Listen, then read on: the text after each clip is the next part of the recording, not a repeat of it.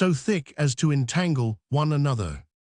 When Don Quixote found himself in the open field free and disembarrassed from the complaints of 524 Altisidora, he seemed to be placed in the very center of his own wish, and to enjoy a renovation of spirits in order to prosecute anew the aim of his chivalry, turning therefore to his squire Sancho. Said he, liberty is one of the most precious gifts which heaven hath bestowed on man, exceeding all the treasures which earth encloses or which ocean hides. And for this blessing as well as for honor we may and ought to venture life itself. On the other hand, captivity and restraint are the greatest evils that human nature can endure. I make this observation, Sancho, because thou hast seen the delicacies and the plenty with which we were entertained in that castle. Yet in the midst of those savory banquets and ice-cooled potations, I thought myself confined within the very straits of famine, because I did not enjoy the treat with that liberty which I should have felt had it been my own, for obligations incurred by benefits and favors received are fetters which hamper the freeborn soul. Happy is he to whom heaven hath sent a morsel of bread, for which he is obliged to none but heaven itself. But notwithstanding all that your worship hath said, replied Sancho, we for our parts ought not to be ungrateful, considering the 200 crowns of gold which the Duke's steward gave me in a purse, and which as a plaister and a cordial I keep next my heart in case of emergency, for we shall not always find such castles where we can be entertained. On the contrary, we may sometimes stumble upon sorry inns where we shall be soundly cudgeled. With this and other such discourse, the two errants, knight and squire, amused themselves while they proceeded on their journey. Having travelled a little more than a league, they perceived upon a green spot of ground about a dozen countrymen at dinner, with their cloaks spread under them, and hard by certain white sheets at some distance from one another that seemed to cover something above which they were raised up and stretched with great care and caution. Don Quixote, approaching the men, first of all saluted them courteously, and then asked what it was they covered so carefully with these pieces of linen. Signia, replied one of the countrymen, under these sheets are carved images for an altar-piece to be set up in our town. We cover them in this manner, that they may not be sullied, and carry them upon our shoulders, that they may not be broken. If you please, replied the knight, I should be glad to see them. They must certainly be good images, which you so carefully convey. Good, cried the other, I, that the price of them will declare. I can assure you there is not one of them that does not cost above 50 ducats, and that your worship may be convinced of the truth of what I say. Stay a moment, and you shall see it with your own eyes. So saying, he left his dinner, and rising up uncovered the first piece, which represented St. George on horseback, with his lance thrust into the throat of a serpent coiled at his feet, exhibiting all the fierceness with which that animal is usually painted, and the whole group looked, as the saying is, like a flame of gold. Don Quixote, immediately recognizing the subject, this knight, said he was one of the best errants that ever signalized themselves in divine warfare. His name was St. George, and he was moreover a protector of damsels. Let us see the next, which when displayed appeared to be the image of St. Martin on horseback, dividing his cloak with the beggar. Don Quixote no sooner beheld it than he said to Sancho, this knight was also one of the Christian adventurers, and I believe more liberal than valiant, as thou mayest perceive by this circumstance of dividing his cloak, and giving one half to the beggar, and doubtless this incident must have happened in the winter season, otherwise the saint was so charitable, he would have given the whole. Nay, that surely was not the case, replied the squire, but he held fast by the old proverb, which says the man in wisdom must be old who knows in giving where to hold. Don Quixote smiled at this remark, and desired the man to lift the third cover, under which appeared the figure of the patron of Spain on horseback, with his bloody sword trampling down and bruising the heads of the Moors. Don 525. Quixote, seeing this representation, exclaimed, Ah, this is a knight and chief in the squadrons of Christ. His name is Don San Diego Matamoros, and he was one of the most valiant saints and knights which earth ever produced or heaven now contains. Then they unveiled the fourth, which exhibited St. Paul falling from his horse, with all the circumstances usually set forth in the picture of his conversion, so lively represented that one would have almost thought Christ was speaking, and Paul answering the voice. This, said Don Quixote, was the most bitter enemy the Church of God ever had, while our Lord and Savior was on earth and afterwards the greatest defender it will ever have, a knight-errant in his life, and a perfect saint in his death, an unwearied laborer in the vineyard of our Lord, a teacher of the Gentiles schooled by heaven, and whose professor and master was Jesus Christ himself. There being no other images to see, Don Quixote desired the man to cover up those he had examined, and addressing himself to the bearer's brothers, said he, I look upon it as a good omen to have met with these images, for these saints and knights were of my profession, which is the exercise of arms, with this difference, however, they were saints, and fought in a divine manner, and I who am a sinner fight in the manner of men. They conquered heaven by the force of their arms, for the kingdom of heaven suffers violence, whereas I know not hitherto what I have conquered by the toils and troubles I have undergone. But if my Dulcinea del Toboso should be delivered from those she now sustains, my fortune will be bettered, my judgment repaired, and perhaps my steps may be directed through a better path than that which I at present follow. This declaration was closed with an exclamation of Sancho, who cried aloud, The Lord give ear, I pray, and sin be deaf. For the men were equally astonished at the knight's appearance, and discourse one half of which they did not understand. Nevertheless, they made an end of their meal, shouldered their images, and taking leave of Don Quixote, pursued their journey. Sancho was on this occasion as much astonished at the learning of his master as if he had never known him before that day, and imagined there was not an history or event in the whole world that was not deciphered on his nail or nailed to his memory. Truly, master of mine, said he, if what has happened to us today may be called an adventure, it is the most sweet and delicious of all that have yet befallen us. In the whole course of our peregrinations from this, we have escaped with whole skins and fearless hearts. We have neither unsheathed our swords, battered the earth with our poor carcasses, nor are we left in a starving condition. Blessed be God, who hath spared me to see this good luck with my own eyes. Thou sayest well, Sancho, replied the knight, but thou must take notice that all times are not the same nor equally fortunate, and those incidents, which the vulgar call omens, though not founded on any natural reason, have even by persons of sagacity been held and deemed as fair and fortunate. One of these superstitious omen-mongers rises in the morning, goes abroad, chances to meet a friar belonging to the beatified St. Francis, and as if he had encountered a dragon in his way, runs back to his own house with fear and consternation. Another foresight, by accident, scatters the salt upon the table, by which fear and melancholy are scattered through his heart, as if nature was obliged to foretell future misfortunes by such trivial signs and tokens, whereas a prudent man and a good Christian will not so minutely scrutinize the purposes of heaven. Scipio, chancing to fall in landing upon the coast of Africa, and perceiving that his soldiers looked upon this accident as a bad omen, he embraced the soil with seeming eagerness, saying, Thou shalt not scape me, Africa, for I have thee safe within my arms. Therefore, Sancho, 526, my meeting with those images I consider as a most happy encounter. I am of the same opinion, answered the squire, but I wish your worship would be pleased to tell me for what reason the Spaniards, when they join battle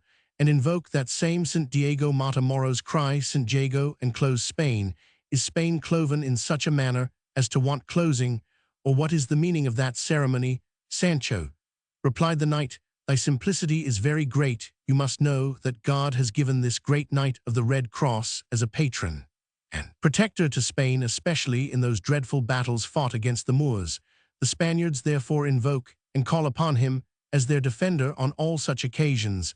Nay, many times hath he been seen overthrowing, trampling, slaying, and destroying the squadrons of the children of Hagar. And of this truth I could convince thee by many examples recorded in the authentic histories of Spain. Sancho, changing the subject of conversation, Signior, said he, I was astonished at the boldness of her grace's damsel Altisidora.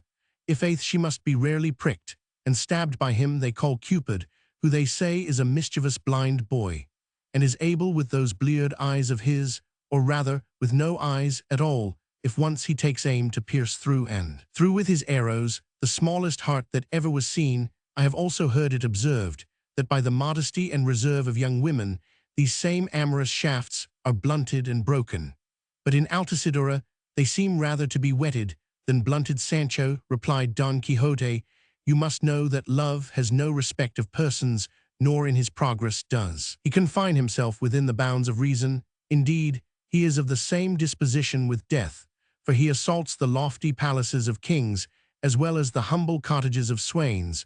When he once has taken full possession of the soul, his first exploit is to expel fear and modesty, and without these did Altisidora declare her passion which engendered not pity but confusion in my breast. O monstrous and notorious cruelty, cried Sancho, unheard of ingratitude.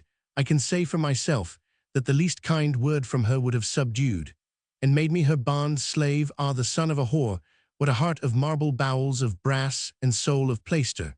But I cannot for the blood of me conceive what the damsel could see in your worship to tame and bring her to such an humble pass. What finery, what good humour, what gentility could she observe about your person, or what beauty could she spy in that face? For women are taken with these qualities, either severally or conjunctly. Verily, verily, I have often stopped to survey your worship from the sole of your foot to the last hair upon your skull, and I protest before God, I think you would be more apt to frighten than to captivate a fair lady. And as I have moreover heard it said that beauty is the chief and principal article that inspires love, your worship being quite destitute of that commodity, I cannot imagine what the poor creature was in love with. Take notice, Sancho, replied Don Quixote, there are two kinds of beauty, one of the mind and another of the body. That of the mind displays itself in the understanding, in honorable and virtuous behavior, in a liberality of disposition, and in good breeding. Now all these qualifications may center in an ugly man, and when this kind of beauty, preferable to that of the body, is the object of admiration, it produces love that glows with equal impetuosity and advantage. For my own part, Sancho, I can easily see that I am not beautiful, but I likewise know I am not deformed, and a gentleman who is not altogether monstrous may inspire the most ardent love, provided he is in possession 527 of those qualities of the mind which I have mentioned. Thus discoursing together, they entered a wood at a small distance from the highway, and all of a sudden, without dreaming of any such let or impediment, Don Quixote found himself entangled among some nets of green thread, which was spread and stretched from tree to tree. As he could not conceive the meaning of this phenomenon, I believe, said he to Sancho, that this of the nets must be one of the newest adventures that ever were imagined or contrived. Let me die if the enchanters by whom I am persecuted have not a mind to entangle me in them, and obstruct my journey in revenge for my rigor and indifference towards Altisidora. But I shall give them to understand that although these nets, instead of thread, were made of the hardest adamant and stronger than that in which the jealous god of blacksmiths caught Mars and Venus together, I would break through them as easily as if they were of rushes and unspun cotton. Plate V. Don Quixote and the Shepherdesses. So saying, he endeavored to proceed and destroy this obstacle, when all at once from a tuft of trees came forth two most beautiful shepherdesses. At least they were clad like shepherdesses, though their jackets and petticoats were of fine brocade. Say their petticoats were of the richest gold tabby. Their hair hung loose upon their shoulders, and in shining might have vied with the rays of Apollo himself. Their heads were adorned with garlands of green laurel interwoven with sprigs of red amaranth, and their age seemed to be neither under 15 nor turned of 18, a sight that struck Sancho with admiration, the knight with surprise, and suspended the sun in the middle of his career. All the four for some time remained in silent wonder, and at length the first who spoke was one of the two country maidens, who, addressing herself to Don Quixote, "Forbear, Sir Knight," said she, "and do not break our nets, which I assure you were not spread for your inconvenience, but merely for our own pastime. And because I know you will ask for what reason they are placed, and who we are, I will satisfy your curiosity. In a few words, at a village about 2 leagues from hence, which is inhabited by many people of fortune and fashion, it was agreed among a number of friends and relations that they, their wives, sons, daughters, neighbors, friends, and kinsfolks should come and enjoy the fine season in this spot, which is the most agreeable situation in all this country, and here form a new pastoral Arcadia, the girls being habited like shepherdesses, and the young men like swains. We have studied 2 eclogues, one of the famous poet Garcilaso, and another of the most excellent Camões in his own Portuguese language, though they are not yet represented, for we arrived only yesterday among these trees. We have pitched some field tents upon the banks of a plentiful stream, which fertilizes all these meadows, and last night we spread these nets from tree to tree in order to deceive and catch the simple little birds, which frightened by the noise we make may fly into the snare. If you choose to be our guest, Signia, you shall be treated liberally and courteously, for at present neither melancholy nor disgust shall enter this place." Here she left off speaking, and Don Quixote replied assuredly, most beauteous nymph Actaeon himself could not be seized with more surprise and admiration when he all of a sudden beheld Diana bathing than that which but now overwhelmed me at sight of such uncommon charms. I applaud the scheme of your entertainments and diversions. I thank you heartily for your courteous proffer, and if I can serve you in any shape, you may command me with full assurance of being obeyed, for I have chosen this profession solely because it consists in being grateful and benevolent to all mankind, especially to persons of rank, such as your appearance declares you to be. And if these nets, which I suppose occupy but a small space, were extended over the whole circumference of the globe, I would find new worlds through which I might pass rather than by breaking the least mesh run the risque of interrupting your diversion. That you may give some credit to this exaggeration, be pleased to take notice that he who makes it is no other than 528 Don Quixote de la Mancha, if peradventure such a name hath ever reached your ears." The young lady no sooner heard these words than, turning to the other shepherdess, "O my dear companion," cried she, "what unhappy incident is this, that their knight, I assure thee, is the most valiant, enamored, and courteous person in the whole world, if we are not misled and deceived by the printed history of his exploits, which I have read from end to end. And I'll lay a wager that honest man who accompanies him is one Sancho Panza, his squire, whose pleasantry is above all comparison." "You are in the right," said Sancho. "I am that same pleasant fellow and loyal squire, whom your ladyship hath so honorably mentioned, and that gentleman is my master, the very individual historified, and aforesaid Don Quixote de la Mancha." "Good now, my dear," said the other, "let us beseech them to stay. Our fathers and brothers will be infinitely pleased with their conversation, for I have likewise heard the same account of the knight's valor and the squire's pleasantry. As for Don Quixote in particular, he is said to be the most constant and loyal lover that ever was known, and that his mistress is one Dulcinea del Toboso, who bears away the palm of beauty from all the ladies in Spain." "Aye, and justly too," said the knight, "unless your unequaled beauty should invalidate her claim. Weary not yourselves, fair ladies, in persuading me to stay, for the indispensable duties of my profession will not allow me to rest in any place whatever." Just as he pronounced these words, they were joined by a brother of one of the two nymphs, clad likewise in the fashion of a shepherd, though his dress, in point of richness and gaiety, corresponded with that of the ladies, who told him that the gentleman on horseback was the valiant Don Quixote de la Mancha, and the other his squire Sancho, whose characters he already knew. From his having perused their history, the gallant youth paid his compliments, and pressed Don Quixote to accompany them to the tents in such a manner that he could not help complying. Then, setting up the shout, the nets were filled with different kinds of little birds, which, deceived by the color of the meshes, flew precipitately into the very danger they sought to avoid. In this place they were joined by above 30 persons gaily clad, like shepherds and shepherdesses, who were immediately informed of the names of Don Quixote and his squire, a circumstance which afforded them no small satisfaction, as the history had already made them acquainted with the characters of both.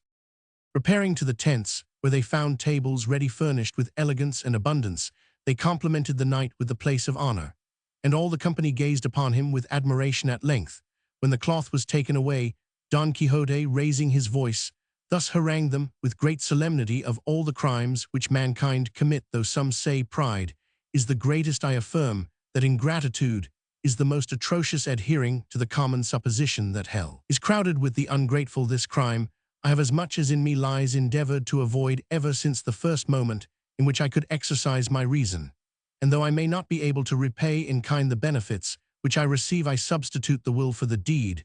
When that is not sufficient, I publish them to the world, for he that promulgates the favors he has received would also requite them with equal generosity, if it was in his power to make such recompense.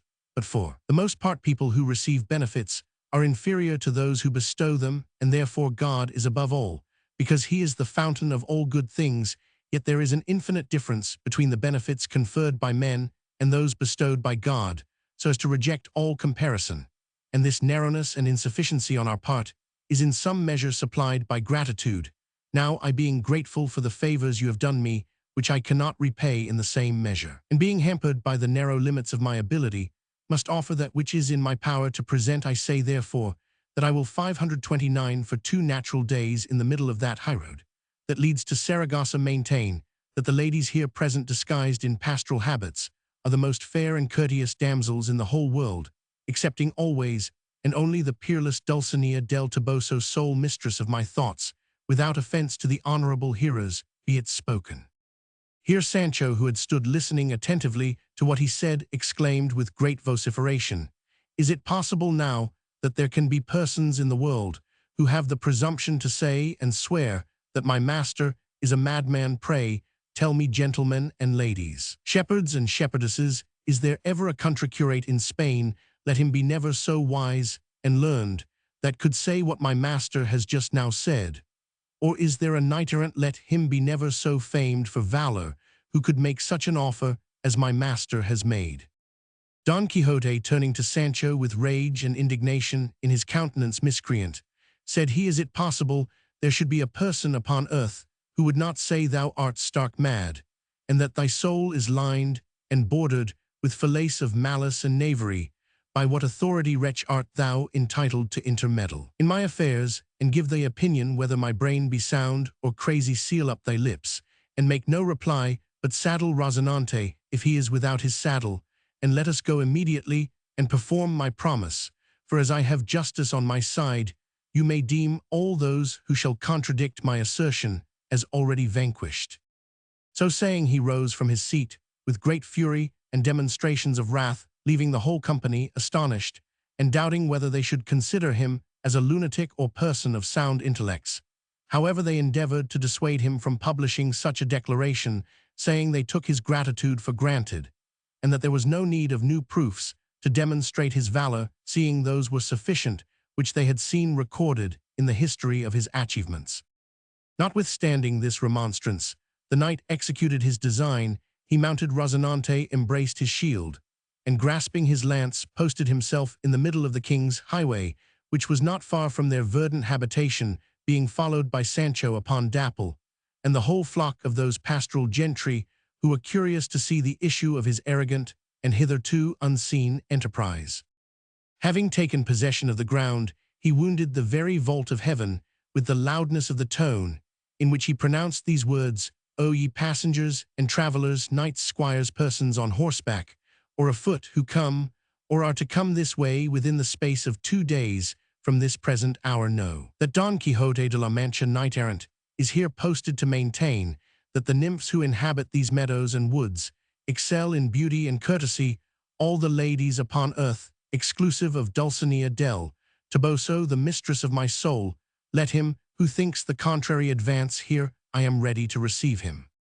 Twice did he repeat this declaration, and twice was it repeated unheard by any knight adventurer, but fortune, which was bent upon directing his affairs to better purpose, ordained that in a very little time he descried upon the road a great number of men on horseback, some of them armed with lances, riding towards him in great haste, and all in a cluster. Those who were with Don Quixote no sooner perceived this troop than they turned their backs, and retired a good way from the road, knowing that some mischief would befall them should they keep their ground. The knight alone maintained his post with an undaunted heart, and Sancho Panza shielded himself with the flanks of Rozinante. When this troop of lancemen advanced, one of them, that rode before the rest, began to halloo as loud as he could, cry to Don Quixote, "Get out of the way, thou servant of the devil, or these bulls will trample thee to dust." "So ho, caitiffs," replied the knight, "your bulls shall not avail against me, even though they are the fiercest that ever fed upon the banks of Zarama. Confess, ye miscreants, unsight, unseen, the truth of what I have proclaimed, or meet my vengeance in the field of battle." The herdsman had no time to reply, nor Don Quixote to retire, had he been never so willing, so that the drove of wild bulls and tame cattle, together with a multitude of drivers, and other people employed to convey them to a place, where in a few days they were to be baited. Whole throng, I say, passed over the bellies of Don Quixote, Sancho, Rozinante, and Dapple, whom they in a twinkling overthrew, and rolled in the mire in such a manner that the squire was squeezed as flat as a pancake, his master astonished, Dapple terribly bruised, and Rozinante in no very catholic condition. At length, however, all the four got upon their legs, and Don Quixote staggering here and tumbling, they began to pursue the drove on foot, calling aloud, "Halt, and wait a little, ye felonious plebeians. He is a single knight who defies you to the combat, and not of the disposition and opinion of those who say lay a bridge of silver for a flying enemy." But notwithstanding all his exclamation, the drovers did not slacken their pace or mind his threats more than they minded last year's, whether Don Quixote, being so tired that he could run no farther, sat down upon the side of the road, more incensed than revenged, and waited for Sancho, Rozinante, and Dapple, who soon arrived. Then the knight and squire, mounting their beasts, proceeded on their journey with more shame than satisfaction, and never dreamed of returning to take a formal leave of the feigned or counterfeit Arcadia. Chap Romans 7, in which is recounted the extraordinary incident that happened to Don Quixote, and may well pass for an adventure.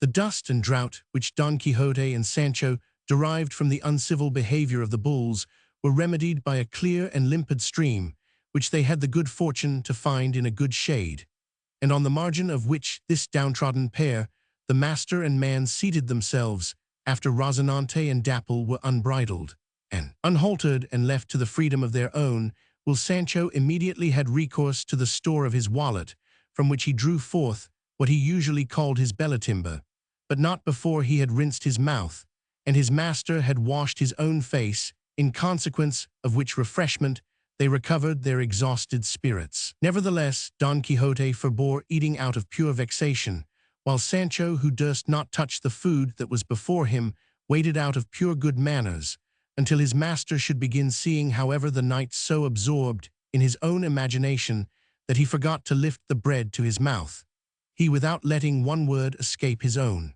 but trampling underfoot all kind of good breeding, began to cram his paunch with the bread and cheese, which constituted his provision. "Eat, friend Sancho," said Don Quixote, "and support life, which is of more importance to thee than to me, and leave me to die by the strength of imagination and the severity of my misfortunes. I, Sancho, was born to live dying, and thou to die eating, and that thou mayest be convinced of this truth, consider me recorded in history, renowned in arms, courteous in demeanor, respected by princes, courted by damsels.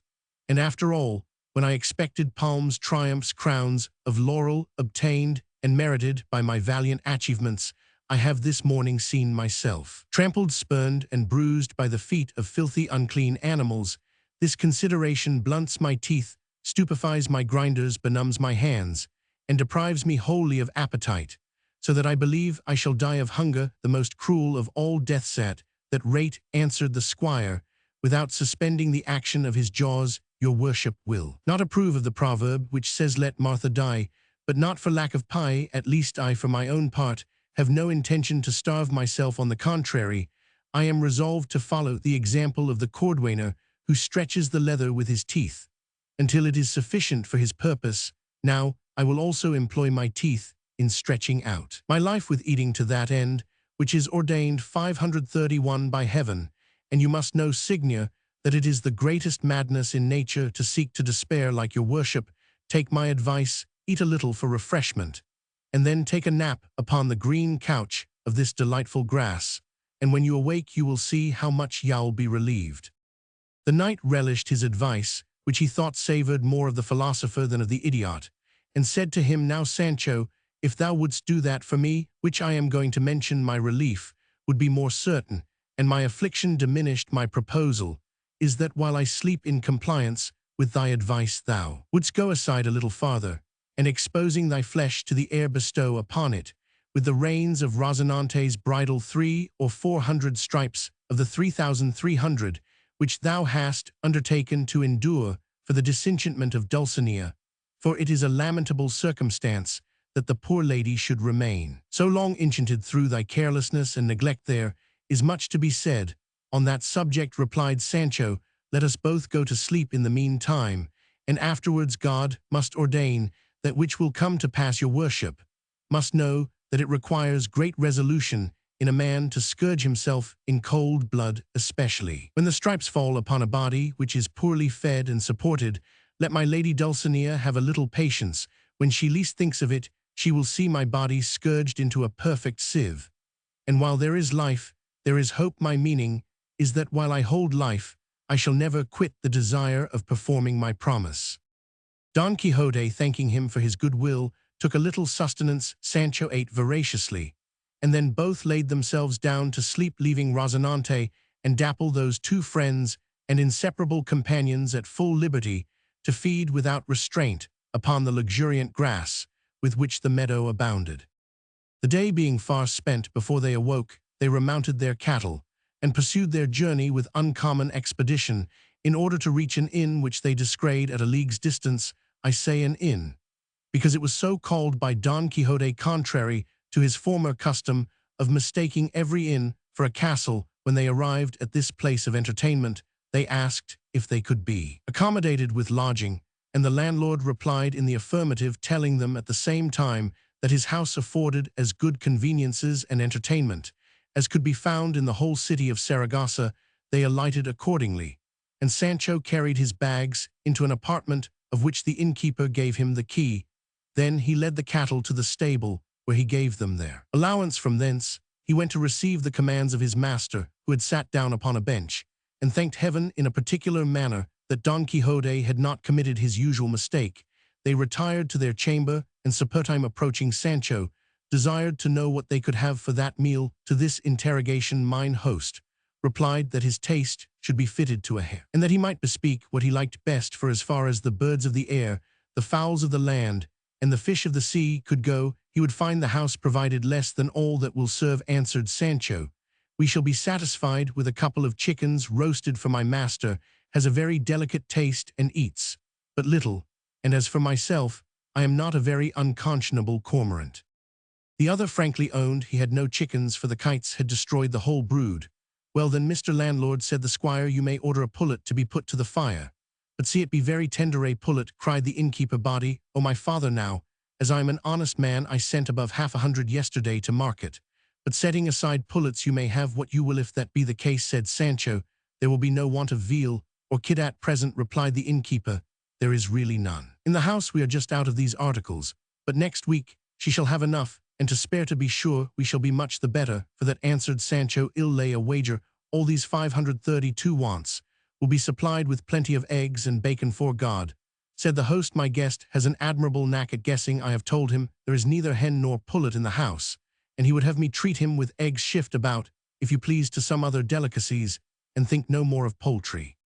Body o' me, cried Sancho, let us come to some resolution. Tell me at once what is in the house, and pray, Mr. Landlord, no more of your shiftings. What I really and truly can afford, said the innkeeper, is a dish of cowheels so delicate they might be taken for calves' feet, or you may call them calves' feet that might pass for cowheel. They are stewed with peas, onions, and bacon, and this blessed minute cry, come eat me, I mark them for my own, cried Sancho. From henceforth, for ever, amen, let no man touch the mess, for which I will pay you handsomely, for nothing in the whole world could be more agreeable to my taste, and provided I have cowheel, the calves' feet may go too. The devil, no man shall interfere with you, replied the landlord. As for the other company in the house, they out of pure gentility bring along with them their own cook, butler, and sumpter mulnay. As for gentility, said the squire, no man has more of that than my master, but his profession will not admit of travelling stores and butteries. Lackaday, we lay ourselves down in the middle of a green field, and fill our bellies with medlars and acorns. Such was the conversation that passed between the innkeeper and Sancho, who would not, however, go any greater lengths in satisfying the curiosity of mine host, who was very desirous to know the office or profession of his master. Supper being ready, Don Quixote retired to his apartment, whither the landlord brought the pot just as it was, and very decently sat down to partake of the meal. At that instant, the knight heard people talking in the next room, from which he was divided only by a partition of lath, and could plainly distinguish these words, as you hope to live, Don Geronimo, I conjure you as supper is not yet ready to read another chapter of the second part of Don Quixote de la Mancha. The knight, hearing his own name mentioned, started up immediately, and listening with great attention heard Geronimo reply to this effect: "What pleasure can you have in reading such absurdities, Don John? No person who has seen the first part of the history of Don Quixote de la Mancha can possibly be entertained with this which is called the second. Nevertheless," said Don John, "it will not be amiss to read a little, for there is no book so bad as to contain nothing that deserves regard. What displeases me most in this performance is the author's describing Don Quixote as altogether disengaged and detached from Dulcinea del Toboso." The knight, hearing this remark, was filled with rage and vexation, and exclaimed aloud, "If any person whatever affirms that Don Quixote de la Mancha either has forgotten or can forget Dulcinea del Toboso, I will with equal arms make him know and own that his affection is far distant from the truth, for the peerless Dulcinea del Toboso cannot possibly be forgot. Nor is Don Quixote susceptible of forgetfulness. His motto is constancy, which he professes to maintain with gentleness and suavity of manners." "Who is he that answers?" cried the voice. "Who should it be?" replied Sancho, "but Don Quixote de la Mancha in his own person, who will make good whatever he has said, and whatever he shall say, for a good paymaster wants no pawn." Scarce had the squire pronounced these words, when two gentlemen, for such they appeared, entered the apartment, and one of them, throwing his arms about Don Quixote's neck, "Your appearance," said, "he does not belie your name, and your name cannot but give credit to your appearance. Without all doubt you, Signia, are the true Don Quixote de la Mancha, the North Star and luminary of knight-errantry maugre, and in despite of him who has thought proper to usurp your name and annihilate your exploits, I mean the author of this here book, which he 533 took from his companion and put into the hand of Don Quixote, who, without answering one word, began to turn over the leaves, and in a very little time gave it back to the stranger, saying, "In the little I have read I find three things worthy of reprehension in the author. First, some expressions in the prologue or preface. Secondly, his using the Aragonese dialect, and writing sometimes without articles. And thirdly, that which confirms my opinion of his ignorance, his erring and deviating from the truth in the most material circumstances of the history. For he says the wife of my squire Sancho Panza is called Mary Gutierrez, whereas her name is Teresa Panza. Now, if he blunders in such an essential circumstance, we may justly conclude that his whole history is full of mistakes." "A pleasant historian, i'faith," cried Sancho. "He must be well acquainted with our adventures, to be sure, when he calls my dame Teresa by the name of Mary Gutierrez. Take the book again, Signia, and see if he has lugged me in two under a borrowed name." "From what you have said, friend," replied Don Geronimo, "I find you must certainly be Sancho Panza, squire to Signior Don Quixote." "Even so," answered the squire, "and I am proud of the occupation." "Then, in good sooth," said the cavalier, "this author has not treated you so handsomely as from your appearance I conclude you deserve. He represents you as a gormandizer, a simpleton, without the least vein of humor or pleasantry, and in short quite different from the Sancho described in the first part of the history of your master. The Lord in heaven forgive him," cried Sancho. "He might have let me sleep in my corner without remembering there was such a sinner as me upon the face of the earth, for he that has skill should handle the quill, and I know that St. Peter is well at Rome." The two gentlemen invited Don Quixote to sup with them in their apartment, as they knew the inn could not afford anything proper for his entertainment, and the knight, who was always the pink of courtesy, complied with their request, so that Sancho remained undisputed master of the pot. Cum miro mixto imperio, he seated himself at the head of the table in company with the landlord, who vied with him in affection for the cowheel and calves' feet. Don John, in the course of the conversation at supper, asked what news Don Quixote had concerning the lady Dulcinea del Toboso. He begged to know if she was married, brought tobbed, or in a state of pregnancy, or if still single, she, as far as modesty and decorum would permit, smiled upon the passion of her lover Don Quixote. "Dulcinea," answered the knight, "is still unmarried, and my passion more intense than ever. Our correspondence stands on the old footing, and her beauty is transformed into the appearance of a base-born rustic wench." Then he, in a very circumstantial manner, related the enchantment of his mistress, together with his adventure in the cave of Montesinos, and the means prescribed by the sage Merlin for her relief, namely the flagellation of Sancho. Unspeakable was the satisfaction which the two cavaliers enjoyed in hearing Don Quixote recount the strange incidents of his history, and they were equally astonished at the folly of his adventures, and the elegance with which he related them. Here they esteemed him as a man of sound understanding, and there he slipped through their opinion into the sink of madness, so that they could not determine what rank he should maintain between lunacy and discretion. Meanwhile Sancho, having finished his meal, left his landlord more than half seas over, and entering the chamber, where his master sat, gentleman, said he, ill be hanged, if the author 534 of that book your worships were talking of has any mind or inclination that he and I should be messmates, since he has given me the character of a glutton, as your worships have observed. I wish he may not have likewise called me drunkard. He has indeed, replied Don Geronimo, but I do not remember the expression, though I know the words are very scurrilous and false above measure, as I can plainly perceive in the physiognomy of honest Sancho here present. Take my word for it, noble gentlemen, said the squire, the Sancho and Don Quixote of that history must be persons quite different from those recorded by Cid Hamet Benengeli, who are no other than we ourselves here standing and sitting in your presence, my master valiant, sagacious, and enamored, and I simple and withal pleasant, but neither sot nor gormandizer. I believe what you say, replied Don John, and wish it were possible to obtain a mandate prohibiting any person or persons from presuming to meddle with the affairs of the great Don Quixote, excepting Hamet his original author, in the same manner as Alexander the Great decreed that no painter but Apelles should draw his portrait. Anybody may draw my portrait, said the knight, but let no man maltreat my character, for patience often falls to the ground when it is overloaded with injuries. No injury can be done to Don Quixote, but what he can easily revenge, answered Don John, unless he choose rather to ward it off with the buckler of his patience, which I believe is both strong and ample.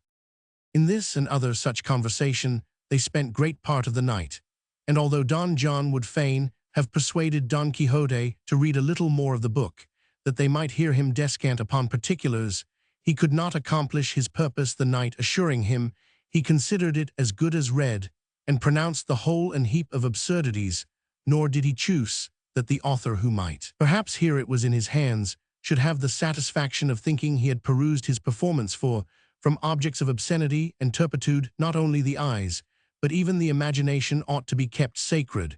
When they asked whither his course was at present directed, he told them he was bound for Saragossa, in order to signalize himself in the prize jousts, which are yearly solemnized in that city.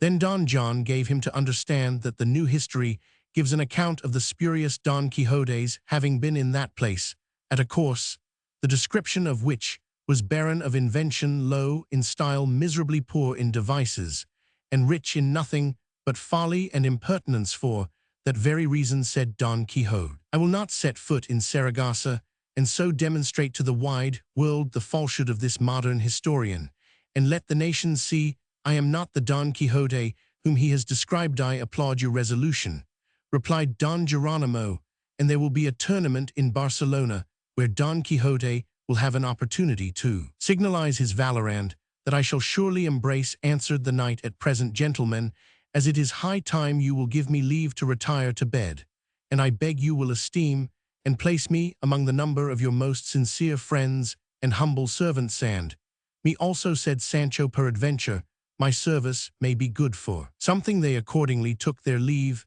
and retired to their apartment, leaving Don John and his companion astonished at the medley of sense and madness they had observed in his discourse. They believed without hesitation these to be the real Don Quixote and Sancho, and not the persons described by the Aragonese author. Don Quixote, rising early next morning, tapped at the partition and bade farewell to his entertainers, and Sancho paid his reckoning like a prince, advising the landlord, however, either to furnish his house better or to brag less of his accommodations. Chap Roman 8 of what befell Don Quixote in his way to Barcelona.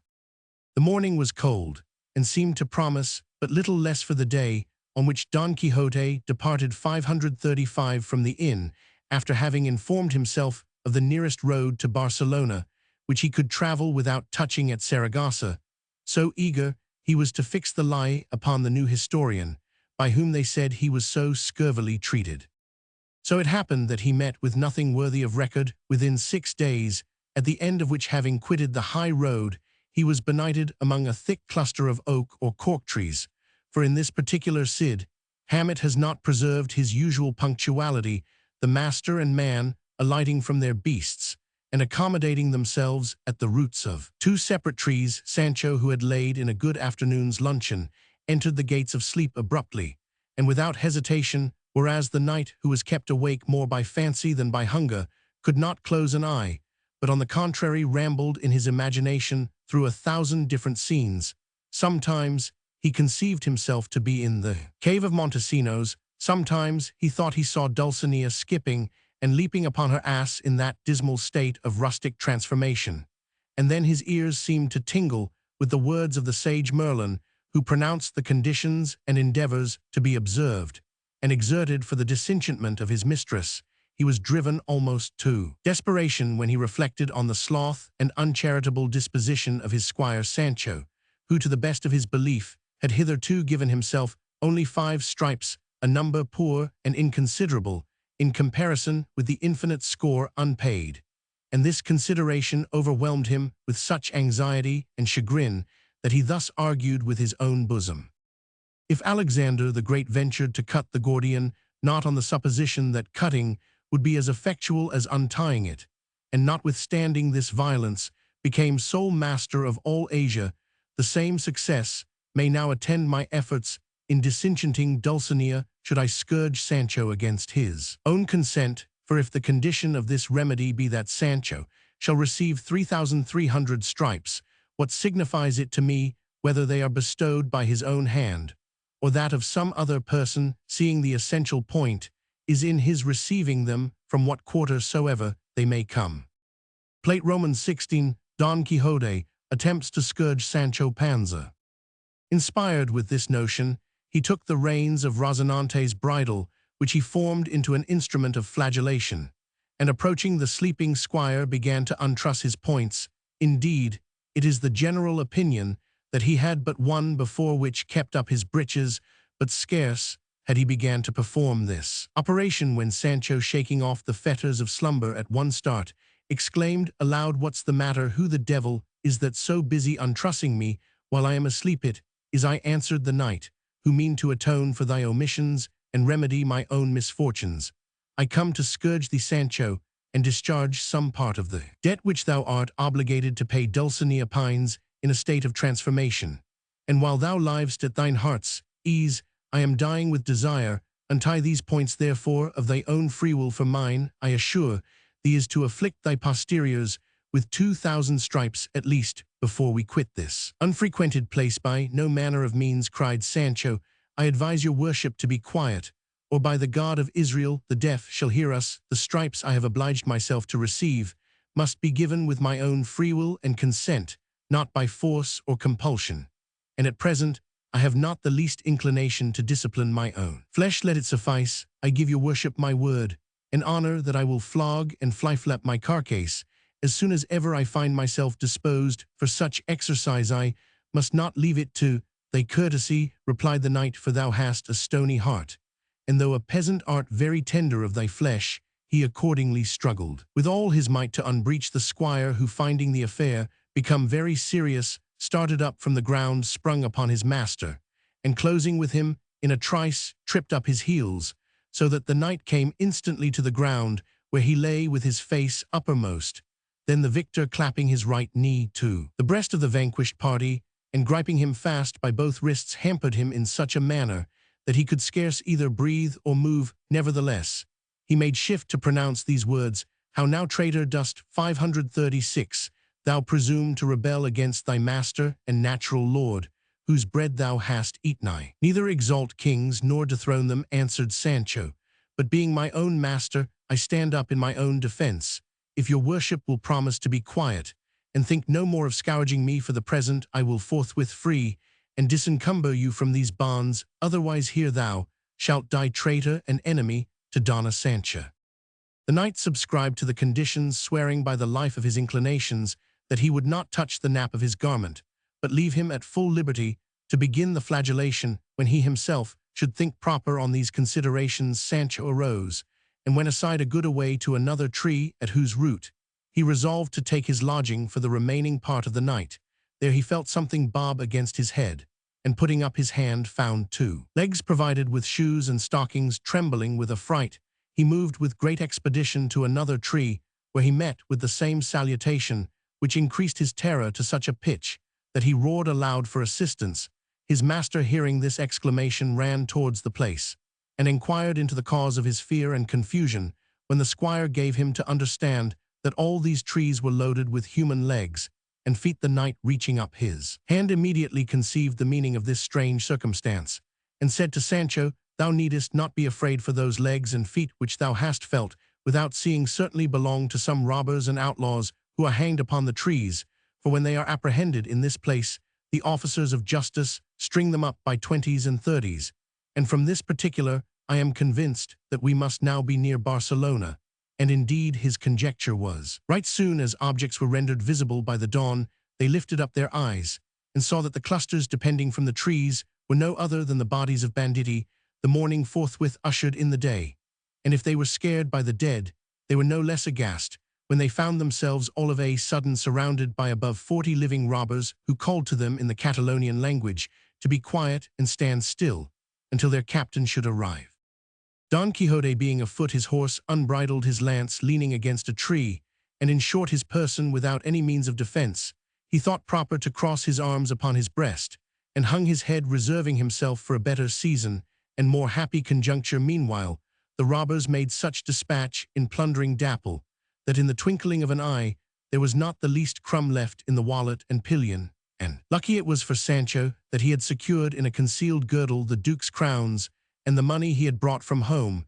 Nay, notwithstanding this precaution, those honest gentlemen would have searched and rummaged him in such a manner as to have found the cash, even though it had been hidden between the flesh and the skin, had not they been interrupted by the seasonable arrival of their captain, who seemed to be about 34 years of age, of a robust, middling stature, grave countenance, and brown complexion. He rode a strong horse, was provided with a coat of mail, and he had slung a pair of pistols with firelocks at each side of him. Seeing his squires, for so they call the gentlemen of that profession, very busy in rifling Sancho Panza, he ordered them to desist, and as they immediately obeyed his command, the girdle happily escaped surprised to see a lance leaning against a tree, a shield lying on the ground, and Don Quixote armed at all points, and in manifest despondence, exhibiting the most rueful and melancholy figure that melancholy herself could have formed. He approached the knight, saying, "Be not so dejected, honest friend. You have not fallen into the hands of a cruel Osiris, but of those of Roque Guinart, who has more of compassion than cruelty in his disposition."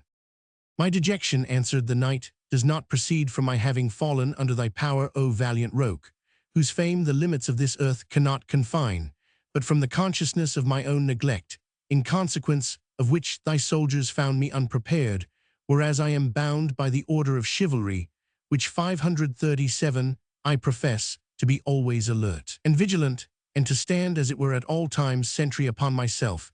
And give me leave to tell thee, O renowned Roque, they would not have found it such an easy task to subdue me had I been on horseback, armed with my lance and shield, for know I am Don Quixote de la Mancha, whose exploits are celebrated through this whole terraqueous globe."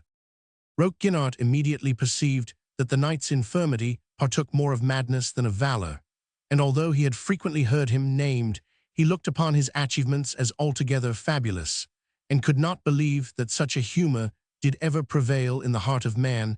He was therefore extremely well pleased with this encounter, that he might with his own eyes see immediately before him what he had heard reported afar off. "Valiant knight," said he, "do not vex yourself, or consider your present situation in the light of a misfortune. Perhaps, by stumbling in this manner, your crooked fate may be made straight for heaven by strange unforeseen windings, which mankind cannot comprehend, is wont to raise the fallen and enrich the needy." Don Quixote's mouth was already open to thank him for his courteous behavior, when they heard behind them a noise like that of a whole troop of horse, though there was only one, upon which came at full speed a youth, who seemed to be about the age of 20, dressed in green damask, laced with gold, long breeches, a loose coat, a hat cocked in the Walloon fashion with straight waxed boots and spurs, armed with a gold-hilted sword, and dagger, a small fusel in his hand, and a case of pistols by his side. Roke, hearing the noise, turned about, and was surprised with the sight of this handsome figure, who accosted him in these terms: "In search of the courageous Roke, I came hither hoping by thy means to find, if not a remedy, at least an alleviation of my misfortune, and to keep thee no longer in suspense, as I am certain you never saw me before. Know that I am Claudia Geronima, daughter of Simon Forte, who is thy intimate friend, as well as the particular enemy of Clockul Torellas, thy inveterate foe, as being head of the party, which thou hast always opposed. This Torellas, thou knowest, has a son called Don Vincent Torellas, at least, he was 2 hours ago distinguished by that name. I will be as brief as possible in the account of my disaster, and explain the occasion of it in a few words. That youth happened to see me, and courted my good graces. I listened to his addresses, and gave him my heart without the knowledge of my father, for there is no woman whatsoever so retired and mewed up, but she will find a time to execute and gratify her irresistible desires. In a word, he promised to be my husband. I consented to become his wife, and this was the farthest extent of our correspondence. Yesterday, I was informed that, forgetting this obligation, he intended to marry another woman, and that this morning he had set out to celebrate his nuptials. My brain was disturbed, and my indignation aroused to such a degree by these fatal tidings, that, taking the advantage of my father's absence, I disguised myself in this apparel, pursued Ahorsebek, my perfidious lover, whom, having overtaken about a league from this place, I, without staying to make complaints or hear apologies, discharged upon him this fusel and these 2 pistols, so that I believe he has more than a brace of bullets in his body. Thus I opened a gate through which my honor, though bathed in his blood, may escape, and left him in the hands of his servants, who neither could nor presumed to exert themselves in his defense. Thence I came in quest of thee, to beg that thou wilt conduct me safely to France, where I have relations, and at the same time promise to defend my father from the numerous kindred of Don Vincent, who may otherwise sacrifice him to their insatiable revenge." Roke was struck with admiration at the gallantry, gay appearance, genteel mien, and adventure of the beauteous Claudia, to whom he replied, "Come, madam, let us first see whether or not your enemy is actually dead, and then we will consider about the most proper measures to be taken in your behalf." Here Don Quixote, who had 538, listened with great attention to Claudia's address, and Roke's reply, interposing in the conversation, exclaimed, "No man has any occasion to give himself the least trouble about the defense of this lady, which I take upon my own shoulders. Give me my horse and my arms, and stay where you are. I will go in quest of the gentleman, and, dead or alive, compel him to perform the promise he hath made to so much beauty. Who doubts that," cried Sancho, "adad my master has an excellent hand at matchmaking. A few days ago he compelled another person, who likewise refused to keep his word with a young woman, and if those plaguy enchanters who persecute him so much had not transmogrified the gallant into a laquey, that very hour she that was a maid before would have been a maid no more." Roke, whose attention was engrossed by the adventure of the beautiful Claudia, paid very little regard to what was said either by the master or the man, but ordering his squires to restore the spoils of Dapple to Sancho, and retire to the place appointed for their quarters, that night he set out with Claudia in great haste to reconnoiter the situation of the dead or wounded Don Vincent. When they arrived at the spot where he had been overtaken by the young lady, they found nothing but some recent blood, but casting their eyes around, they discovered some people on the side of a hill, and conjectured they could be no other than the servants of Don Vincent, carrying their master to a proper place where he might be cured, if alive or buried. If dead, their supposition was just, and spurring up their horses, they soon overtook the unhappy cavalier, whom they found in the arms of his attendants, whom he entreated with a faint and languid voice to let him die where he was, for the pain of his wounds would not suffer him to proceed farther. Then Claudia and Roke approached him, to the great terror of his servants, who stood aghast at sight of this famous freebooter. But Claudia was greatly disturbed at the melancholy situation of Don Vincent, and agitated by the conflicting passions of tenderness and resentment, took him by the hand, saying, "Hadst thou given me this of thy own accord conformable to the mutual promise subsisting between us, thou wouldst never have been in this condition." The wounded cavalier opened his eyes, which were almost shut for ever, and recognizing Claudia, "I plainly perceive," said he, "most beautiful and misled young lady, that I owe my death to your hand, a punishment altogether unmerited and unsuited to my inclinations, which as well as my conduct were in regard to your person altogether void of offense." "What," cried Claudia, "is it not true that you this morning intended to marry Leonora, daughter of the rich Balvastro?" "No, surely," replied Don Vincent, "my evil genius must have alarmed you with such information that your jealousy being inflamed, you might deprive me of life, which, as I leave it in your arms and your embrace, I consider as happily lost. And that you may be convinced of my sincerity, give me your hand, and if you please receive me for your husband, this being the only satisfaction I can make for the offense I was supposed to have given." Accordingly, Claudia and he joined hands and hearts together in such a manner that she fainted away upon his bloody breast, and he sunk into a mortal paroxysm. Roque being confounded and perplexed, the servants ran for water, which they sprinkled upon their faces, and Claudia recovered from her swoon. But this was not the case with her unhappy lover, who had already breathed his last. The young lady, perceiving her beloved husband was no more, rent the air with her groans, wounded the heavens with her lamentation, tore her locks, and scattered them to the winds, and disfigured her face with her own nails, exhibiting all the marks of the most severe grief that ever took possession of an afflicted bosom. "O cruel and inconsiderate woman," she cried, "how easily wast thou provoked to execute such dire revenge! O furious jealousy, to what dire despair dost thou conduct all those who give thee harbor in their breasts! O my dear 539 husband, whose unhappy fate in being mine hath made thy marriage bed thy grave."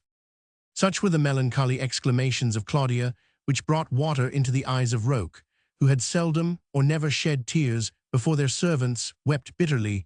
The young lady swooned almost at every step, and this whole circuit seemed to be the scene of sorrow and field of misfortune. At length Roque Guinart ordered the servants to carry their master's body to his father's countrysat, which was hard by, that it might be buried according to the old gentleman's directions.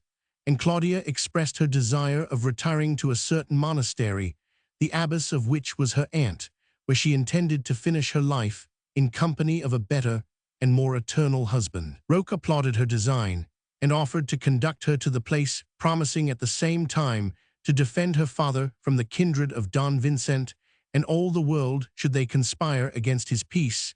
She would by no means avail herself of his attendance, but thanking him for his obliging offers in the most courteous terms she could use, took her leave of him, shedding a torrent of tears. The servants of Don Vincent carried off the body. Roque returned to his gang, and thus ended the amour of Claudia Geronima, a catastrophe not to be wondered at when we consider that the web of her melancholy fate was woven by the baleful and invincible force of jealousy. Roque Guinart found his squires in the place where he had ordered them to take up their night's lodging, and in the midst of them Don Quixote upon Rozinante, exhorting them in a long harangue to quit that way of life, so dangerous both to soul and body. But as the greatest part of them were Gascons, a brutal and disorderly sort of people, the knight's arguments made but little impression. The chief, arriving, asked Sancho Panza if the men had restored the furniture and effects they had taken from Dapple, and the squire replied in the affirmative, excepting, however, 3 nightcaps worth as many royal cities. "What the devil does the fellow say?" cried one of the gang. "Here they are, and anybody may see they would not sell for 3 reals.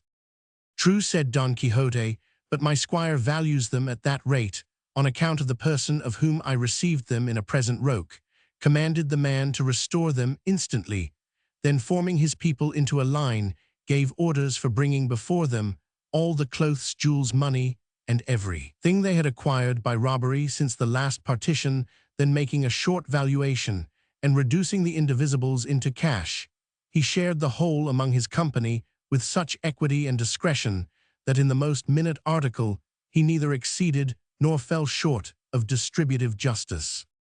Having made this partition, with which every individual was perfectly well satisfied and contented, Roque, turning to Don Quixote, If we did not observe this punctuality, said he, there would be no living among such a crew. To this declaration, Sancho replied, from what I have seen, I find justice so excellent in itself, that the practice of it is necessary even among thieves.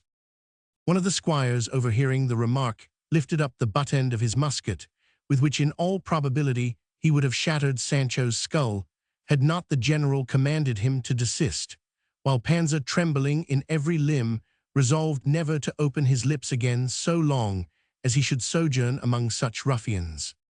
About this time arrived one of the gang who was placed sentinel on the road to reconnoiter travelers and bring intelligence, and riding up to their chief signia, said he, not far from hence, there is a large company of people traveling to Barcelona. Have you perceived, answered Roque, whether they are such as we seek or such as are in quest of us? When the squire replied that they were such as he sought, set out.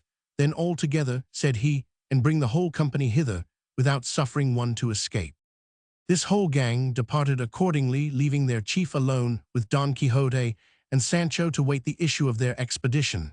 And during this interval Roque, addressing himself to the knight, this life of ours, said, he must appear very strange to Don Quixote, exposed, as it is, to infinite adventures, and incidents replete with 540 danger.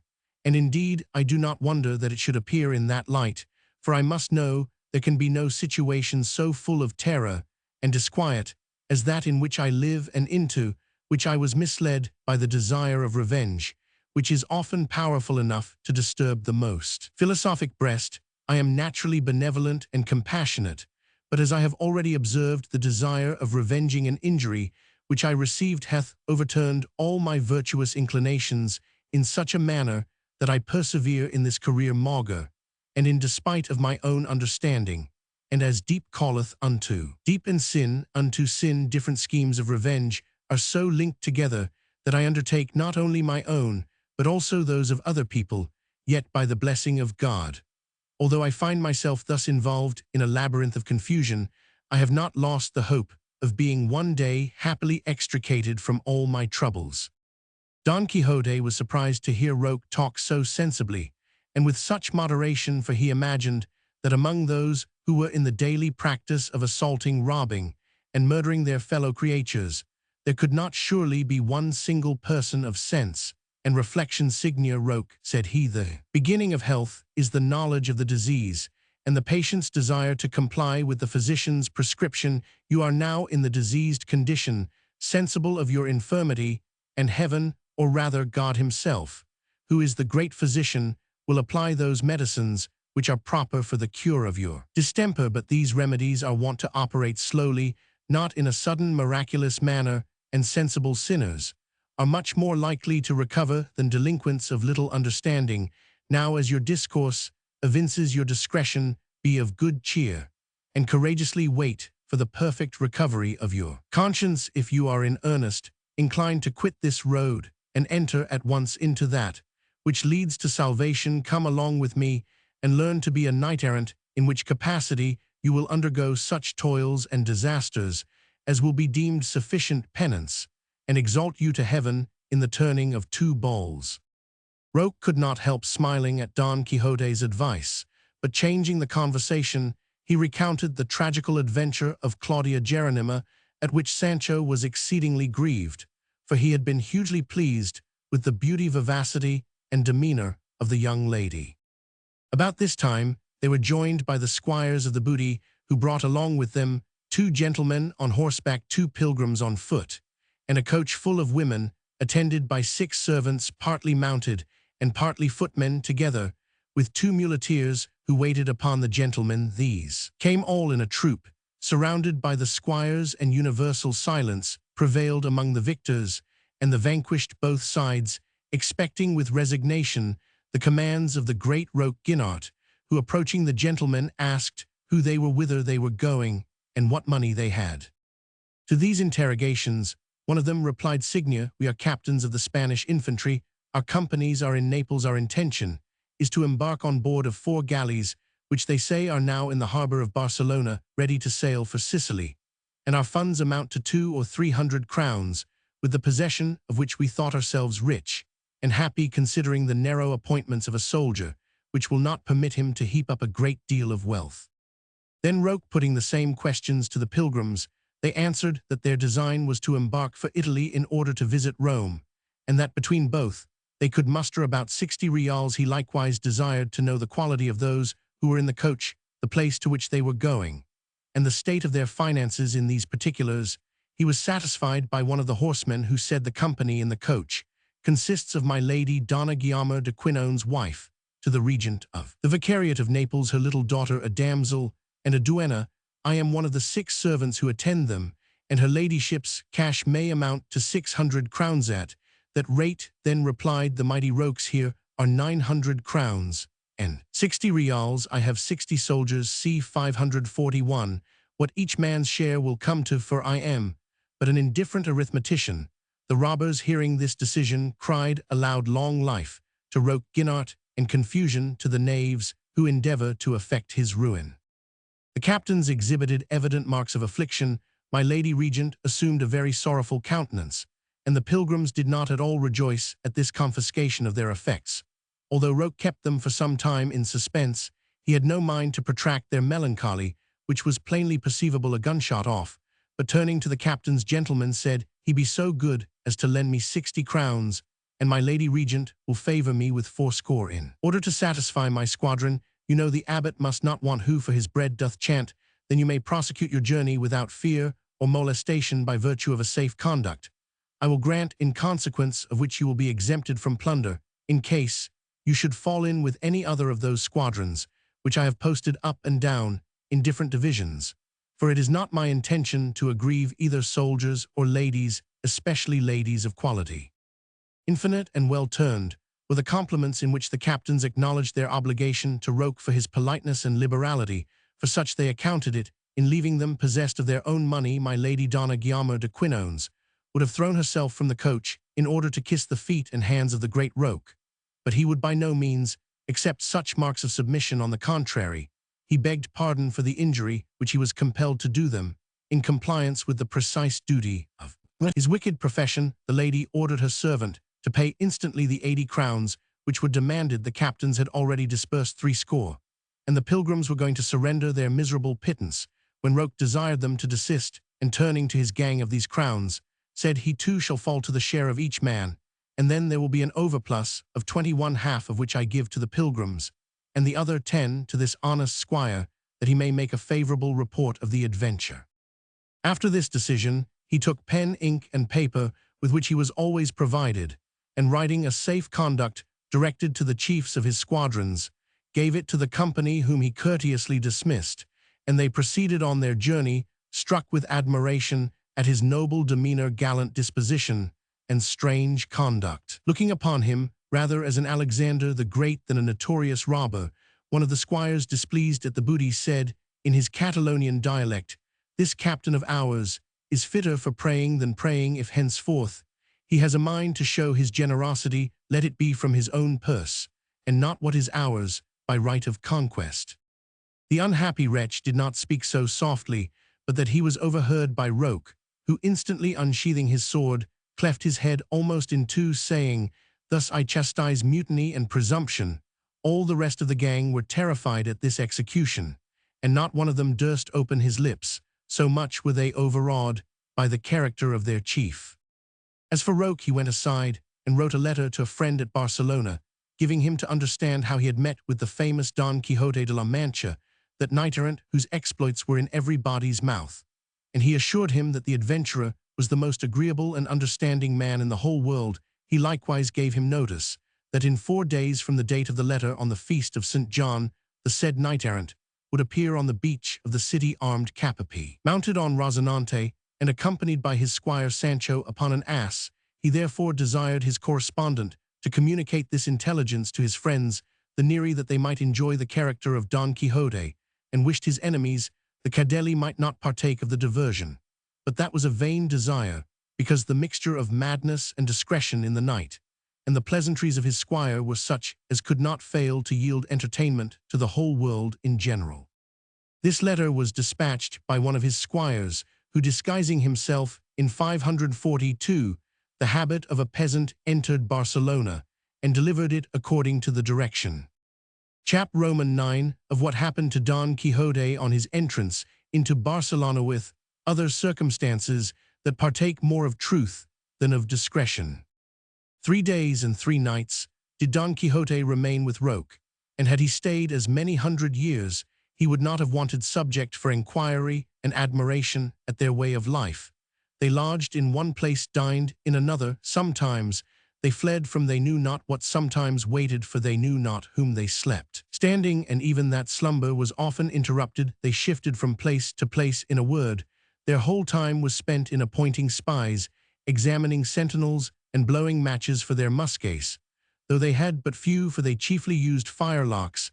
As for Roque, he passed the night by himself in private haunts and places, concealed even from the knowledge of his own gang, for the repeated proclamations issued by the Viceroy of Barcelona, setting a price upon his head, had rendered him restless, diffident, and fearful, so that he durst not confide in any person, whatever, being apprehensive that even his own followers would either murder or deliver him up to justice. A life of all others assuredly the most tiresome and miserable. At length, this renowned freebooter, accompanied by Don Quixote and Sancho, and attended by 6 of his own squires, set out for Barcelona through unfrequented roads, short cuts, and private paths, and arrived upon the strand after it was dark on the eve of St. John. Here Roque, embracing Don Quixote, and giving to Sancho the 10 crowns, which though promised had not hitherto been paid, took his leave, and returned to his station, after mutual protestations of friendship had passed between him and our hero, who resolved to sit on horseback, as he was till day, which was not far off. Accordingly, they had not tarried long in this situation, when Aurora disclosed her rosy face through the balconies of the east, infusing vigor and seeming joy into every plant and flower, instead of gratifying the ear, which however was also that instant regaled with the sound of waits and kettle-drums, together with the noise of morrice bells, the clatter of horses upon the pavement, and the repetition of "Clear the way" pronounced by the couriers who came forth from the city. Aurora vanished before the sun, who, with a countenance ample as a target, gradually arose from below the horizon. Then Don Quixote and Sancho, extending their view all around, perceived the sea, which they had never before beheld, and which seemed to be infinitely vast and abundantly more spacious than even the lakes of Ridera, which they had seen in La Mancha. They likewise beheld the galleys in the road, which, when their awnings were furled, displayed a glorious sight of pendants, flags, and streamers that wantoned in the wind and kissed and brushed the surface of the deep, while they were surrounded with clarions, trumpets, and other sorts of music, which filled the air for many leagues around with sweet and martial accents. Now they began to move, and forming themselves into line of battle, exhibited the representation of a naval fight upon the tranquil bosom of the sea. At the same time, a mock skirmish was acted on the shore by a great number of gentlemen mounted on beautiful horses, who came forth from the city in gay attire with splendid liveries. The soldiers of the galleys discharged an infinite number of firearms, which were answered from the wall and forts of the city, and to the great guns, which seemed to rend the air with their tremendous sound. The midship cannons of the galleys made a suitable reply. The joy that resounded on board, the pleasure that appeared on shore, together with the serenity of the air, which was sometimes disturbed by the smoke of the artillery, seemed to infuse and engender a sudden flow of spirits and delight in every breast. As for Sancho, he could not conceive how those great hulks could use such a number of feet in moving through the sea.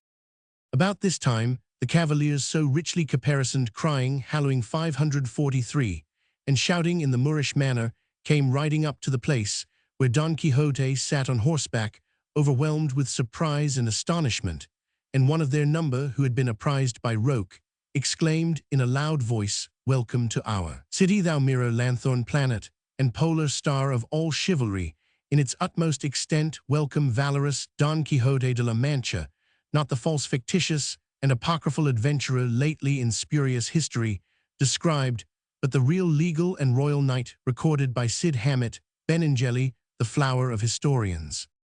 Don Quixote answered not a word, nor did the cavaliers wait for his reply, but with their followers began to wheel and turn and curvet in a circle round the knight, who, addressing himself to Sancho, As these people know us so well, said he, I will lay a wager they have read our history, and even that of the Araganian, which hath been lately printed. The gentleman, who had at first accosted him, returning, renewed his address, in these words, Signor Don Quixote, be so good as to go along with us, who are all the intimate friends and humble servants of Roque. Ginart to this entreaty, the knight replied, if courtesy engenders courtesy, yours, Signor Cavalier, is the daughter, or at least nearly allied to that, which I experienced in the gallant Roque. Conduct me, whither you please to go. My will shall in all respects be conformable to yours, and I should be proud if you would employ it in your service. The gentleman answered this compliment with expressions equally polite, and all his companions surrounding the knight in a body, they to the music of the waits and kettle drums, conducted him to the city, his entrance into which was attended with a small misfortune, that mischief from which all mischief is produced, ordained, that two bold and impudent boys, more mischievous than mischief itself, should squeeze themselves through the crowd, and approaching Rosinante and Dapple, clap a handful of furs under the tail of each. The poor animals, feeling the severity of this new kind of spurs, augmented the pain by pressing their tails more closely to their buttocks, so that after 1,000 plunges they came with their riders to the ground, to the unutterable shame and indignation of Don Quixote, who with great dispatch delivered the posteriors of his companion from this disagreeable plumage, while Sancho performed the same kind office for his friend Dapple. The gentlemen would have willingly chastised the boys for their presumption, but it was not in their power to give the strangers that satisfaction, for they had no sooner executed their purpose than they concealed themselves among the crowd of above 1,000 youngsters who followed the cavalcade, so that Don Quixote and Sancho were obliged to pocket the affront, and remounting their beasts proceeded with the same music and acclamation to the house of their conductor, which was large and magnificent, and in all respects suitable to the rank of an opulent cavalier. Here then we shall leave him for the present, for such is the will of Cid Hamet Benengeli. Chap Roman 10, containing the adventure of the enchanted head with other trivial incidents, which however must not be omitted. Don Quixote's landlord was called Don Antonio Morno, a wealthy gentleman of good understanding, who loved a joke in a fair and good-humored way, so that finding our knight safely housed under his roof, he began to contrive means for extracting diversion from the madness of his guests, without prejudice to person, for those are no jests that give pain, nor is that pastime to be indulged which tends to the detriment of a fellow creature. His first step was to unarm Don Quixote, and in that straight chamois doublet which we have already painted and described, expose him to public view in a balcony that jetted out into one of the chief streets in the city, where he was surveyed by the people and the children, who gazed upon him as if he had been a monster or baboon. While he stood in this situation, the gentlemen with the rich liveries, 544, performed their courses before him, as if for his sake only and not in order to celebrate the festival. They had provided all their finery, and Sancho was ravished with the thoughts of having so luckily found, without knowing how or wherefore, another wedding of Camacho, another house like that of Don Diego de Miranda, and another place equal to the Duke's castle, where he had been so hospitably entertained. Don Antonio had that day invited some friends to dinner, and all of them paid particular respect to Don Quixote, whom they treated as a renowned knight-errant, a circumstance that elevated his vanity to such a pitch that he could scarce contain his satisfaction, and Sancho's conceits flowed so fast and humorous that all the servants of the family and all who heard his sallies seemed to hang upon his lips. While he waited at table, Don Antonio, accosting him, honest Sancho, said he, we are informed you are such a lover of fowls and balls of forced meat, that when you can eat no longer you pocket what remains for next day. No, Signor, answered Sancho, that is not the case, and your worship must have been misinformed. I am a cleanly squire, and no such filthy glutton, for my master here present knows very well that we have often passed 8 whole days without any other sustenance than a handful of nuts or acorns. True it is, if ever the heifer is offered, the tether is at hand. My meaning is, I eat what I get, and ride the ford as I find it. If therefore any person whatever hath said that I am an exceeding glutton and foul feeder, your worship may take it for granted that he is in a mistake, and I would tell him my mind in another manner, if it was not for the respect I bear to the honorable beards of this company assuredly said Don Quixote, Sancho's cleanliness and moderation in eating might be inscribed and engraved on tables of brass for an everlasting memorial and example to succeeding. Ages true it is when very hungry he may seem to be a little voracious, for he eats with precipitation, chewing with both sides of his jaws, but cleanliness he punctually maintains. And while a governor learned to eat so delicately that he took up grapes, and even the grains of a pomegranate, with a fork. How, cried Don Antonio, hath Sancho been a governor? Yes, sure, replied the squire, and that of an island called Barataria, which I governed according to my own will and pleasure for the space of 10 days, during which I lost my natural rest, and learned to despise all the governments upon earth. I therefore fled from it as I would fly from the devil, and tumbled into a cavern, from whence, though I gave myself up as a dead man, I was brought up alive by a perfect miracle. Then Don Quixote gave them a circumstantial account of Sancho's government, which afforded extraordinary entertainment to the whole audience. Dinner being ended, and the table uncovered, Don Antonio took our hero by the hand and conducted him into a private apartment where there was no furniture, but a table that seemed to be of jasper supported by 1 foot of the same substance. And upon this table was placed a bust of bronze from the breast upwards, representing a head of one of the Roman emperors. Don Antonio, after having traversed the room with his guest and more than once walked round the table, Signor Don Quixote, said he, now that I am assured no person overhears us, as nobody listens, and the door is bolted, I will impart to your worship one of the rarest adventures, or rather one of the greatest rarities that ever was known, on condition, however, that you will deposit the secret in the most hidden recess of your heart. I swear to the condition, answered Don Quixote, and for the greater security will put a tombstone over whatever you shall communicate. For no, Signor Don Antonio, by this time he had learned his name, your worship is talking to one who, though he has ears to hear, has never a tongue to tattle, so that you may securely transfuse the contents of your own breast into mine, and take it for granted you have engulfed them in the abyss of silence. On 545. Faith of that promise, replied Don Antonio, I will excite your worship's admiration with what you shall see and hear, and I myself will enjoy some alleviation of the pain I have felt from having no person to whom I could communicate the secret, which is not to be trusted to everybody's discretion. Don Quixote waited with impatience and surprise to see the result of this preamble, when his entertainer, taking him by hand, made him feel all around the bust, the table, and the jasper foot upon which it was supported. Then, accosting him with great solemnity of aspect, this bust, Signor Don Quixote, said he was made and contrived by one of the greatest enchanters and necromancers that ever the world produced. He was, I think, a native of Poland and disciple of the famous Escotillo, of whose knowledge such wonders are reported. As he chanced to be in this part of the world, I took him into my house, where in consideration of 1,000 crowns, which I paid, he wrought this head, in which is centered the surprising power and virtue of answering every question communicated to its ear. The master performed certain rites, erected schemes, consulted the stars, and carefully observed the lucky and unlucky minutes, until at length he brought it to that perfection which we shall perceive tomorrow, for on Fridays it is mute, and this being Friday we must wait till another day. In the meantime your worship may consider and prepare your questions, which I know by experience it will truly answer.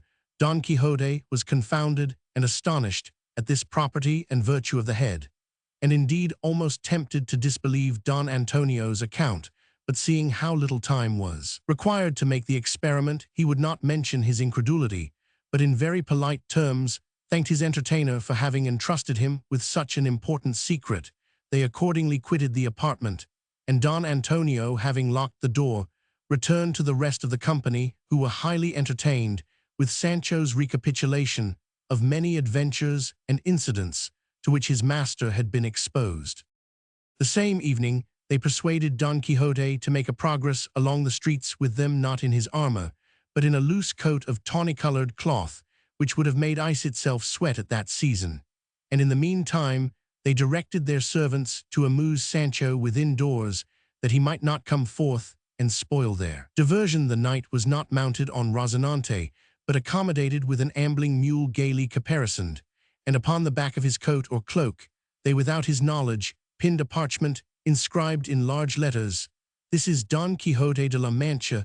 The procession no sooner began than this scroll attracted the eyes of the people, and when they read it aloud, the knight was astonished to find himself known, and hear his name repeated by all the spectators. He therefore, turning to Don Antonio, who rode by his side, said he is the prerogative that centers in knight-errantry, the professors of which are known and celebrated through all the corners of the earth. Take notice, Signor Don Antonio, how my name is repeated by the very boys who never saw me before. It is even so, Signor Don Quixote, replied Antonio, for as light cannot be shut up and concealed, so neither can virtue remain unknown, and that which is acquired by the profession of arms shines with superior splendor over all other acquisitions.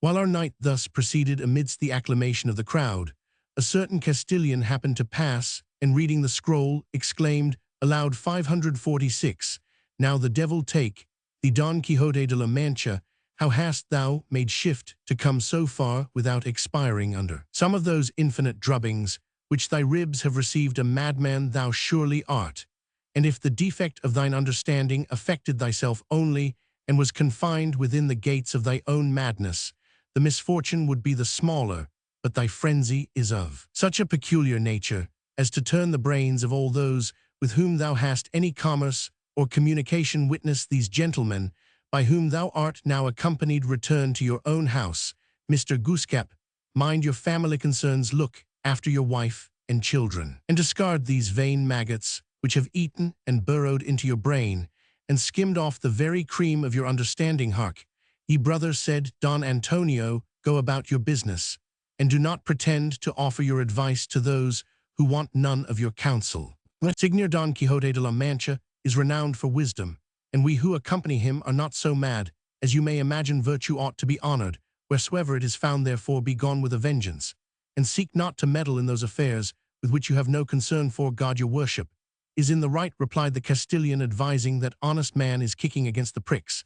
Nevertheless, I am extremely sorry that the good sense which they say this madman displays in some things should be unprofitably wasted through the canal of his knight-errantry, and may that vengeance which your worship imprecated overtake me and all my posterity, if from this day forwards I give advice to any person, whatever asked or unasked, even though I should live to the age of Methusalem. So saying, this counselor went away, and the procession went on, but the throng was so great, occasioned by the boys and other idle people who pressed in to read the scroll, that Don Antonio was fain to take it off on pretense of freeing the knight from some other annoyance.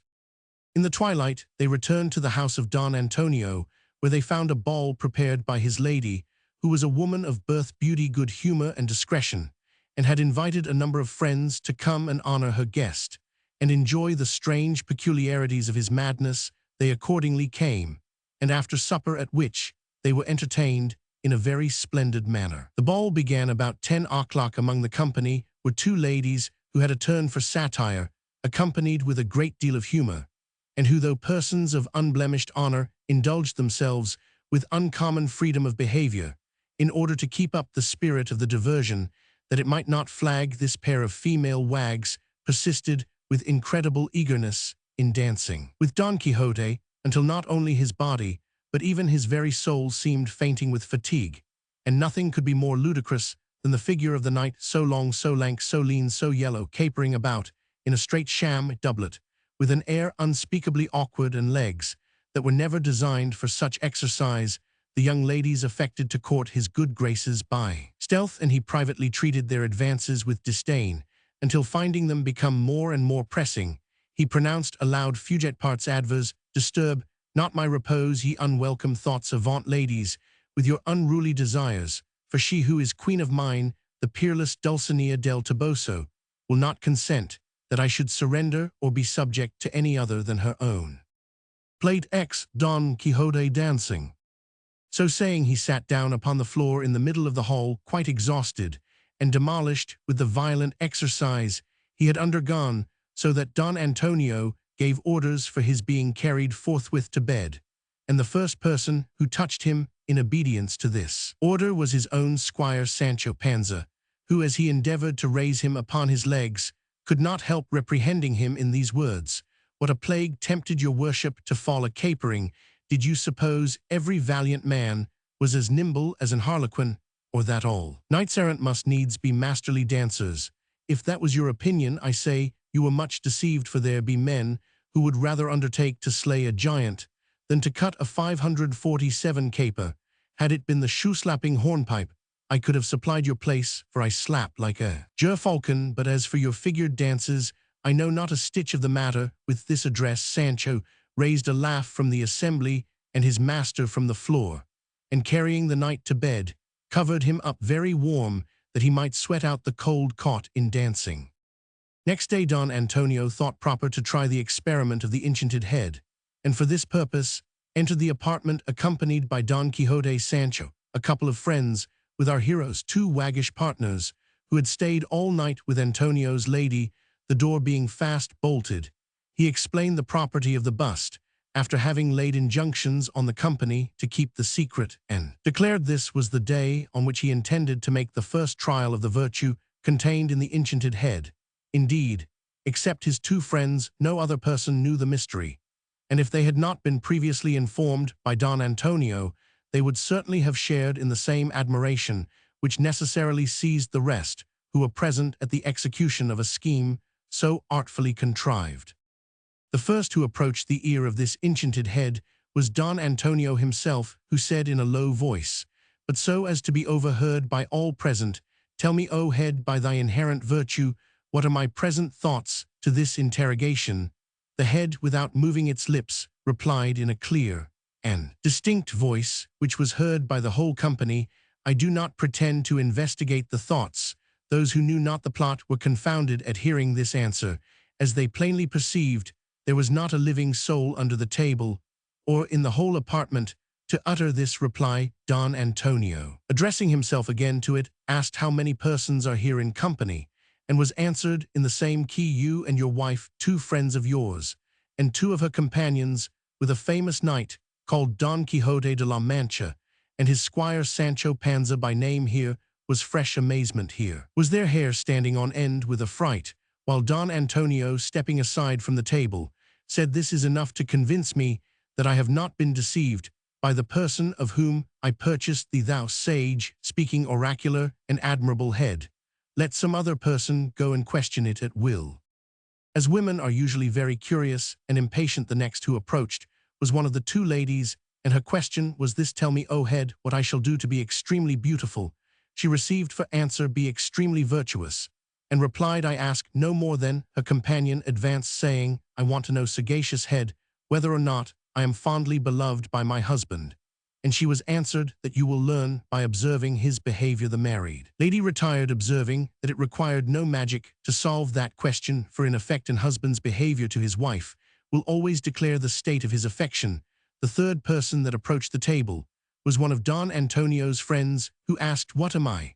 And when the voice answered, "Thou knowest best," he replied, "That is not the purport of my question. I desire thou wilt tell me if thou knowest my name." "Yes," said the oracle, "I know thou art Don Pedro Noriz." "Then I am satisfied," answered Don Pedro, "for that answer is sufficient to convince me, O head, that thou knowest everything." Then he withdrew, and was succeeded by the other gentleman, who, advancing to the table, "Tell me, O head," said he, "the wish of my eldest son I have already owned, that I cannot dive into the thoughts of men." Said the voice, "Nevertheless, I will tell thee that the wish of thy son is to bury his father." "That is indeed his wish," replied the cavalier. "I see it with my eye, I touch it with my finger, and do not choose to ask another question." Don Antonio's lady 548 approached, saying, "I know not how to interrogate thee, O head, but I should be glad to know if I shall long enjoy my good husband." "Yes, you will," replied the voice. "His healthy constitution and moderate way of life promise a long succession of years, and a good old age, of which many men deprive themselves by their own intemperance." Don Quixote now took his turn, and addressing himself to the bust, "Tell me then whatsoever thou art." Said he, "Is my account of what befell me in the cave of Montesinos really fact, or only the illusion of a dream? Will the flagellation of my squire Sancho be certainly accomplished, and will the disenchantment of Dulcinea take effect?" "With respect to the cave," replied the oracle, "much may be said. The adventure partakes both of truth and illusion. The flagellation of Sancho will proceed slowly, but Dulcinea will be disenchanted in process of time and, that is all I desire to know, cried the knight, for in the disenchantment of Dulcinea I shall reckon all my wishes at once happily fulfilled. The last interrogator was Sancho, who approaching the table, pray good Mr. Head, said, he shall I peradventure obtain another government, shall I ever rise above the humble station of a squire, and lastly, shall I ever see again my wife and children? To these questions he received these answers, if it be thy fate to return to thy own house, thou wilt govern thy family, and see thy wife and children, and in ceasing to serve thou wilt cease to be a squire, for God. An excellent response, cried Sancho, that I could have foretold myself, and the prophet Pergrullo could have said no more. What answer would you have, you beast? Said Don Quixote. Is it not sufficient that the responses delivered by the head correspond with the questions you have asked? It shall suffice, replied the squire, but I wish it had explained itself a little more fully, and told me some more of my fortune. Thus ended the questions and answers, but not the admiration of the whole company, except Antonio's two friends, who had been let into the secret which Cid Hamet Benengeli will now explain, that the world may not be kept longer in suspense, or imagine that any necromantic talisman or extraordinary mystery was contained in this wonderful bust. He gives us therefore to understand that Don Antonio Morno, in imitation of such another head, which he had seen at Madrid contrived by a statuary, ordered this to be made in his own house for his private amusement, and with a view to surprise the vulgar, and in this manner was the whole fabricated. The table was of wood painted and varnished like jasper, and the foot that supported it of the same materials, carved into the resemblance of four eagles' talons, which kept it firm and steady in its position.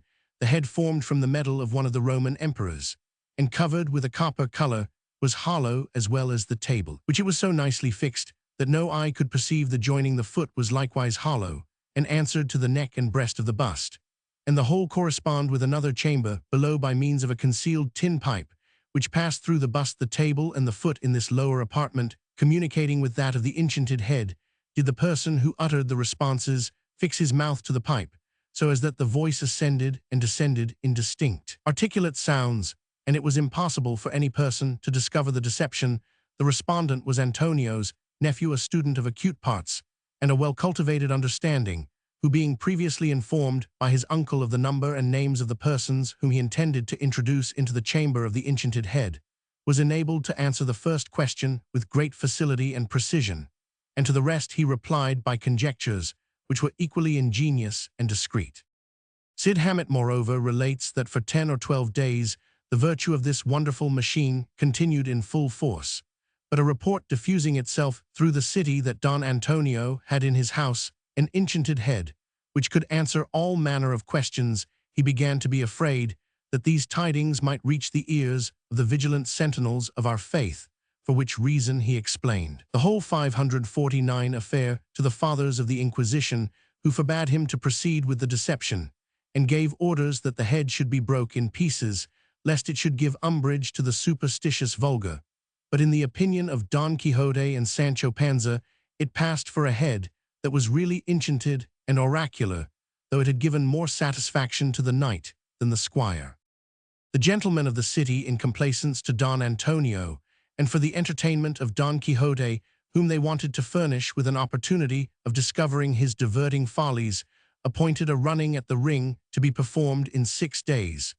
But this was prevented by an incident which will be explained in the sequel. Meanwhile, the knight was desirous of going out and viewing the city at leisure, and afoot, fearing that should he appear on horseback, he would again be persecuted by the boys and vulgar. He accordingly went forth, attended by Sancho and 2 of Antonio's servants, whom their master had chosen for that purpose. And chancing to lift up his eyes, in passing through one of the streets, he saw inscribed over a gate in capital letters, "This is a printing house," a circumstance which gave him uncommon satisfaction, as hitherto he had never seen a printing press, and longed much to know something of that art. He therefore entered the house with all his train, and saw people casting off in one part, correcting in another, composing in a third, revising in a fourth, and in short the whole economy of a large printing house going up to one box. He asked what was doing, and being informed by the workmen expressed his admiration, and proceeded to a second. Among others, he went up to one, and putting the same question, the workman replied signia, that their gentleman, pointing to a grave person of a very prepossessing appearance, has translated a book from the Tuscan into the Castilian language, and I am now composing it for the press. What is the name of the book? Said Don Quixote. Signia, answered the author. The book in the original is called La Bagatelle. And what is the signification of La Bagatelle in our language? Resumed the knight. La Bagatelle, replied the author, is as if we should say in Castilian juqueats. And although the title of the book be so humble, it includes and contains a great deal of excellent and substantial writing. I am not altogether ignorant of the Tuscan language, said Don Quixote, for I value myself upon singing some stanzas of Ariosto. But pray tell me, Signia, and what I am going to ask is not with any intention to sound your genius, but merely to satisfy my own curiosity. Have you ever in composing your books met with the word pignata? Yes, frequently, replied the author. And how do you translate it into Castilian? Resumed the knight. How should I translate it? Said the other. But by the word alabadi. Cried Don Quixote, what progress you have made in the knowledge of the Tuscan idiom. I will lay a good wager that you translate pious into plays, pew into mas, su into a reba, and Jew into a baxo. Certainly, said the author, because these words of the two languages correspond with one another. Notwithstanding all your learning, replied the knight, I could almost swear you are hitherto unknown to the world, which is ever averse to remunerate a flourishing genius and works of merit. What talents are lost, what abilities obscured, and what virtues are undervalued in this degenerate age. Yet nevertheless, a translation from one language to another, excepting always those sovereign tongues, the Greek and Latin, is in my opinion like the wrong side of Flemish tapestry, in which though we distinguish the figures, they are confused and obscured by ends and threads, without that smoothness and expression which the other side exhibits. And to translate from easy languages argues neither genius nor elocution, nor any merit superior to that of transcribing from one paper to another. But from hence I would not infer that translation is not a laudable exercise, for a man may employ his time in a much worse and more unprofitable occupation. At any rate, my observation cannot affect 550 Our two famous translators, Dr. Cristobal de Figueroa in Pastor Fido, and Don Juan de Zorigui in Aminta, two pieces they have so happily executed as to render it doubtful which is the original and which the translation. But pray, Signia, is this book printed on your own account, or have you sold the copy to a bookseller? I publish it on my own account, replied the author, and expect to gain 1,000 ducats at least, upon the first impression of which there will be 2,000 copies that will fetch 6 reals apiece in the turning of a straw. That is a very clear and comfortable reckoning, answered Don Quixote, but you seem to be very little acquainted with the outgoings and the incomings, the schemes, conspiracies, and cabals of booksellers. When you find your back burdened with 2,000 copies, I give you my word both your mind and body will be terribly fatigued, especially if the book should be harsh or a little deficient in point of spirit. What, said the author, your worship thinks then I ought to offer my performance to a bookseller who would give me 3 maravedis for the copy and insist upon it that he had done me a favor into the bargain. I do not publish with a view to acquire reputation in the world, where, thank heaven, I am already well known by my works. I print for profit, without which reputation is not worth a doit. God send you good luck, Signia, answered the knight, who, advancing to another box, where he saw the corrector employed on the sheet of a book, entitled The Light of the Soli, said he, these are the books that ought to be printed for, although there is already a pretty large number of this kind in print. Numerous are the sinners for whose use they are intended, and for such multitudes who are in darkness an infinite number of lights is required. He proceeded in his inquiry, and when he asked another corrector the name of a book on which he saw him at work, he understood it was the second part of the sage Hidalgo Don Quixote de la Mancha, written by a certain person, a native of Tordesillas. I have heard of this performance, said the knight, and really in my conscience thought it was long before this time burned into ashes or pounded into dust for the impertinence it contains.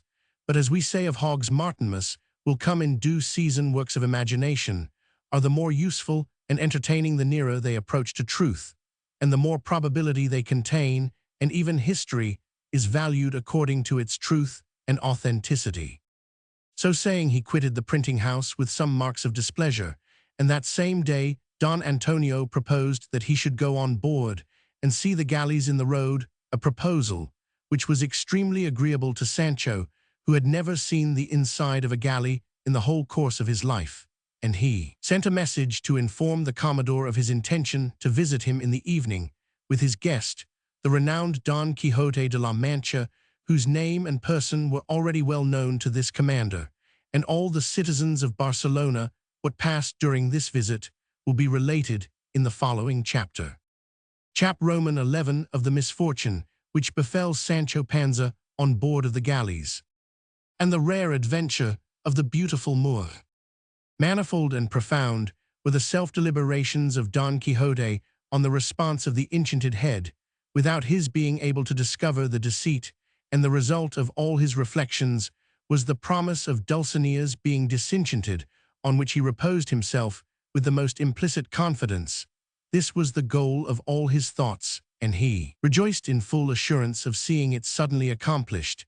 As for Sancho, although he abhorred the office of a governor, as we have already observed, he could not help wishing for another opportunity of issuing out orders, and seeing them abate a misfortune, which 551 never fails to attend the exertion of power, even though founded on mock authority. In a word, that very evening, his landlord Don Antonio Morno and his two friends went on board of the galleys with Don Quixote and Sancho, and the Commodore, being apprised of the visit intended by two such famous personages, no sooner perceived them coming towards the seaside than he ordered the awnings to be struck, and the music to play. The barge was hoisted out, covered with rich carpets, and furnished with velvet cushions, and the minute Don Quixote embarked, the cannon amidships of the captain galley was discharged, and the others followed her example. When the knight ascended the accommodation ladder on the starboard side, the whole crew saluted him with 3 cheers, a compliment usually paid to persons of the first quality, and the general, for by this name we shall henceforth call him, who was a noble Valencian, presented his hand, and embracing Don Quixote this day, said, "He will I mark with a white stone, as one of the happiest I shall ever enjoy, on account of seeing the renowned Signor Don Quixote de la Mancha, in whom the whole worth of knight-errantry is ciphered, and consented, no less courteous and polite," was the reply of Don Quixote, who rejoiced above measure at seeing himself treated with such respect. The whole company having ascended the poop, which was very gaily ornamented, and seated themselves upon benches, the boatswain repaired to the gangway, and making a signal with his whistle for all the slaves to strip, was obeyed in an instant, to the no small discomposure of Sancho, who was terrified at the sight of so many naked backs, nor did his apprehension abate when he saw the awning stretched with such incredible dispatch, that he thought all the devils in hell had assisted in the operation. Yet this was nothing but cakes and gingerbread to what I am going to relate. The squire sat upon the stentral close by the aftermost rower on the starboard side, who, in consequence of the previous instructions he had received, lifted up Sancho in his arms, and while the whole crew of slaves stood up alert with the prospect of the joke, tossed him like a tennis ball to his fellow, who in the same manner committed him to a third, and thus he was bandied forwards on the starboard side from slave to slave and bench to bench, with such expedition that poor Panza lost his eyesight entirely, and firmly believed himself in the possession of the fiends. Nor did they desist from this exercise until he was reconveyed by the larboard side to the poop, where this miserable object lay, bruised, breathless, and covered with a cold sweat, and in such perturbation of spirits that he scarce knew what he had undergone. Don Quixote, seeing Sancho flying in that manner without wings, asked the general if it was a ceremony practiced upon every person at his first going on board, for in that case, as he himself did not intend to make profession of a seafaring life, he had no ambition to perform such an exercise, and he vowed to God, if any man should attempt to seize him as a fit subject for flying, he would spurn his soul out of his body. In confirmation of which resolve, he started up, and laying his hand upon his sword, put himself in a posture of defense. At that instant the awning was furled, and the mainyard lowered with such a terrible noise that Sancho imagined the heavens were tore from off their hinges, and tumbling down upon his head, which he forthwith shrunk between his legs in an agony of terror, nor was all serene in the breast of Don Quixote, who, while his legs trembled under him, shrugged up his shoulders, and changed color. The crew, having hoisted the mainyard with the same expedition and noise which were made in its descent, while they themselves continued as silent as if they had been altogether without breath or utterance, the boatswain piped all hands to weigh anchor, and leaping into the middle of the gangway, began to ply their shoulders with his supplejack or bullspizzle, and the galley by little and little stood out to sea. Sancho, beholding such a huge body moved by so many painted feet, for such he took the oars to be, said within himself, "This indeed is really enchantment, but what my master takes for it is no such matter. What have these miserable wretches done to be scourged in this manner? And I wonder how the devil, that single man who skips up and down piping and whistling, dares whip and flog so many people now. On my conscience, I believe this is hell itself, or purgatory at least."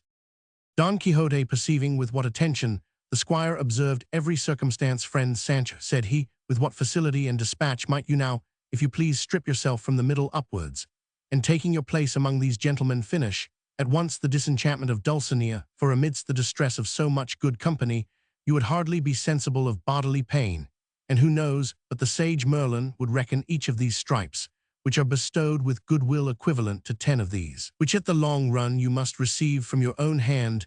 The general had just opened his mouth to inquire about the nature of this flagellation and Dulcinea's disenchantment, when a mariner came and told him that the fort of Mungai had made signal of a rowing bark upon the coast to the westward.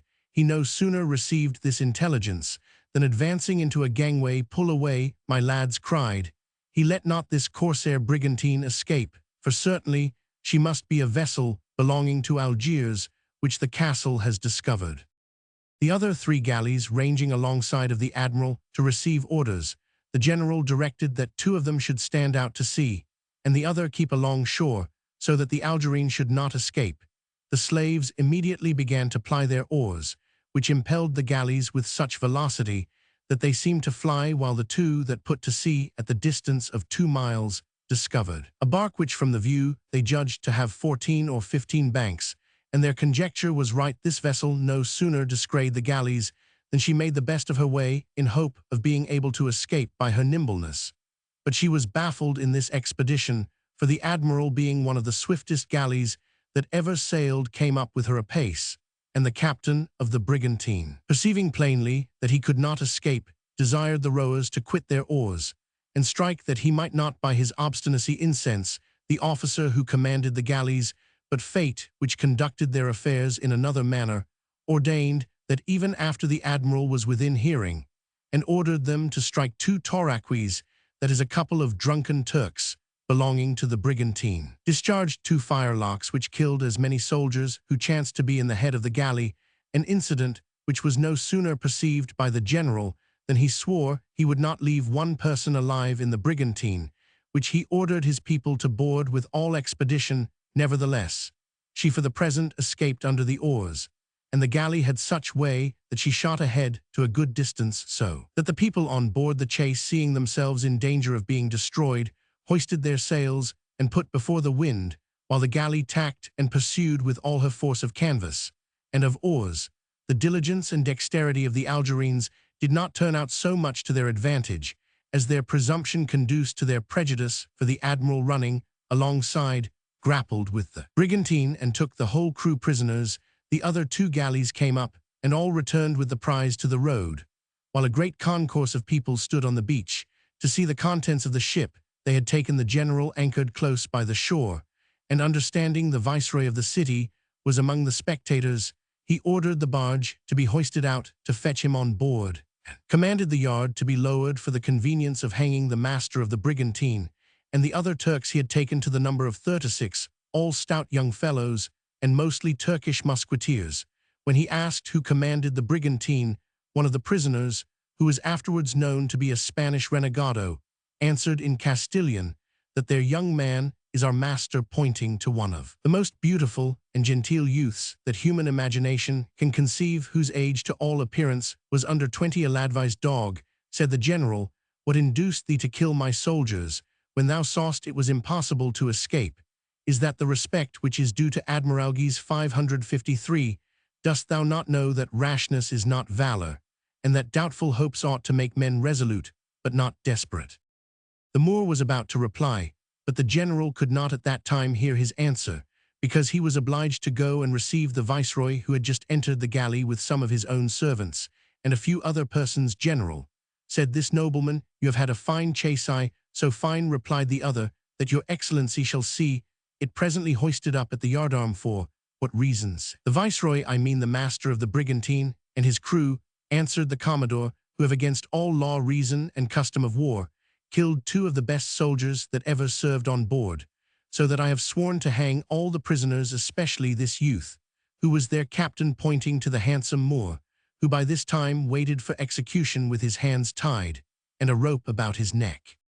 The viceroy, surveying this unhappy prisoner, whose beauty, genteel mien, and humility served him instead of a recommendation, was seized with the desire of saving his life, and approaching him, "Tell me, Corsair," said he, "art thou a Turk, Moor, or renegado to this question?" The youth answered in the Castilian tongue, "I am neither Turk, Moor, or renegado." "Then what art thou?" resumed the viceroy. "A Christian woman," replied the captive. "A Christian woman," cried the viceroy, "in such dress and situation. This is a circumstance more worthy of admiration than of credit." "Gentlemen," said the youth, "be so good as to suspend my execution until I shall have recounted the particulars of my story, and that small delay will not much retard the accomplishment of your revenge. What heart could be so obdurate as not to relent at this address, so far at least as to hear the story of the afflicted youth?" The general accordingly told him he might proceed with his relation, but by no means expect pardon for the crime of which he was convicted. With this permission, he began in these terms: "I was born of that nation more unfortunate than wise, which hath been lately overwhelmed by a sea of trouble. In other words, my parents were Moors, and in the torrent of their misfortune I was carried by 2 uncles into Barbary, notwithstanding my professing myself a Christian, not one of those impostors who are so only in appearance, but a true and faithful Roman Catholic. This declaration did not avail me with those who had the charge of our miserable expulsion, nor was it believed by my uncles, who, on the contrary, supposing it no more than a lie and expedient by which I thought to obtain permission to remain in my native country, hurried me along with them in a forcible manner. My mother was a Christian, and my father a prudent man of the same religion. I sucked in the Catholic faith when an infant at the breast, and was trained up in the ways of virtue, nor do I think I have ever given the least marks of Mahometanism, either in word or deed, in equal pace with my virtue, for I really think my life was virtuous, my beauty, such as it is, hath ever walked, and notwithstanding the extraordinary reserve in which I lived concealed from public view, it was my fate to be seen by a young cavalier called Don Gregorio, eldest son of a gentleman who had an estate in our neighborhood, how he became desperately enamored of me, and how I grew fond of him to distraction. It would be tedious to relate, considering my present situation, standing as I am with the fatal cord between my tongue and throat. I shall therefore only observe that Don Gregorio resolved to accompany me in my exile, and actually mingled with those Moors who joined us in different places, without being discovered, for he spoke the language perfectly well. Nay, in the course of our voyage, he insinuated himself into the friendship of my 2 uncles with whom I traveled, for my father, who was a man of prudence and foresight, no sooner heard the first mandate for our expulsion than he went abroad to foreign kingdoms in quest of an asylum for his family, leaving a large quantity of pearls, valuable jewels, with some money in cruzados and doubloons of gold concealed, and interred in a certain 554 place, to which I alone was privy, and laying strong injunctions upon me to avoid touching this treasure in case we should be exiled before his return. I obeyed his commands in this particular, and as I have already observed, set sail with my uncle's relations and friends for Barbary, and the place in which we settled was Algiers, whereas we might as well have taken up our habitation in hell itself. The king, hearing of my beauty and the report of my wealth, which was partly fortunate for my designs, ordered me to be brought before him, and asked from what part of Spain I had come, and what money and jewels I had brought to Barbary. I told him the place of my nativity, and gave him to understand that the money and jewels were buried underground, but that I should easily recover the whole hoard provided I could return alone for that purpose. This information I gave, that he might be more blinded by his own avarice than my beauty. But during the conversation, a person told him that I was accompanied in my voyage by one of the most beautiful and genteel youths that ever was seen. I immediately understood that this was no other than Don Gaspar Gregorio, whose beauty far exceeds the fairest that ever was extolled, and was exceedingly afflicted at the prospect of danger, to which the dear youth might be exposed, for among those barbarous Turks, a boy or handsome youth is more prized and esteemed than any woman, let her be never so beautiful. The king forthwith ordered his people to bring Don Gregorio into his presence, and in the meantime asked me if his person actually corresponded with this report. Then I, as if inspired by heaven, answered in the affirmative, though at the same time I assured him it was no youth, but a woman like myself, and begged leave to go and dress her in her natural attire, which would show her beauty to the best advantage, and enable her to appear in his presence with less confusion. He said I might go in good time, and that some other day he would concert measures for my return into Spain to bring off the hidden treasure. Thus dismissed, I went, and explained to Don Gaspar the risque he would run in appearing as a man, and dressing him in the habit of a Moorish woman, accompanied him that same evening to the presence of the king, who was seized with admiration at sight of her beauty, and resolved to keep her for a present to the Grand Signior, in order to avoid the danger to which this young creature might be exposed in his seraglio from his own inordinate desires. He ordered her to be lodged, quartered, and attended in the house of some Moorish ladies, whither she was immediately conveyed. And what we both felt at parting, for I cannot deny that I love him tenderly, I leave to the confederation of lovers who have experienced such a cruel separation. The king afterwards contrived a scheme for my returning to Spain in this brigantine, accompanied by 2 native Turks, the very persons who killed your soldiers, and that Spanish renegado, pointing to him who spoke first, who I know is a Christian in his heart, and is much more desirous of remaining in Spain than of returning to Barbary.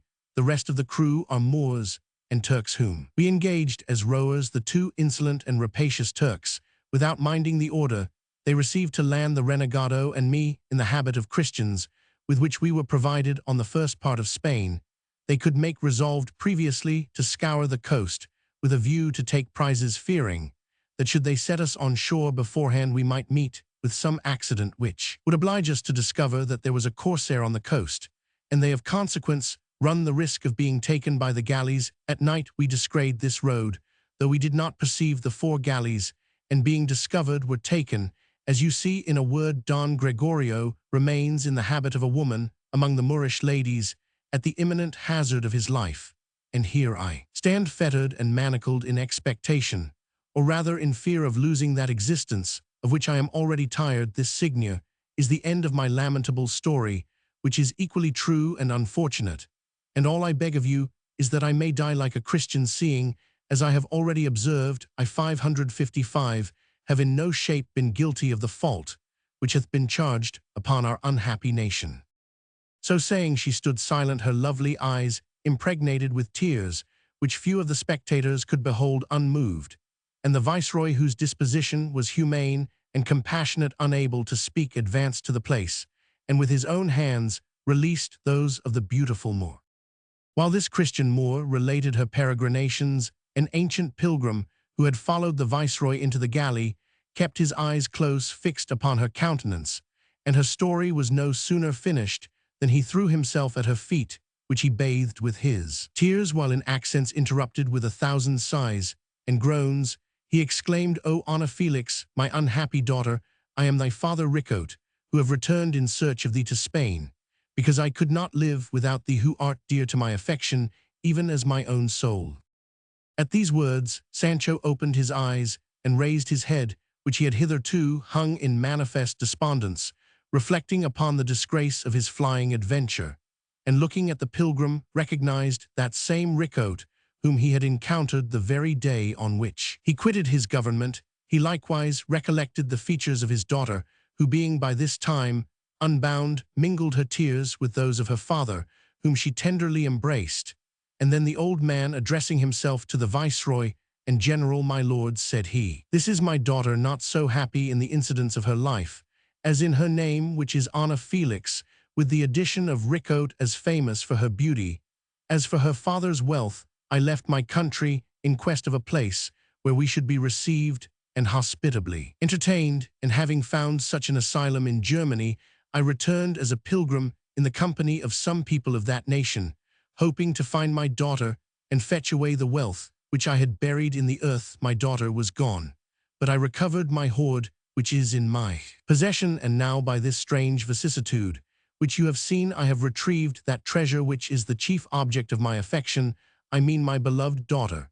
If our innocence and mutual tears can have influence enough upon your integrity and justice to open the gates of mercy, oh, let it prevail in favor of us, who never offended you even in thought nor in any shape, corresponded with the designs of our people, who have been justly expelled here. Sancho, interposing, I am very well acquainted with Quixote, said he, and know all he has said about his daughter Ana Felix to be true, but with respect to that other trash of his comings and goings, and his good or evil designs, I neither meddle, nor make every person present expressed admiration at this strange incident, and the general turning to the daughter. Every tear you let fall, said he, conspires in preventing the performance of my oath. Live beauteous Ana Felix, the term of your life prescribed by heaven, and let those insolent and presumptuous wretches suffer punishment for the crimes they have committed.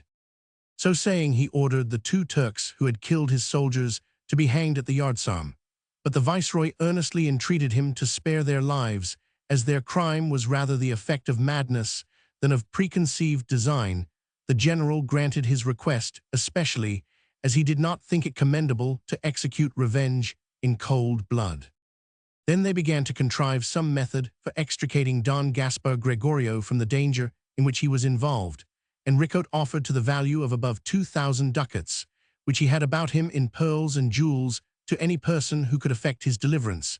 Many schemes were projected, but none of them seemed so sensible as that which was presented by the forementioned Spanish renegado, who offered to return to Algiers in some small bark of about 6 banks manned with Christians, as he knew where, how, and when he might land with safety, and was well acquainted with the house in which Don Gaspar remained. The general and the viceroy were dubious of the renegado, and scrupled to trust him with the command of Christian rowers. But Ana Felix was satisfied of his integrity, and her father said he would engage to ransom 556 them should they chance to be taken and enslaved. Matters being settled on this footing, the viceroy went ashore, after having laid strong injunctions on Don Antonio Morno, who had invited the Moorish beauty and her father to his house, to make much of his guests, and command whatever his own palace could afford for their entertainment. Such was the charity and benevolence which Ana's beauty had infused into his heart. Roman 12, giving the detail of an adventure, which gave Don Quixote more mortification than he had received from all the misfortunes which had hitherto befallen him. Don Antonio's lady, as the history relates, was extremely pleased at the sight of Ana Felix, whom she received with great cordiality, equally enamored of her beauty and discretion, for indeed the Moor excelled in both, and here she was visited by all the people of fashion in town, as if by toll of bell. As for Don Quixote, he gave Antonio to understand that in his opinion the plan they had formed for the deliverance of Don Gregorio was more dangerous than expedient, and that it would be much more effectual to set him on shore in Barbary with his arms and horse, in which case he would bring home the young gentleman in despite of the whole Moorish race, as heretofore Don Gayferos had delivered his wife Melisandre. Sancho, hearing this proposal, consider, said he, that Signor Don Gayferos delivered his wife from captivity on the mainland, and carried her off to France through the high road. But in this case, even granting we should have the good luck to release Don Gregorio from his confinement, we shall not be able to convey him hither to Spain, because the sea is between us and Barbary. There's a remedy for all things but death, replied the knight, for if there is a bark by the shore we can go aboard, in opposition to the whole universe your worship describes it. A very easy matter, said the squire, but between said and done a long race may be run, and for my part I would stick to the offer of the renegado, who seems to be a very honest person, and a man of compassionate bowels. Don Antonio said that if the renegado should fail in his undertaking, they would certainly find some means for transporting the great Don Quixote to Barbary, and in 2 days the renegado departed in a light bark, with 6 oars on a side manned, with a crew of approved valor. In 2 days after her departure, the galleys likewise set sail for the Levant, after the general had begged and obtained the viceroy's promise to let him know the success of the scheme they had contrived for the deliverance of Don Gregorio, together with the fate of the lovely Ana Felix. One morning Don Quixote rode forth upon the strand, completely armed, for he often observed arms were his ornaments, and fighting his diversion, and he never cared to appear in any other dress. And as he pranced along, he saw coming towards him a knight likewise armed capapi, having a full moon painted on his shield. This apparition was no sooner within hearing than he addressed his discourse to Don Quixote, pronouncing aloud, "Renowned cavalier, never enough applauded Don Quixote de la Mancha, I the Knight of the White Moon, whose unheard-of exploits may peradventure recall him to your remembrance, am come with hostile intent to prove the force of thine arm to convince, and compel thee to own that my mistress whosoever she is exceeds in beauty thy Dulcinea del Toboso beyond all comparison, which truth, if thou wilt fairly and fully confess, thou wilt avoid thy own death and spare me the trouble of being thy executioner. But shouldst thou presume to engage with me in single combat, and be overcome, all the satisfaction I demand is that thou wilt lay aside thine arms, desist from travelling in quest of adventures, and quitting the field retire to thine own habitation 557, where thou shalt continue a whole year without drawing a sword, in comfortable peace and profitable tranquillity, which tend to the augmentation of thy fortune and the salvation of thy precious soul. On the other hand, if it be my fate to be vanquished, my life shall exist at thy discretion, then shall be the spoils of all my arms and horse, and to thee shall be transferred all the fame of my achievements. Consider which of these alternatives thou wilt choose, and answer me on the spot, for on this very day the affair must be dispatched and determined." Don Quixote was astonished and confounded, as well at the arrogance of the Knight of the White Moon as at the cause of his defiance, and after a short pause of recollection, replied with a solemn tone and countenance, "Severe Sir Knight of the White Moon, whose exploits have not as yet reached mine ear, I dare say you have never seen the illustrious Dulcinea, for, had you enjoyed that happiness, I know you would not have dreamed of making such a rash demand. One glimpse of her would have undeceived you perfectly, and plainly demonstrated that there never was or will be beauty comparable to that which she possesses. I therefore, without giving you the lie, but only affirming that you are egregiously mistaken, accept of your defiance on the conditions you have proposed, and will fight you forthwith before the day you have pitched upon shall be elapsed with this exception, however, that I will by no means adopt the fame of your exploits, because I know not how, where, or wherefore they were achieved, and am content with my own, such as they are. Choose your ground therefore, and I will take my share of the field, and let St. Peter bless what God shall bestow." The Knight of the White Moon, being discovered from the city and seen talking with Don Quixote, notice was given to the viceroy, who, supposing it was some new adventure contrived by Don Antonio Morno or some other gentleman of the town, went down to the strand, accompanied by the said Don Antonio and a number of other cavaliers, and reached the spot just as Don Quixote wheeled about on Rozinante to measure his distance. Seeing both parties ready for returning to the encounter, he placed himself in the middle between them, and demanded the cause that induced them so suddenly to engage in single combat. The Knight of the White Moon answered that it was the precedency of beauty, and briefly repeated his proposal to Don Quixote with the mutual acceptation of the conditions proposed. Then the viceroy, taking Don Antonio aside, asked if he knew this Knight of the White Moon, and if this was a joke which he intended to perpetrate upon Don Quixote. Don Antonio assured him that he knew not the stranger, nor could guess whether the challenge was given in jest or earnest. He was a little perplexed and dubious whether or not he should allow the battle to be fought, but as he could not conceive it to be anything else than a preconcerted joke, he retired, saying, "Valiant knights, seeing there is no other remedy, but you must confess or die, and Signor Don Quixote persists in denying what you of the White Moon presume to affirm, I leave you to your fate, and God stand by the righteous." The stranger, in very polite terms and well-selected phrase, thanked the viceroy for the permission he had granted, and his example was in this particular followed by Don Quixote, who, having recommended himself heartily to heaven and his Dulcinea according to his usual practice when he engaged in any combat, turned about to take a little more ground in imitation of his antagonist. Then, without receiving a signal for engaging either by sound of trumpet or any other instrument, both parties wheeled about at the same instant. The Knight of the White Moon, having the fleeter horse coming up with his adversary before this last, had run 1/3 of his career, lifting up his lance purposely, that he might not wound Don Quixote, whom, however, he encountered with such an irresistible shock that both he and Rozinante came to the ground with a very dangerous fall, the victor instantly sprung upon him, and clapping his lance to his visor knight said, You are vanquished 558, and a dead man, unless you acknowledge the terms of the defiance to this, addressed the battered and astonished Don Quixote, without lifting up his beaver, replied, in a languid tone and feeble voice, that seemed to issue from a tomb, Dulcinea del Toboso is the most beautiful woman in the world, and I the most unfortunate knight on earth, and as it is not reasonable that my weakness should discredit this truth, make use of your weapon, knight, and instantly deprive me of life, as you have already divested me of honor. By no means, said he of the white moon, let the fame of my lady Dulcinea's beauty flourish in full perfection. All the satisfaction I ask is that the great Don Quixote shall retire to his own house, and there abide for the space of 1 year, or during the term which I shall prescribe according to the articles agreed upon. Before we engaged, this whole dialogue was overheard by the viceroy, Don Antonio, and a number of other people who were present, and they were also ear-witnesses of the answer made by Don Quixote, who said that as the victor had demanded nothing to the prejudice of Dulcinea, he would comply with his proposal like a true and punctual knight.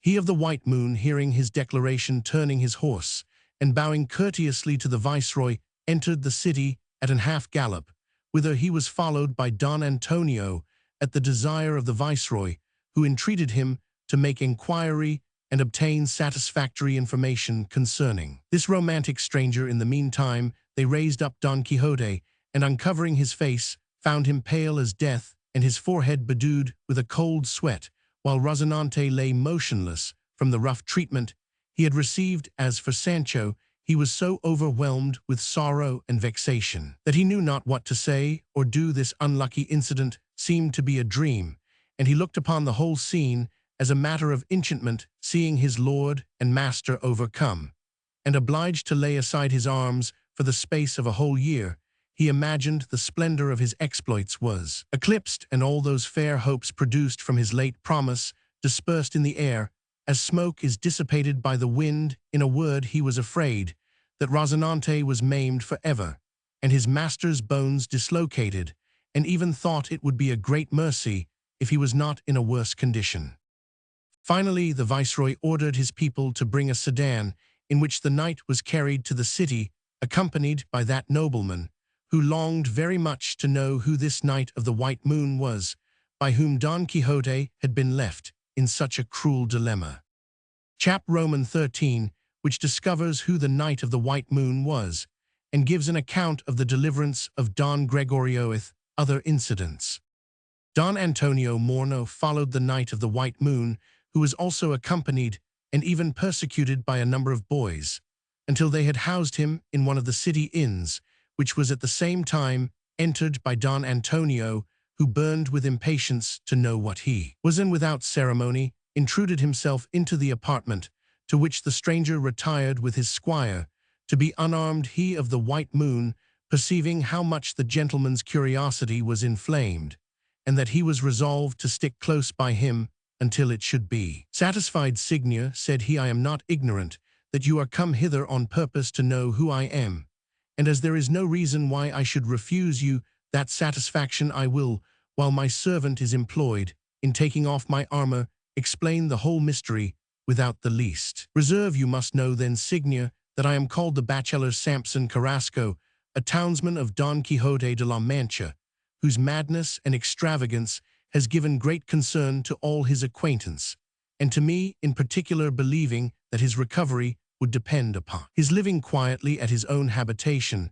I projected a scheme for compelling him to stay at home, and about 3 months ago sallied forth upon the 559 highway as a knight-errant, assuming the appellation of the Knight of the Mirrors, fully resolved to engage and vanquish Don Quixote without hurting him dangerously, after I should have established as the condition of our combat that the vanquished should be at the discretion of the victor.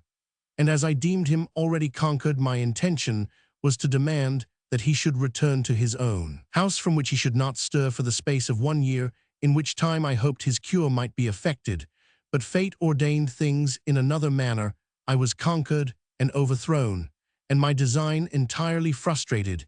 he proceeded in quest of new adventures, and I returned vanquished, ashamed, and sorely bruised by the dangerous fall I had sustained in battle. Nevertheless, I did not lay aside the design of returning in quest of him to overthrow him in my turn. And you have this day seen my intention succeed, for he is so punctual in observing the ordinances of chivalry that he will doubtless perform his promise in complying with my demand. This signature is an account of the whole affair, nor have I omitted one circumstance, and I beg you will not discover and disclose to Don Quixote who I am, that my Christian intention may take effect, and the poor gentleman retrieve his judgment, which would be altogether excellent, were he once abandoned by those mad notions of chivalry. God forgive you, Signia, cried Don Antonio, for the injury you have done the world in seeking to restore to his senses the most agreeable madman that ever lived. Do not you perceive, Signia, that the benefit resulting from the cure of Don Quixote will never counterbalance the pleasure produced by his extravagances? But I imagine all the care and industry of Signia Bachelor will hardly be sufficient to effect the recovery of a man who is so thoroughly mad.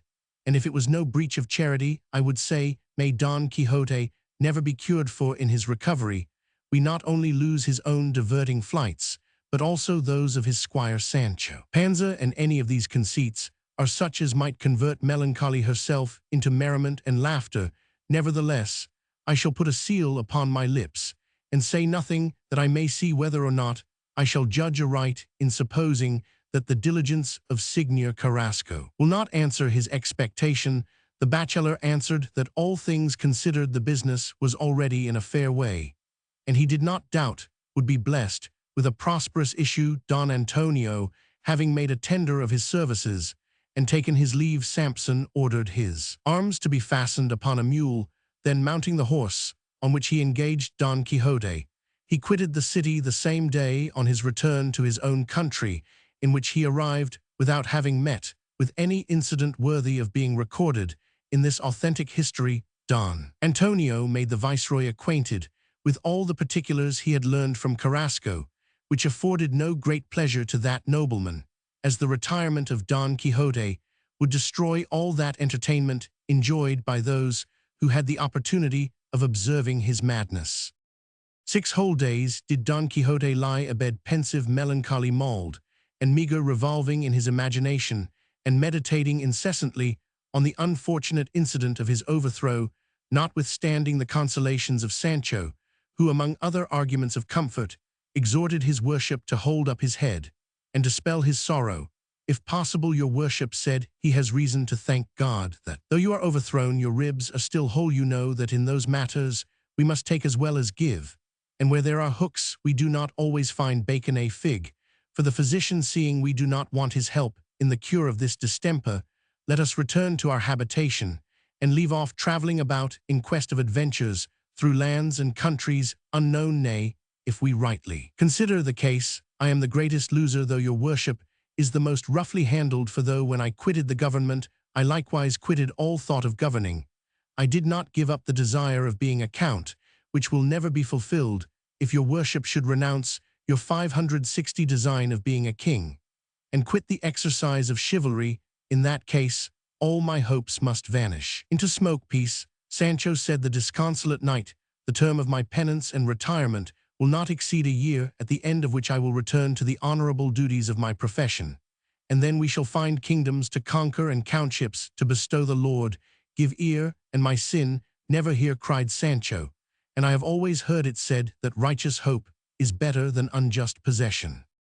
Their conversation was interrupted by Don Antonio, who, entering the apartment with marks of infinite satisfaction, exclaimed, money for my good news, Signor Don Quixote. Don Gregorio and the renegado who undertook his deliverance are now in the road. They are by this time in the viceroy's palace, and will be here in an instant. The knight was a little revived by these tidings, and replied, in truth, I was going to say I should have been glad to hear that the scheme had not succeeded, so that I should have been obliged to cross over into Barbary, where I would by the strength of my arm have given liberty not only to Don Gregorio, but also to all the Christian captives in Algiers. But what am I saying, miserable caitiff?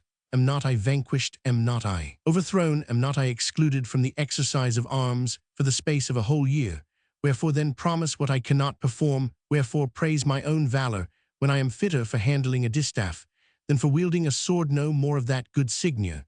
Replied the squire, let the hen live, though she has the pip today for thee and tomorrow for me. As to those matters of encounters and dry bastings, they are not to be minded, for he that falls today may rise tomorrow, if he does not choose to lie abed, I mean, if he does not choose to despair without endeavoring to recover fresh spirits for fresh adventures. Get up therefore, I beseech your worship, and receive Don Gregorio, for the people are in such an uproar that by this time he must be in the house. This was really the case. Don Gregorio and the renegado, having given the viceroy an account of the voyage and success of the undertaking, the young gentleman, impatient to see his dear Ana Felix, was come with his deliverer to the house of Don Antonio.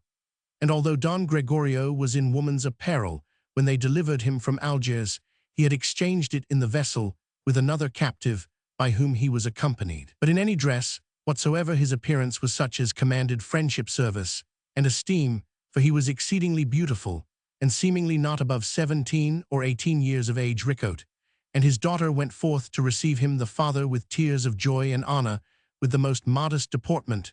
Nor did this fair couple embrace one another, for where genuine love prevails, such freedom of behavior is seldom indulged. The beauty of Don Gregorio and his mistress excited the admiration of all the spectators, while silence spoke for the lovers themselves, and their eyes, performing the office of the tongue, disclosed the joy of their virtuous thoughts.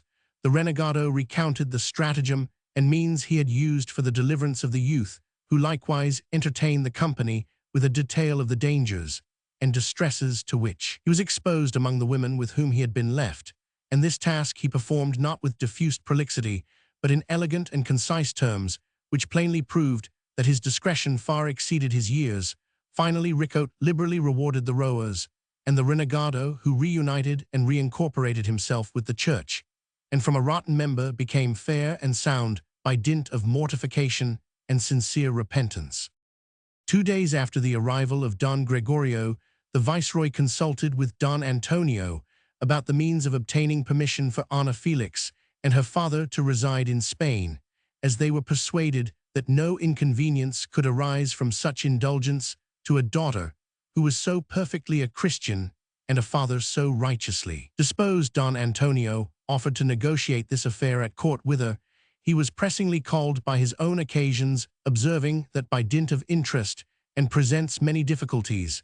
Our 561 removed Ricote, who was present at this conversation, said there is nothing to be hoped from favor or presents, neither tears, entreaties, promises, nor presents will avail with the great Don Bernardino de Velasco, Count de Salazar, to whom his Majesty has entrusted the charge of our expulsion. For although he really tempers justice with mercy, as he perceives the whole body of our nation contaminated and gangrened, he applies the actual cautery instead of the mollifying ointment, so that by his diligence, prudence, sagacity, and terrifying threats, he has sustained upon his able shoulders the weight of that vast project, which he has successfully put in execution, without suffering his Argus eyes, which are always alert to be blinded by all our industry, stratagem, fraud, and solicitation. He is resolved that none of our people shall remain concealed, lest like an hidden root they may hereafter bud, and bring forth fruit, which may be poisonous to Spain, already cleansed and delivered from those fears that arose from the prodigious number of Moors and heroic resolution of the great Philip Roman III, who has at the same time displayed the most consummate wisdom in committing the execution of the scheme to the courage and ability of Don Bernardino de Velasco. Nevertheless, said Don Antonio, I will while at court use all possible means in your behalf, and leave the determination to heaven. Don Gregorio shall go along with me and console his parents for the grief they have suffered from his absence. Ana Felix shall stay with my wife or be boarded in a monastery, and I know my Lord Viceroy will be pleased to lodge honest Ricote until we shall see the issue of my negotiation. The Viceroy agreed to every circumstance of the proposal, but Don Gregorio, being informed of the scheme, declared he neither could nor would leave his charming Ana Felix. At length, however, he assented to the proposal, resolving to go and visit his parents, with whom he would concert measures for returning to fetch away his mistress, so that Ana Felix remained with Don Antonio's lady and Quixote stayed in the viceroy's palace. The hour of Antonio's departure arrived, and in 2 days was followed by that of Don Quixote, whose fall would not permit him to travel before that time. The parting of the lovers was attended with weeping, sighing, sobbing, and swooning, and Quixote offered to accommodate Don Gregorio with 1,000 crowns, but the young gentleman would take but 5 which he borrowed of Don Antonio, promising to repay them at court. Thus they set out together for Madrid, and soon after, as we have already observed, Don Quixote and Sancho departed from Barcelona, the knight unarmed in a travelling dress, and the squire trudging afoot, because Dapple carried the armour of his master. Chap Roman 14, treating of that which will be seen by him who reads, and known by him who hears it read. Don Quixote, in leaving Barcelona, turned about to survey the fatal spot in which he had fallen, and thus exclaimed, "Here Troy once stood, here by misfortune, not by cowardice. Was I despoiled of all the glory I had acquired here? Did I feel the vicissitudes of fortune here? All my achievements were eclipsed, and finally here fell my fortune, never more to rise." Sancho, hearing this effusion signia, said he, "It is the part of a valiant man to bear with patience his sufferings and adversity, as well as to enjoy his prosperity with good humour. I judge from my own feeling, for if I was merry when a governor, I am not melancholy now that I am a poor squire travelling afoot, and I have often heard that she we call fortune is a drunken fickle female, and so blind withal, that she sees not what she does and knows not whom she is abusing or whom exalting." Sancho answered the knight, "Thou art very philosophical, and hast spoke with great discretion, which I know not where thou hast learned. I can tell thee, however, there is no such thing as fortune in the whole world, nor do those things which happen 562, whether good or evil, proceed from chance, but solely from the particular providence of heaven, and hence comes the usual saying that every man is the maker of his own fortune. I at least have been the maker of mine, though not with sufficient prudence, and therefore my presumptuous hopes miscarried. I ought to have considered that Rozinante's weakness could not resist the weight and magnitude of my adversary's horse.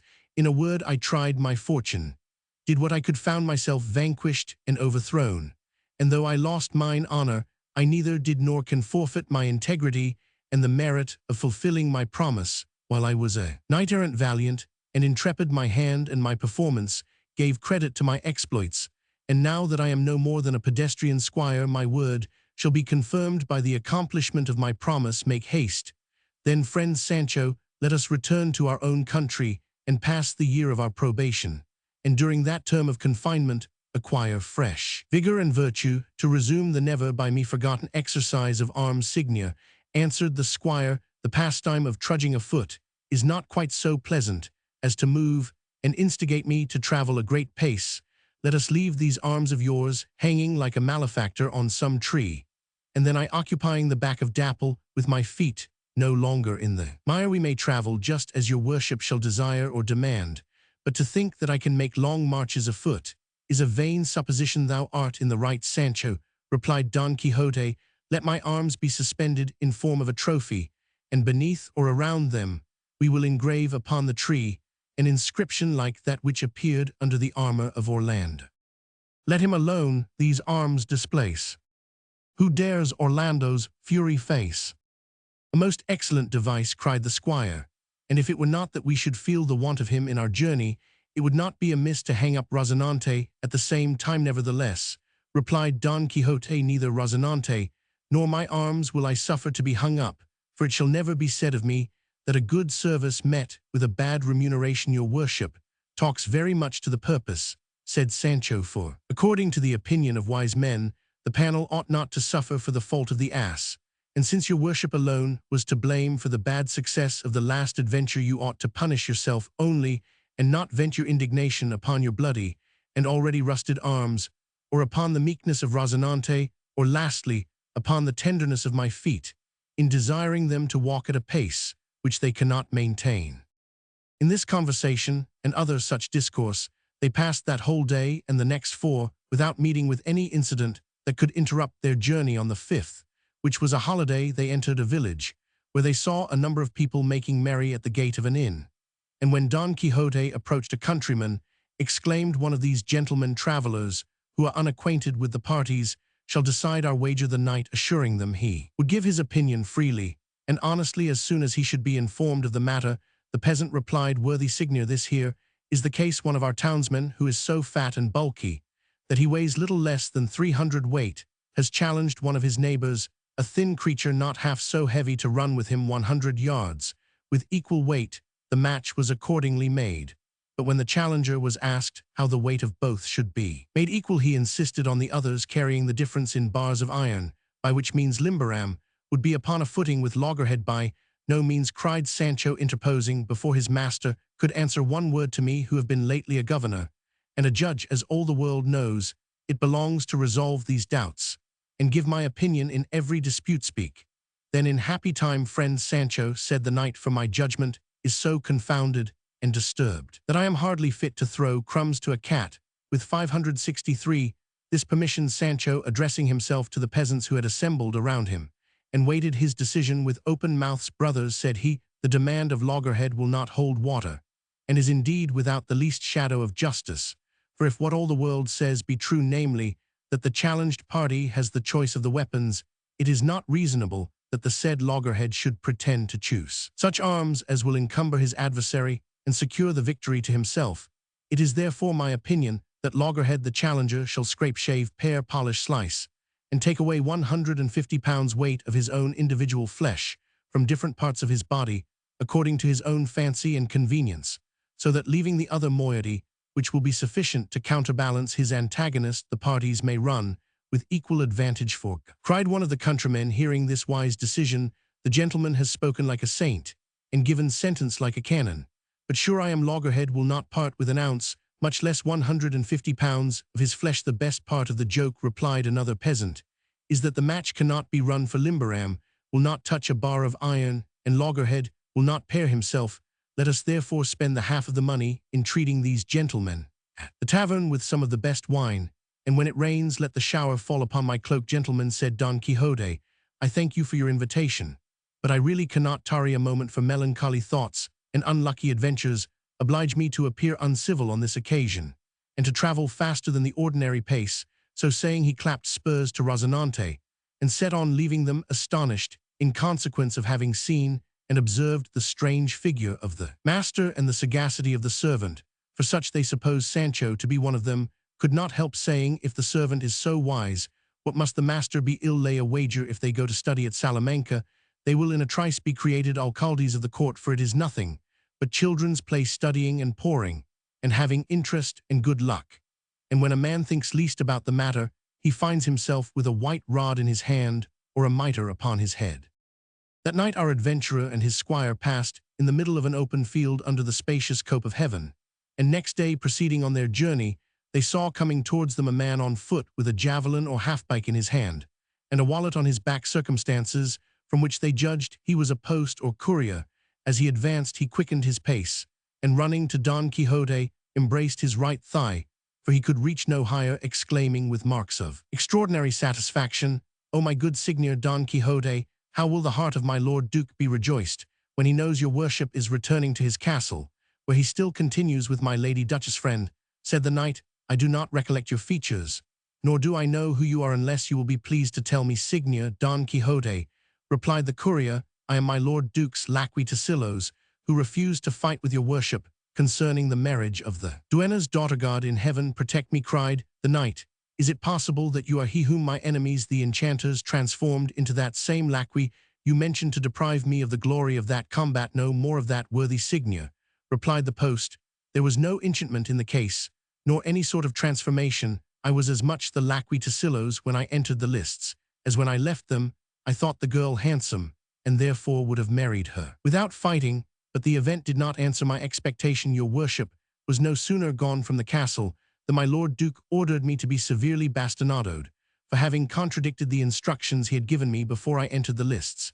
And this is the upshot of the whole affair. The girl is, by this time, a nun. Donna Rodriguez is gone back to 564 Castile, and I am now bound for Barcelona with a packet of letters from his grace to the viceroy.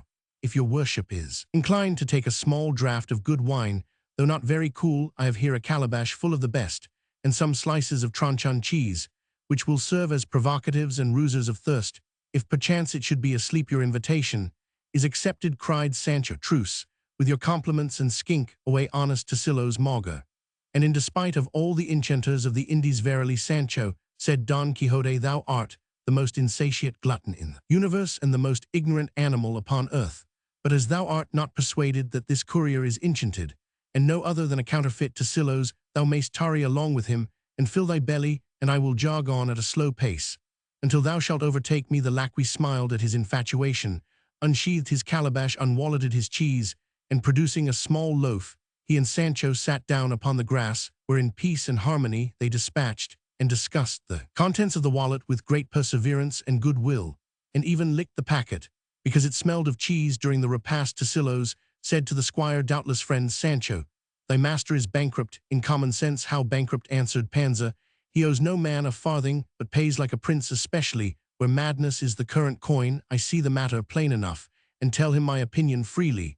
But to what purpose now? Indeed, he is going home in despair for having been vanquished by the Knight of the White Moon. Tasillo's earnestly begged he would recount that adventure, but Sancho declined the talk, observing that it would be unmannerly to let his master wait for him, though at their next meeting he should have more leisure. He accordingly started up, and shaking the crumbs from his garment and beard, bade adieu to Tasillo's, then driving Dapple before him, soon came up with his master, whom he found waiting for him under the shade of a tree. Chap Roman 15 of the resolution which Don Quixote took to become a shepherd and lead a pastoral life until the term of his confinement should be elapsed, with other incidents truly entertaining.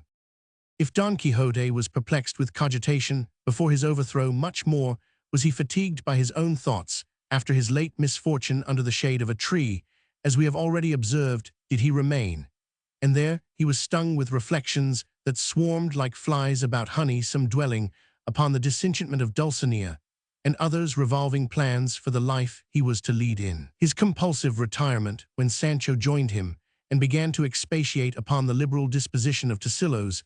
Is it possible, O Sancho, said the knight, that thou still believest that man to be the individual lacquey? One would think thou hadst forgot that thy own eyes have seen Dulcinea converted and transformed into a country wench, and the Knight of the Mirrors into the bachelor Carrasque, by the wicked arts of those enchanters who persecute my virtue. But tell me now, didst thou ask Tasillo's how Providence hath disposed of Altisidora? Hath she bewailed my absence, or already consigned to oblivion those amorous thoughts by which she was tormented during my residence at the castle? My thoughts, answered Sancho, were not such as allowed me to ask these childish questions. Body, o me, Signor, is your worship at present in a condition to enquire about other people's thoughts, especially those you call amorous? Sancho, said the knight, you must consider there is a wide difference between the suggestions of love and those of gratitude. A gentleman may very well be insensible to love, but strictly speaking, he can never be ungrateful. Altisidora, in all appearance, loved me to distraction. She, as thou very well knowest, made me a present of 3 nightcaps. She bewailed 565 my departure, loaded me with curses and reproach, and in spite of maiden shame, complained of me in public. Undoubted proofs of my being the object of her adoration, for the indignation of lovers usually vents itself in maledictions. I had no hopes to give nor treasures to offer. All my affections are yielded to Dulcinea, and the treasures of knights-errant are like those of the fairies, altogether phantom and illusion. All therefore that I can return is a kind remembrance, without prejudice, however, to the memory of Dulcinea, who is greatly aggrieved by thy remissness in delaying to scourge and chastise that flesh which I hope will be a prey to the wolves, seeing thou seemed more inclined to reserve it for the worms than to use it in behalf of that poor distressed lady. Signia, answered the squire, if the truth must be told, I cannot persuade myself that the whipping of my posteriors can have any effect in disenchanting those who are enchanted, no more than if we should anoint the shins to cure the headache. At least, I will venture to swear that in all the histories your worship has read concerning knight-errantry, you have never found that any person was disenchanted by such a whipping. But be that as it may, I will lay it on when I have time, convenience, and inclination to make free with my own flesh. God grant thou mayst, said Don Quixote, and heaven give thee grace to understand and be sensible of the obligation thou least under to assist my mistress, who as thou art mine, is thine also. With such conversation they amused themselves in travelling, until they arrived at the very spot where they had been overturned by the bulls, when Don Quixote, recognizing the ground, "This is the meadow," said he, "where we met the gay shepherdesses and gallant swains who sought to renew and react the pastoral Arcadia, a project equally original and ingenious, in imitation of which, shouldst thou approve of the scheme, we will assume the garb and employment of shepherds during the term of our retirement. I will purchase some sheep together with all the necessary implements of a pastoral life, and taking the name of Quixote, while thou shalt bear that of the swain Pansino, we will stroll about through mountains, woods, and meadows singing, here lamenting their drinking. Liquid crystal from the jellied springs, the limpid rills, and mighty rivers, the lofty oaks, will shed upon us abundance of their delightful fruit. The trunks of hardest cork trees will yield us seats, the willows will afford us shade, the rose perfume the extended meadow carpets of 1,000 dyes, the pure serenity of air will give us breath, the moon and stars will grant us light. Spite of darkness, our singing will inspire delight, our lamentations, mirth, Apollo verses, and love himself, conceits to render us immortal and renowned, not only in the present age, but also to the latest posterity. Odds tens, cried Sancho, such a life will square I, and be the very cornerstone of my wishes. The bachelor Samson Carrasco and Master Nicholas the barber, as soon as they have a glimpse of it, will wish to join us in the scheme, and turn shepherds for our company, and God grant that the curate himself may not take it in his head to enter the fold, for he is a merry companion and a great friend to good fellowship. Thou hast a very good notion, said the knight, and if the bachelor shall be inclined to join our pastoral association, as he doubtless will, he may take the appellation of the shepherd Sansonino, or of the swain Carrascan Nicholas. The barber may be called Niculoso, as old Boscan called himself Nemoroso. And as for the curate, I know not what title we can confer upon him, except some derivative from his own name, such as the shepherd Curiambro, for the nymphs of whom we must be enamored. There is plenty of names to choose, but seeing that of my mistress will suit as well with a shepherdess as with a princess, I need not give myself the trouble to invent any other that might be more proper. As for thee, Sancho, thou mayest give thy mistress what appellation will please thy own fancy. I have no intention, replied the squire, to give her any 566 other than that of Terrasona, which will fit her fatness to an hair, as well as be agreeable to her own name, Teresa, especially as in celebrating her in verse, I shall disclose my chaste desires, without going in search of fine bread in a neighbor's house. The curate would be in the wrong to choose a shepherdess, because he ought to set a good example to his flock. And as for the bachelor, if he has any such inclination, let him please his own soul, without let or control. Good heaven, friend Sancho, said Don Quixote, what a life shall we lead? How will our ears be regaled with pipes and bagpipes of Zamora, tambourines, timbrels, and rebecks? And if these different kinds of music be reinforced with the sound of the albags, we shall have a full concert of all the pastoral instruments. And pray, what are the albags? Said Sancho. I never saw nor heard them named before in the whole course of my life. Albags, answered the knight, are plates of brass, resembling candlesticks, the hollow parts of which being clashed together produce a sound, if not ravishing or harmonious, at least not disagreeable, nor unsuited to the rusticity of the bagpipe. And Tabor, the name of albags is Moorish, as are all the words in our language, beginning with al, for example, almoca, almorcar, Alhambra, alguazil, elusima, almason, alcanzia, and a few others. And we have only 3 Moorish words ending in I, namely Borsegui, Zaquicami, and Meravedi. As for Alheli and Alsaqui, they are known to be Arabic as well from their beginning with al. As for their ending in I, these observations I have made by the by in consequence of having mentioned albags, which recalled them to my remembrance. But to return to our scheme, nothing will conduce so much to the perfection of it as my having a talent for versification, as thou very well knowest, and the bachelor's being an excellent poet of the curate, I shall say nothing, though I would lay good wager that his collars and points are truly poetical, and that Master Nicholas is in the same fashion. I do not at all doubt, for people of his profession are famous for making ballads and playing on the guitar. For my own part, I will complain of absence. Thou wilt extol the constancy of thy own love. The swain Carrascan will lament the disdain of his mistress. The curate Curiambro choose his own subject, and everything proceed in such a manner as to fulfill the warmest wishes. To this effusion, Sancho replied, Verily, Signia, I am such an unlucky wretch, that I am afraid the time will never come when I shall see myself in that blessed occupation. Oh, what delicate wooden spoons shall I make when I am a shepherd? Oh, what crumbs and cream shall I devour? Oh, what garlands and pastoral knickknacks shall I contrive?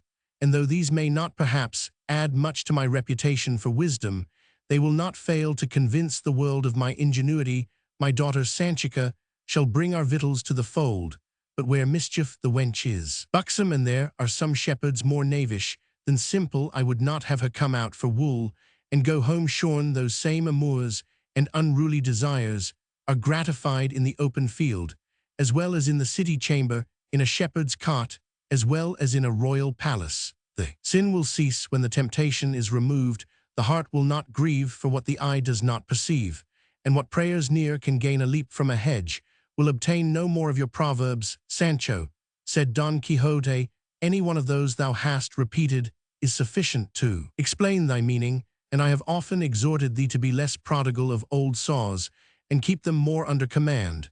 But I see it is like preaching to the dessart, and my mother whips me, and I scourge the top under correction. Answered the squire, your worship, methinks, is like the freeing pen which called to the pot, avaunt blackamoor avaunt, even in the very act of rebuking me for uttering proverbs. Your worship strings them together in pairs. But then you must consider, Sancho, said Don Quixote, that when I use them, they are 567 seasonably brought in, and fit the purpose, as the ring fits the finger, whereas by thee they are not brought in, but lugged in, as it were by the head and shoulders.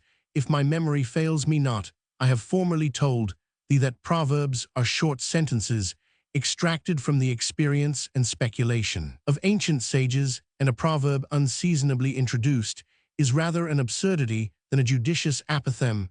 But let us quit the subject, and as the day is already spent, retire from the highway to some place where we may pass the night, for God alone knows what will be tomorrow. They accordingly retired to a grove, where they made a late and very indifferent supper, to the no small mortification of Sancho, who ruefully reflected upon the meagre commons of chivalry, so uncomfortably discussed among woods and mountains, though his imagination was also regaled with the remembrance of that abundance which he had enjoyed at the castle, as well as at the wedding of the rich Camacho, and in the houses of Don Diego de Miranda and Don Antonio de Morno. But finally, considering it could not be always day or always night, he resolved for the present to sleep, while his master indulged his contemplations awake. Chap Romans 16 of the bristly adventure in which Don Quixote was involved.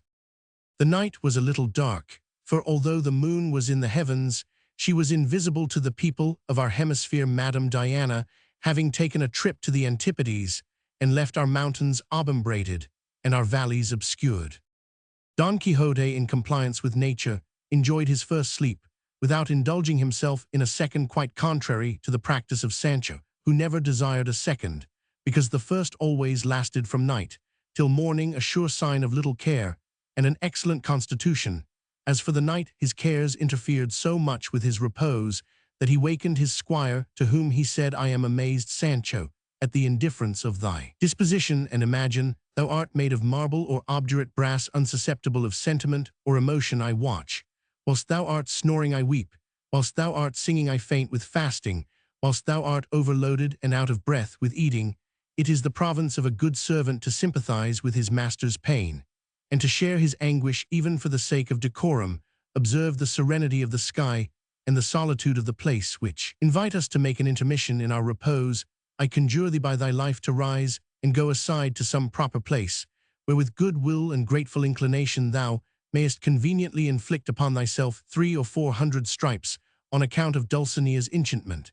And this favor I humbly request, without any intention to try again the strength of thine arms, which I know to be heavy and robust after the performance of that task. We will pass the remainder of the night in harmony, I in singing the torments of absence, and thou in chanting the constancy of thy passion.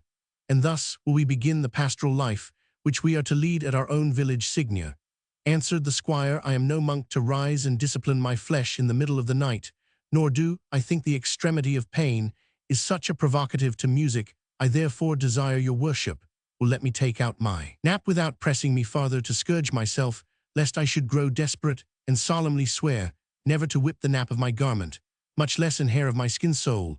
Of a savage flinty-hearted squire cried, Don Quixote, O ill-bestowed bread, O ill-requited benefits, intended or conferred by my means wast thou created governor, and through me alone dost thou now enjoy the near prospect of being a count, or something else of equal title, nor will the accomplishment of thy wishes be retarded longer than the term of one fleeting year.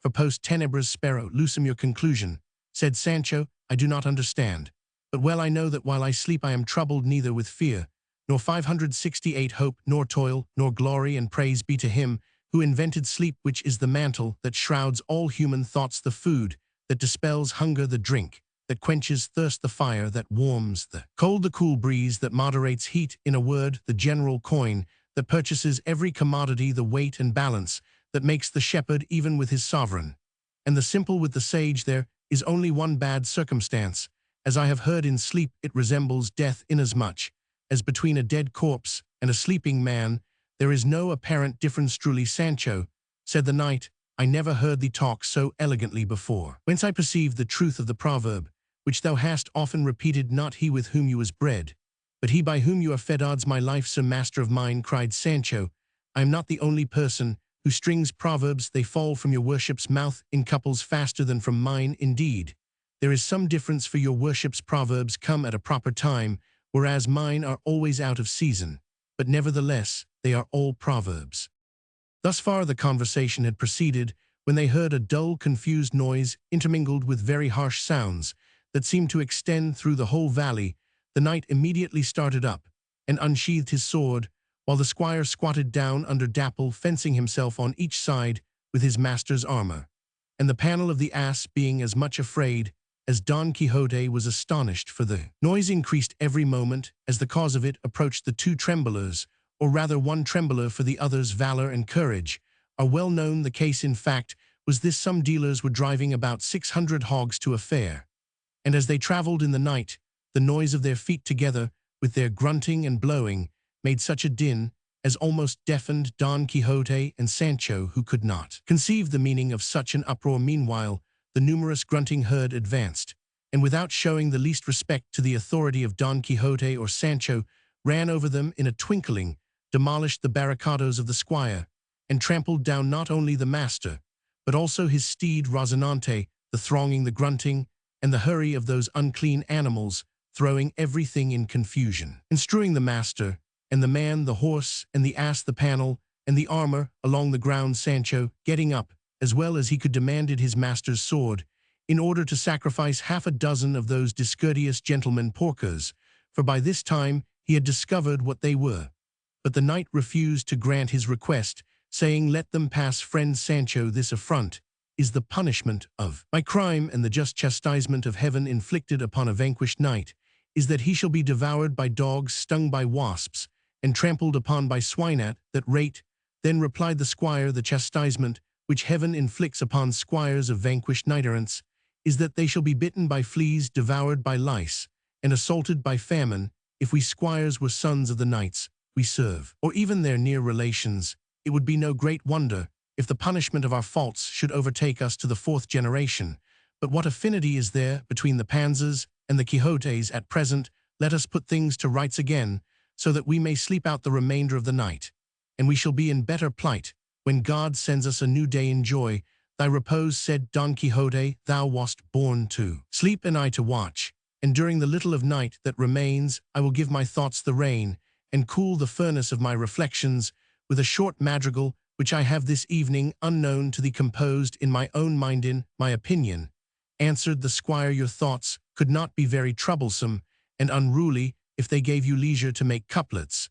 But however, your worship may couple as many as you please, and I will sleep as much as I can. So saying, he chose his ground, on which he huddled himself up, and enjoyed a most profound sleep, which received no interruption from the remembrance of debt surety or 569 any other grievance. As for Don Quixote, he leaned against a beech or cork tree, for Cid Hamet Benengeli has not distinguished the genus, and to the music of his own sighs sung the following stanzas.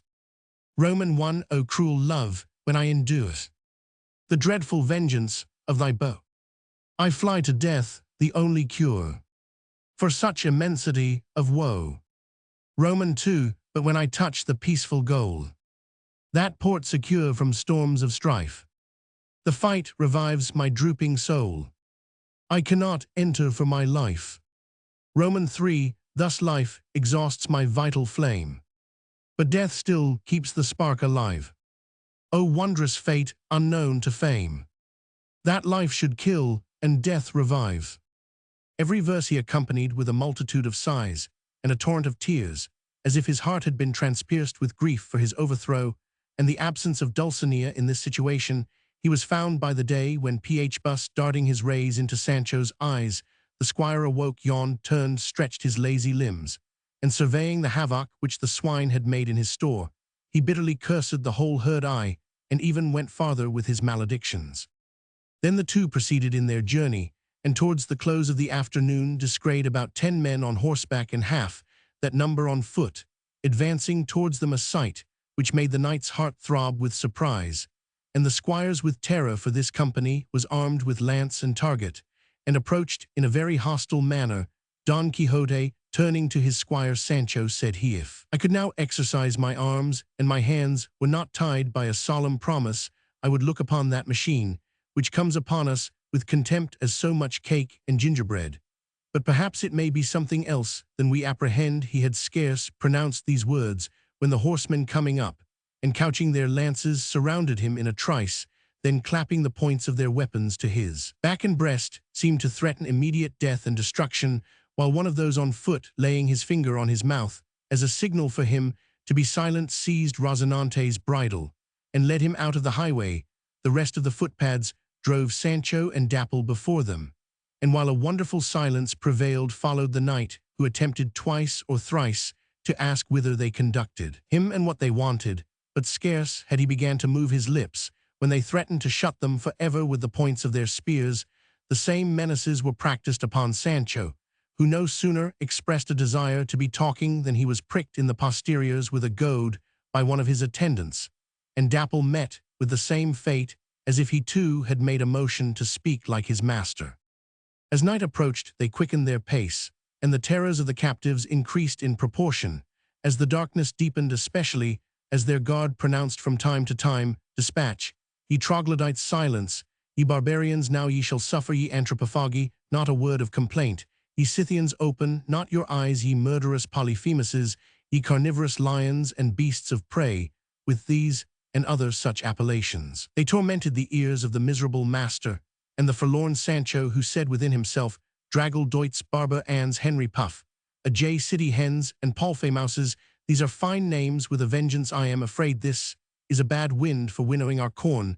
The mischief comes upon us altogether like drubbing to a dog, and I wish this misventurous adventure that threatens so dismally may end in nothing worse." As for Don Quixote, he was utterly astonished and confounded, nor could he with all his reflection comprehend the meaning of his own captivity, and those reproachful terms, from which he could only conclude that no good, but a great deal of mischief, was to be expected in this state of anxious suspense. He continued, till about an hour after it was dark, when they arrived at a castle, which the knight immediately recognizing to be the Duke's habitation, where he had so lately resided. "Good heaven," cried 570, "he, where will this adventure end? Surely this is the dwelling place of politeness and hospitality, but to those who are vanquished good is converted into bad, and bad to worse." This ejaculation he uttered as they entered the court of the castle, which was decorated in a strange manner that increased their admiration and redoubled their fear, as will be seen in the following chapter. Romans 17, of the most singular and strangest adventure that happened to Don Quixote in the whole course of this sublime history. The horsemen, alighting with the assistance of those who were on foot, snatched up the bodies of Don Quixote and Sancho, and carried them hastily into the court of the castle round, which above 100 flaming torches were placed, and the corridors of the court were illuminated by 500 tapers, shining with such a blaze that in spite of the night, which was dark, there was no want of the day. In the middle of the court appeared a monument raised about 2 yards from the ground, and covered with a spacious canopy of black velvet, and upon the steps that led up to it, above 100 tapers of virgin wax stood burning in silver candlesticks, On the tomb lay the body of a young damsel, whose beauty was such as rendered death itself beautiful. Her head was raised on a cushion of brocade and crowned with a garland of various odoriferous flowers, and in her hands that were crossed upon her breast appeared a bough of green victorious palm. On one side of the court was erected a theatre on which were seated two personages, whom their crowns and scepters declared to be either real or fictitious kings, and hard by the theatre, which was furnished with steps, two other chairs upon which Don Quixote and Sancho were seated by their captors, who still maintained their former silence, the observance of which they likewise recommended by signs to our hero and his squire, though these injunctions were altogether superfluous, for their astonishment at what they saw had effectually tied their tongues. And, indeed, how could they help being astonished at sight of this apparatus, considering, too, that by this time the knight had discovered the dead body on the tomb to be no other than the beauteous Altisidora. At this juncture, two noble personages with a numerous retinue ascended the theatre, and seated themselves in magnificent chairs hard by the figures that were crowned. Then Don Quixote and Sancho, perceiving the newcomers to be their former entertainers, the Duke and Duchess, rose up and bowed with great veneration, and their graces rising also returned the compliment with a slight inclination of the head. And now an officer crossing the court, and approaching Sancho, threw over him a robe of black buckram, painted all over with flames of fire. At the same time, pulling off his cap, he put upon his head one of those pasteboard mitres which are worn by the penitents of the Holy Office, and in a whisper advised him to keep his lips fast sewed together, unless he had a mind to be gagged or put to death without mercy. Sancho surveyed himself from head to foot, and saw his robe in flames, but as they did not burn, he valued them not a farthing. Then he took off his mitre, and perceiving it figured with pictures of fiends, set it on his head again, saying to himself, "As the flames do not burn, and the fiends do not fly away with me, I am very well satisfied." Don Quixote likewise surveyed the squire, and although his reflection was still disturbed with fear and suspense, could not help smiling at the ludicrous figure.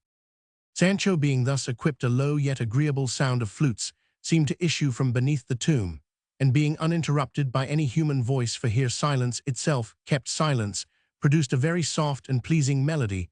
Then all of a sudden a beautiful youth in a Roman habit appeared close by the cushion on which the seemingly dead body reposed, and to the sound of the harp, on which he himself played with a sweet harmonious voice, he sung the two following stanzas.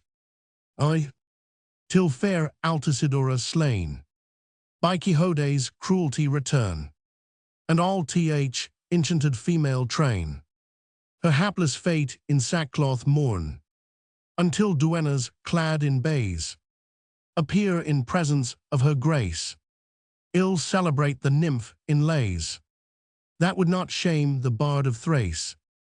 Roman 2, nor shall thy beauty fade unsung, when life forsakes my jellied veins, my clackled lips and frozen tongue, in death shall raise immortal strains, my soul, when freed from cumbrous clay, her flight o'er Stygian waves shall take, and while on Lethe's banks I stray, my song shall charm th oblivious lake.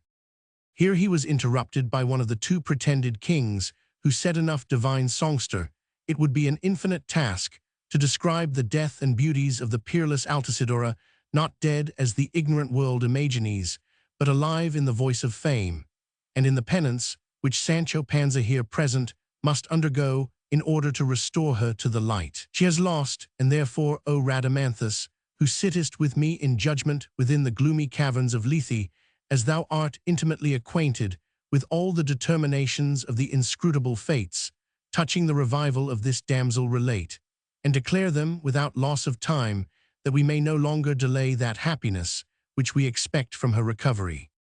Scarce had Minos pronounced these words, when his fellow judge and companion Rhadamanthus stood up, saying, "So, ho ye ministers of this house, high and low, great and small, come hither one by one, and mark the face, the arms and loins of Sancho, with 24 of tweaks, 12 of pinches, and half a dozen pricks with a pin, for upon this execution depends the revival of Altisidora." Sancho Panza, hearing this sentence, broke silence, and exclaimed aloud, "I vow to God, I will sooner turn Turk than allow my face to be marked or my flesh to be handled in any such manner. Body, O me, what has the pinching of my face to do with the resurrection of that damsel?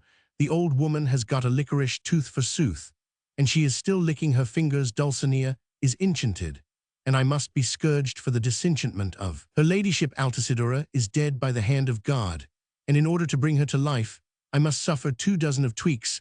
My body must be pinked into a sieve with large pins, and my arms pinched into all the colors of the rainbow. Such jokes may pass upon a brother-in-law, but I am an old dog, and will not be coaxed with a crust. Then thou shalt die, cried Rhadamanthus, with an audible voice. Tame that savage heart of thine, thou tiger, humble thyself, thou proud Nimrod, suffer, and be silent. We ask not impossibilities, and therefore thou must not pretend to examine the difficulties of this affair. Tweaked, thou shalt be pinked, shalt thou find thyself, and pinched, until thy groans declare then anguish. So ho, I say, ye ministers, execute my command, or by the faith of an honest man, you shall see for what you were born. In consequence of this summons, 6 duennas came walking through the courtyard, in procession, one by one, the 4 first with spectacles, and each with her right arm raised about 4 inches of the wrist being bared, according to the present fashion, that the hand may seem the larger. Sancho no sooner beheld these matrons than he began to bellow like a bull, exclaiming, I might have allowed myself to be handled by all the world besides, but that duennas should touch me, I will by no means consent. They may cackle my face, as my master was served in this very castle. They may run me through the guts with daggers of steel. They may tear the flesh off my arms with red-hot pincers. All these tortures will I bear patiently for the service of these noble persons. But I say again, the devil shall fly away with me before I suffer a duenna to lay a finger on my carcase. Then Don Quixote, addressing himself to Sancho, broke silence in these terms: Exert thy patience, my son, for the satisfaction of these noble personages, and give thanks to heaven, which hath endued thy person with such virtue, that by the martyrdom of thy flesh the enchanted are delivered from enchantment, and even the dead revived. By this time the duennas had surrounded Sancho, who, being softened and persuaded, seated himself in a proper posture, and held out his face and beard to the first, who treated him with a well-planted twitch, and then dropped a profound curtsy. Less courtesy, less anointing, good Madam Duenna, cried the squire, for by the Lord your fingers smack of vinegar. In a word, he was tweaked by all the duennas, and pinched by a great number of other persons belonging to the family, but what he could by no means be brought to endure was the puncture with pins, which they no sooner began to perform than, starting up in a rage, and seizing a lighted torch that stood near him, he assaulted the duennas and all the rest of his executioners, crying, Avaunt, ye ministers of hell! I am not made of brass to be insensible to such torture. At this instant Altisidora, who must have been tired with lying so long upon her back, turned herself on one side, and this motion was no sooner perceived by the spectators than all of them exclaimed, as if with one voice, Altisidora moves, Altisidora lives. Then Rhadamanthus desired Sancho to lay aside his indignation, seeing the intended aim was already accomplished.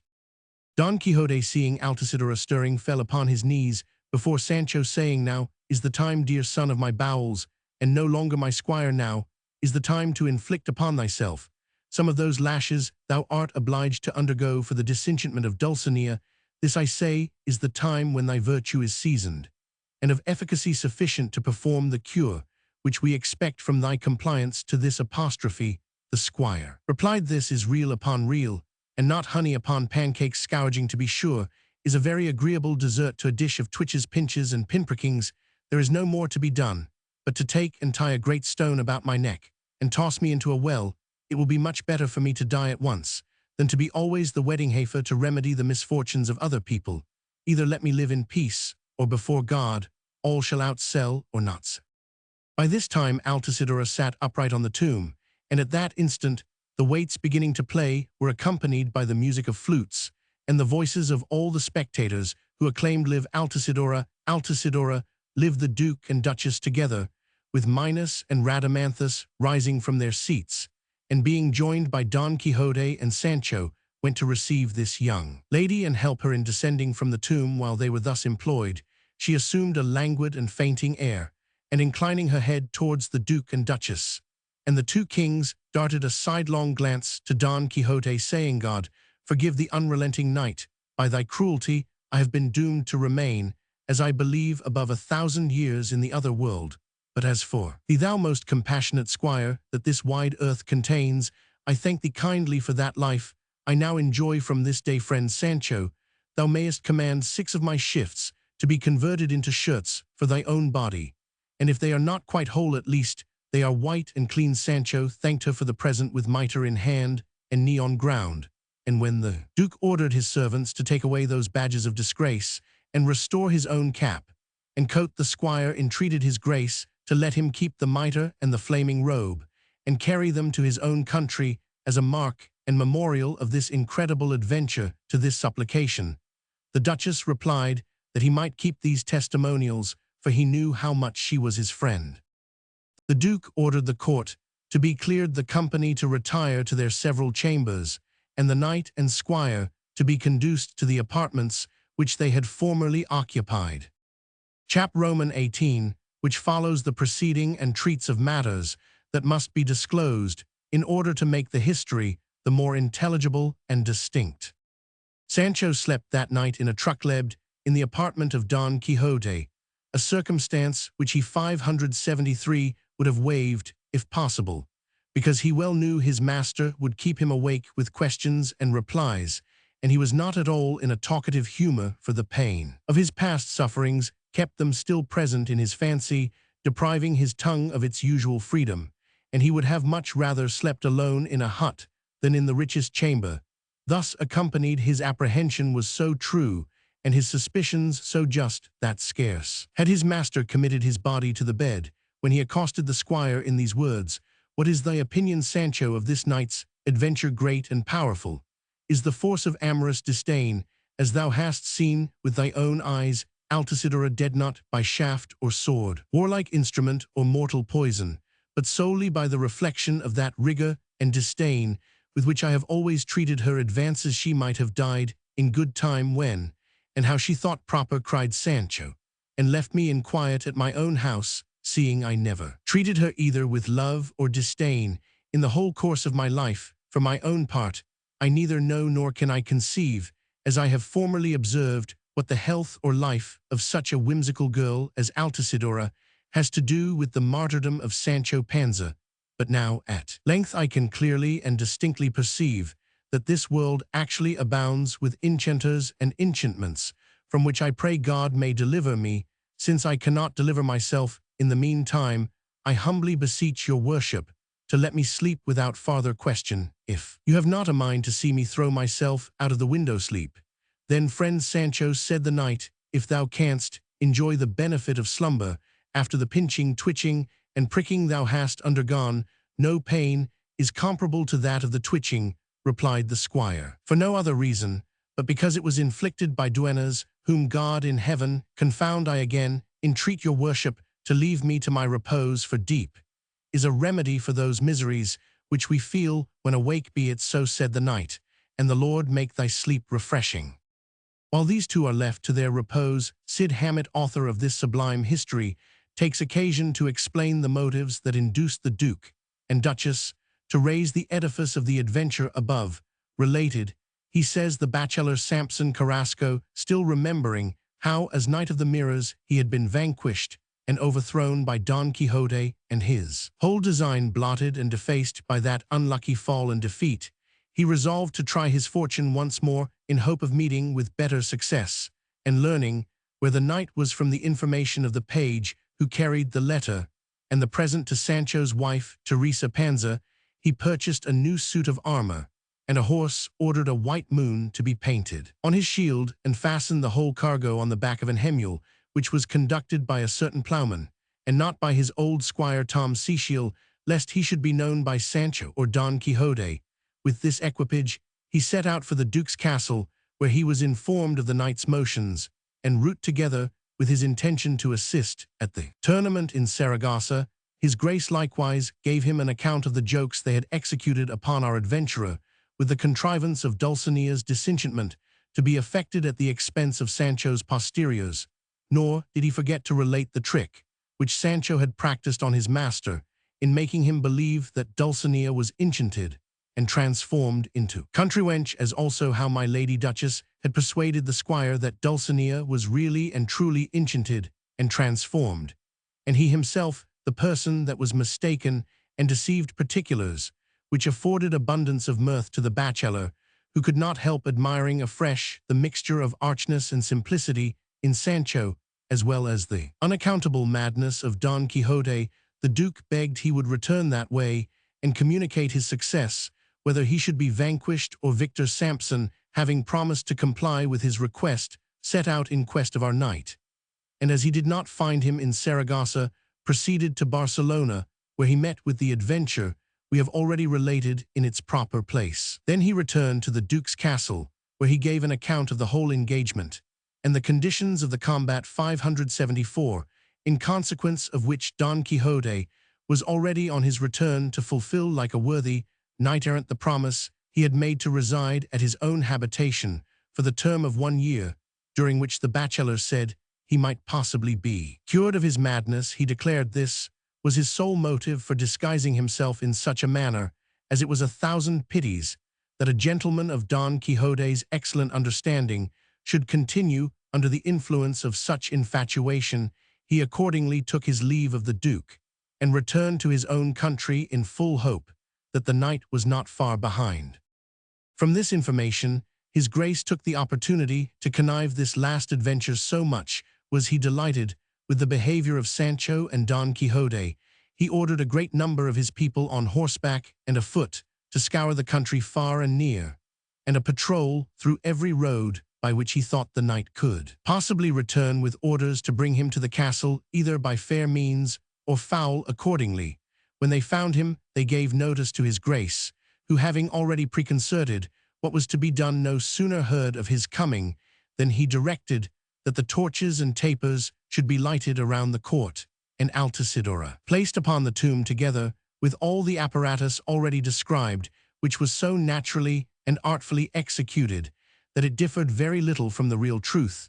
Nay, Cid Hamet, moreover, observes that he looked upon the jokers to be as mad as those who were joked, and the Duke and Duchess to be within 2 fingers' breadth of lunacy, seeing they placed such happiness in playing pranks upon 2 confirmed madmen, one of whom the new day found sleeping at full snore, and the other watching over his disastrous thoughts, and very impatient to quit his couch, for whether vanquished or victor, Don Quixote never took pleasure in lolling on the lazy down.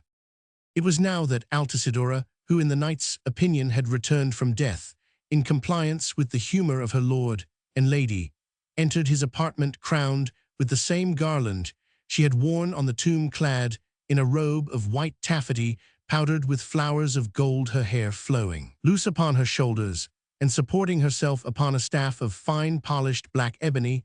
This apparition discomposed our hero to such a degree that he shrunk within his nest in silent confusion, and almost covered himself wholly with the sheets, fully determined against making any return of compliment. Meanwhile, Altisidora, sitting down upon a chair at his bed's head, heaved a profound sigh, and thus addressed herself to him in a faint and tender tone: when women of fashion and damsels of reserve trample upon honor, and give their tongues the liberty to break through all inconveniences, so as to divulge the secrets which their hearts conceal, their condition must be desperate. Indeed, I am one of those, Signor Don Quixote de la Mancha, sorely hampered, vanquished, and enamored, but withal so patient and modest that my soul broke through my silence, and I lost my life in consequence of thy rigor, O flinty-hearted knight. More deaf than marble to my complaints have I been dead for 2 days, or at least supposed to be dead by those who saw me, and if love, in pity to my fate, had not deposited a remedy in the tortures of that worthy squire, I should have remained for ever in the other world. Love, said Sancho, might as well have deposited the remedy in the tortures of my ass, and I should have thanked him for it heartily. But pray, madam, tell me, so may heaven send you a kinder lover than my master, what did you see in the other world?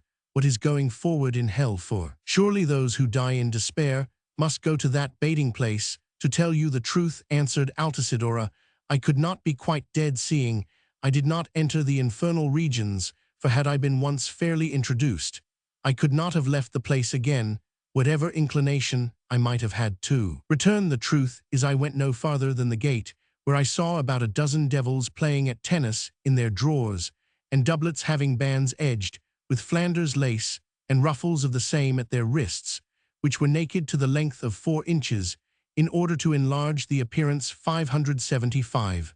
Their hands in which they wielded rackets of fire, but what I chiefly admired was that instead of balls they made use of books, which seemed to be filled with wind and flocks, a circumstance equally new and surprising.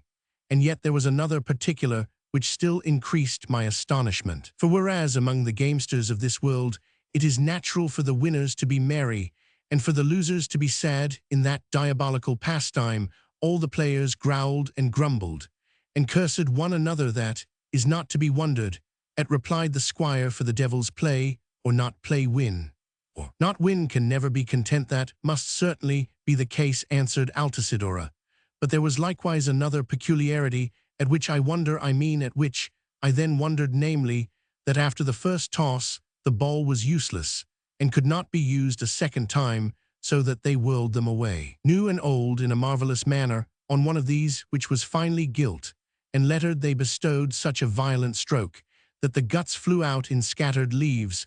What book is that? said one devil to his fellow.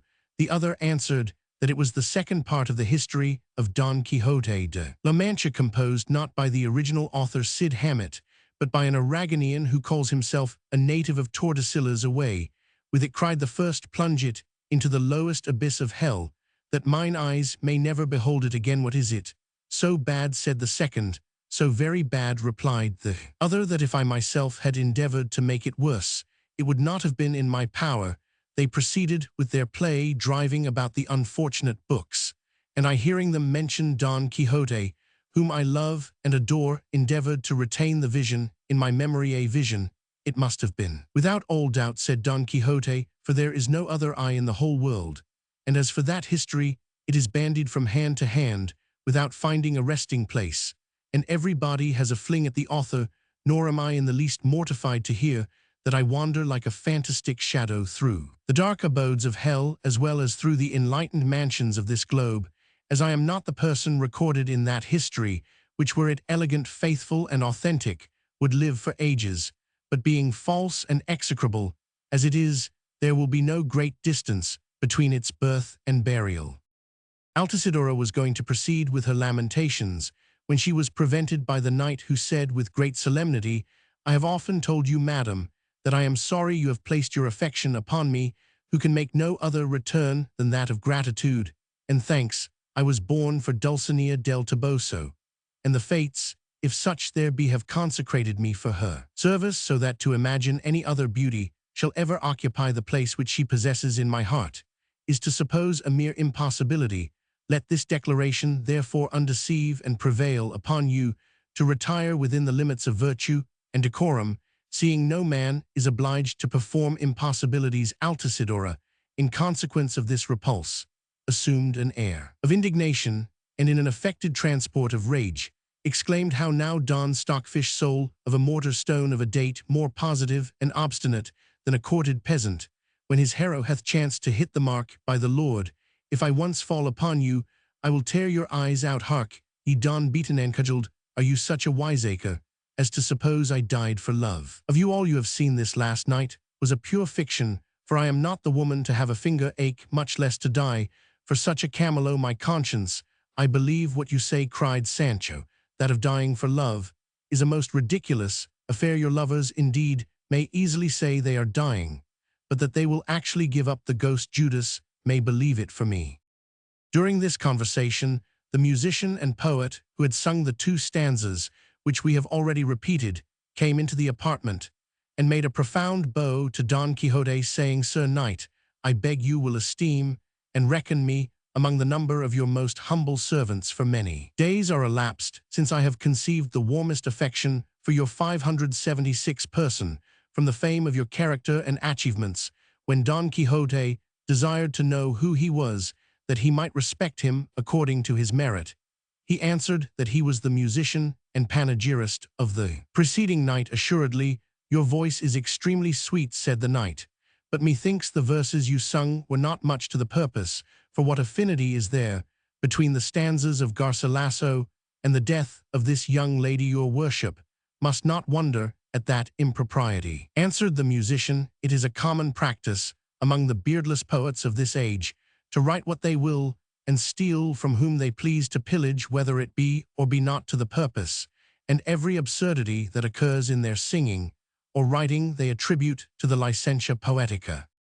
Don Quixote's reply was prevented by the entrance of the Duke and Duchess, who came to visit him in his chamber, and a long diverting conversation ensued, in the course of which Sancho uttered so many humorous sallies and satirical jokes that their graces admired anew the mixture of his acuteness and simplicity.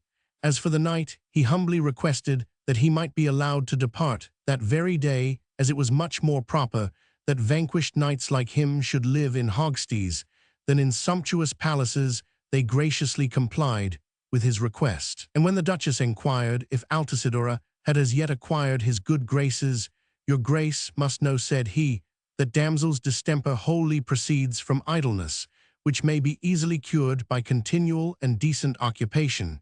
She tells me it is the fashion in hell to wear lace, and as she knows how to make it, let the work never be out of her hand, which being employed in moving the bobbins, the idea or ideas of what she loves will no longer move in her imagination. And this is the truth, the substance of my opinion, and the marrow of my advice, and of mine too," cried Sancho, "for never in my born days did I know a lacemaker die for love. The thoughts of girls employed at that work run more upon the finishing of their tasks than upon the idle fancies of love. And for myself, I can safely say that while I am digging in the field I never so much as dream of my duck, I mean my wife Teresa Panza, whom I love as the apple of mine." "You talk like an oracle, Sancho," said the Duchess, "and I will take care that from this day forward Altisidora shall be employed in some plain work which she understands to perfection. Your ladyship shall not need to use any such expedient," replied Altisidora, "for the consideration of the cruelty with which I have been used by that felonious monster will blot him effectually from my remembrance without any other assistance. And in the meantime, with your grace's permission, I will retire that I may no longer have before my eyes, I will not say his rueful countenance, but his frightful and abominable aspect. These reproaches," said the Duke, "put me in mind of the old observation that scolding among lovers is the next neighbor to forgiveness." Altisidora, making a show of wiping the tears from her eyes with a white handkerchief, dropped a low curtsy to her lord and lady and withdrew. And Sancho, sending after her an earnest look, "Poor damsel," cried he, "I can bequeath thee nothing, I say, but bad luck, seeing thou hast placed thine affection upon a soul of rush, and an heart of oak. Had it lighted upon me, another sort of a cock would have crowned thy fortune." Thus the conversation ended. Don Quixote put on his clothes, dined with the Duke and Duchess, and set out that same evening for his own habitation. Chapter 19 of what happened to Don Quixote and his squire in their journey to their own village. The perplexed and vanquished Don Quixote traveled along extremely chagrined on one account, though greatly rejoiced on another. His melancholy was occasioned by his overthrow, and his joy produced from the consideration of that virtue inherent in his squire, which he had seen demonstrated 577 in the resurrection of Altisidora, though he had some scruples in persuading himself that the enamored damsel was actually dead. As for Sancho, he felt no sort of pleasure, but on the contrary was much mortified to find that Altisidora had failed in performing her promise touching the present of the shifts, and his imagination dwelling upon this circumstance, he said to his master, "Truly, Signia, I must certainly be the most unfortunate physician that ever lived upon the earth, in which there are many leeches who, though they kill their patients, insist upon being paid for their trouble, which, by the by, is no more than writing and signing a list of medicines upon a scrap of paper, for the apothecary makes up the prescription. And so the farce is acted, whereas I receive not a doit, though I cure other people's maladies at the expense of pinches, twitches, pinpricks, lashes, and drops of blood. But I vow to God, if any other patient is put into my hands, they shall be well anointed before I undertake the cure for the abbot Chance, but to supply his wants, and I cannot believe that heaven hath bestowed such virtue upon me in order that I should throw it away upon the undeserving. Thou art in the right, friend Sancho, replied Don Quixote, and Altisidora is much to blame in having withheld the promised shifts, although thy virtue is gratis data, without having put thee to the trouble of studying aught but the art of enduring personal torture. For my own part, I can say that if thou hadst demanded payment for the disenchanting stripes, I should have allowed it to thy own satisfaction, though I know not how such hire might interfere with the cure, and I should not wish that the premium might impede the effect of the medicine. Nevertheless, I do not think the experiment could be attended with any bad consequence. Consider, Sancho, what thou wouldst have then proceed to the flagellation, and pay thyself fairly out of my money, which is in thy own hands.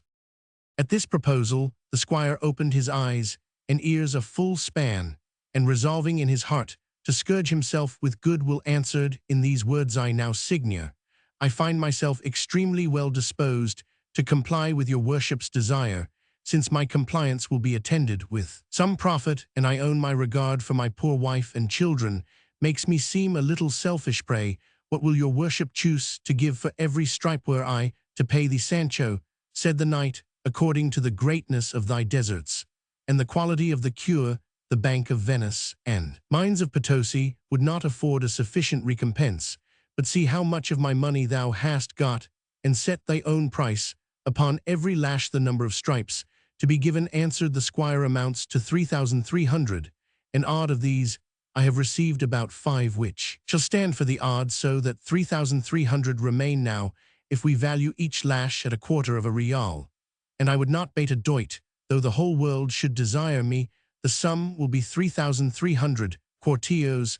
The 3,000 quartillos make 1,500 half-reals, which are equal to 750 reals, and the other 300 quartillos make 150 half-reals, which are equal to 75 reals, and these being added to the former 750, the whole reckoning amounts to 825 reals. These I will deduct from your cash that is in my hands, and then I will return to my own house rich and satisfied, though well scourged, for we cannot catch trouts without wetting our clouts, and I will say no more upon the subject. O blessed Sancho, O lovely Sancho, cried Don Quixote, Dulcinea, and I will be bound to serve thee all the days that heaven shall permit us to live, provided she shall retrieve her lost form, and in this hope we cannot possibly be mistaken. Her misfortune will prove fortunate, and my overthrow a most happy triumph. And now, Sancho, consider when thou wilt begin this discipline towards the speedy performance, of which I add another 100 reals. When, replied 578, the squire, this very night without fail, if your worship will take care to choose our lodging in the open field, I will take care to open my own carcase. At length the night arrived, after it had been impatiently expected by Don Quixote, who thought the wheels of Apollo's car had broken down, and that the day was extended to an unusual length, like those lovers whose desires ever outstrip the career of time. In the evening they betook themselves to the covert of some pleasant trees at a little distance from the highway, and vacating the saddle of Rozinante and the panel of the ass, sat down together upon the grass, and supped upon the store contained in the wallet of Sancho, who, forming a strong and flexible scourge with Dapple's halter, retired into a tuft of beeches about 20 paces from his master. The knight, seeing him withdraw so brisk and resolute, beware, friend Sancho, said he, of scourging thyself to pieces, perform thy discipline at leisure. Let the stripes follow one another in regular succession, and do not run so fast as to be out of breath in the middle of thy career. I mean, do not lash thyself so severely as to destroy thy own life before the number be completed, and that thou mayest not lose it by a card too many or too few. I will stand aside and count the stripes upon my rosary. Mayest thou enjoy the protection of heaven, which thy Christian intention so richly deserves. A good paymaster needs no bail, answered the squire. I intend to scourge myself in such a manner as will mortify my flesh without any hazard of my life, for in that medium the substance of the miracle must consist. He forthwith stripped himself naked from the waist upwards, and snatching the scourge began to whip himself, while his master reckoned the stripes about half a dozen or 8 lashes had Sancho bestowed upon himself when he found the joke very expensive and the reward dog cheap, and suspending the instrument, told the knight he had been deceived, and claimed the benefit of an appeal for every one of these stripes was worth half a real instead of a quartillo. Proceed, friend Sancho, without dismay, replied Don Quixote, and I will double the allowance at that rate, replied the squire to it again, by the grace of God, and let it rain lashes.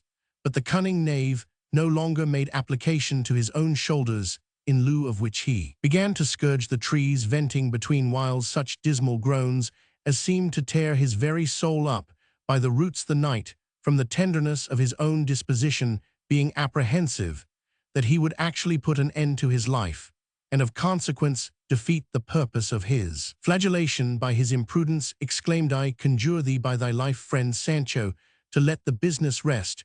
Where it now stands, the medicine seems to have a very rough operation, and it will be better to proceed leisurely, for Zamora was not taken in 1 hour above 1,000 stripes hast thou already inflicted upon thyself, if my reckoning is just, and these shall suffice for the present, for, if I may use a vulgar expression, though the load must lie over the ass, he must not be overloaded. No, no, Signor, replied Sancho, they shall never say of me when money's paid before it's due, a broken limb will straight ensue. Pray, stand aside a little, Signor, and let me lay on another 1,000, if you please. 2 such bouts will perform the bargain, and leave something to boot, since thou findest thyself in such an excellent frame and disposition, said the knight. Heaven protect thee, stick to the stuff, and I shall withdraw. Sancho, resuming his task and reckoning, had already disbarked a number of trees with the rigorous application of his scourge, when, bestowing a dreadful stroke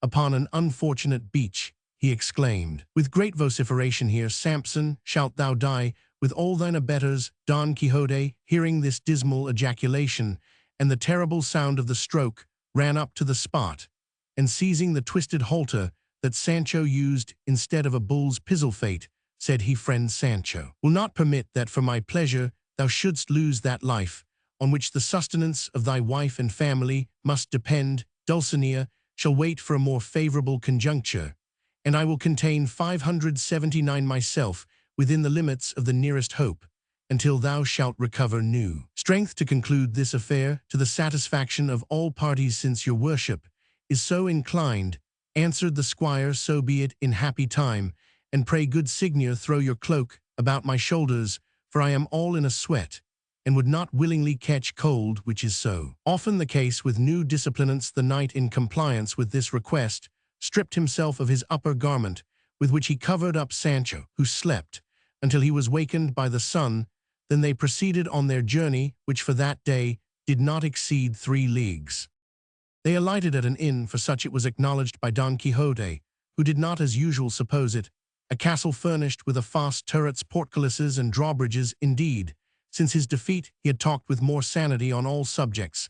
As will presently appear, he was shewn into a low apartment, hung with old painted serge, instead of tapestry, such as is used in country places, in one piece of which some wretched hand had drawn the rape of Helen, who was carried off from Menelaus by his presumptuous guest, and in another was represented the story of Dido and Nes, the unhappy queen, standing upon a lofty tower, making signals with a white sheet to her fugitive lover, who in a frigate or brigantine was flying from her coast. He observed of these 2 history pieces that Helen showed no marks of compulsion, but rather exhibited her satisfaction in a roguish smile, whereas, from the eyes of the beautiful Dido, tears, as big as walnuts, seemed to fall. Don Quixote, having considered both pictures, these 2 ladies, said he, were most unfortunate, because they did not live in this our age, and I above all men unhappy, because I did not live in theirs. Had I encountered these gentlemen, Troy had ne'er been burnt, nor Carthage laid in ruins, for by killing Paris only I should have prevented such disasters. I'll lay a wager, said Sancho, that in a very little time every cook's cellar, tavern, inn, and barber's shop in the kingdom will be ornamented with pictures containing the history of our achievements, but I should be glad to see them painted by a better workman than him who made these daubings. Thou art in the right, replied Don Quixote. He that painted these pieces is just such another as Orbanger, a painter of Ubeda, who being asked what he was about, answered, just as it happens. And if he chanced to represent a cock, he wrote under it, This is a cock, that it might not be mistaken. For fox, such a person, I suppose, is that same painter or author for it, is the same thing who ushered into the world the lately published history of the new Don Quixote, for he has painted or described whatever came uppermost, or perhaps he resembles an old court poet called Molian who pretended to answer every question extempore, and being one day asked the meaning of Diem del Dio, replied de Dao Dier. But waiving this subject, tell me, Sancho, if thou art resolved to take the other turn tonight, and whether thou wouldst choose to go to work under an humble roof, or beneath the high canopy of heaven for God's signia, replied the squire. As to what I intend to take, it matters not much whether it be taken within doors or without. Nevertheless, I should choose to go to work among trees, for they seem to accompany and assist me wonderfully in bearing the brunt of the application. But it must not be so at present, friend Sancho, answered the knight. In order to recruit your strength, the execution shall be postponed until we arrive at our own village, which we shall reach the day after tomorrow at farthest. Sancho said he might take his own way, though he himself should be glad to dispatch the business now he was warm, and while the mill was a-going, for delay breeds danger, and we ought still to be doing while to God we are suing. I will give thee is good, but here take, it is better a sparrow in hand is worth an eagle on wing. No more proverbs, Sancho, for the love of God, cried 580. The night thou seemest to be returning to Sicut. Irat, speak plainly and perspicuously, without such intricate mazes, as I have often advised thee, and thou wilt find thyself 1 loaf per cent in pocket. I am so unlucky, answered the squire, that I cannot give a reason without a proverb, nor a proverb that I do not think a good reason. But I will mend, if I can. And here the conversation ended for that time. Chap Roman 20, giving an account of Don Quixote's arrival at his own habitation.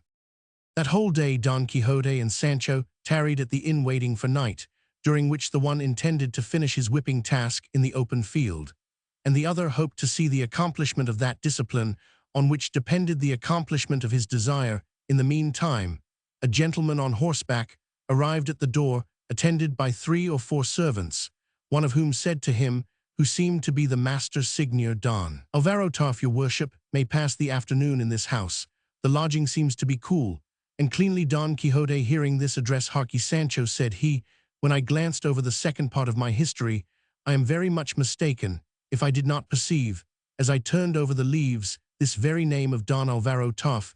Very likely, replied the squire. First let him alight, and then we can ask questions. Accordingly, the traveller, having alighted, was conducted by the landlady into a room that fronted the knight's apartment, and was ornamented with the same kind of paintings which we have already described. This newcome cavalier, laying aside his upper garment, came out into the porch, which was cool and spacious, where, seeing Don Quixote walking backwards and forwards for the benefit of the air, he asked, in a courteous manner, which way his worship was travelling. The knight told him he was going to the place of his nativity, which was a village in the neighbourhood, and in his turn expressed a desire of knowing the direction of the stranger's course. Signor, said the cavalier, I am travelling to Granada, which is my native country, and a good country it is, replied Don Quixote. But will your worship be so good as to tell me your name, which I believe is of more importance to me to know than I can. Well, explain my name, said the stranger, is Don Alvaro Tarf, without doubt. Then, replied the knight, you must be the gentleman mentioned in the second part of the history of Don Quixote de la Mancha, lately printed and published by a modern author. The very same, answered the cavalier. Don Quixote, the principal character of that history, was an intimate acquaintance of mine.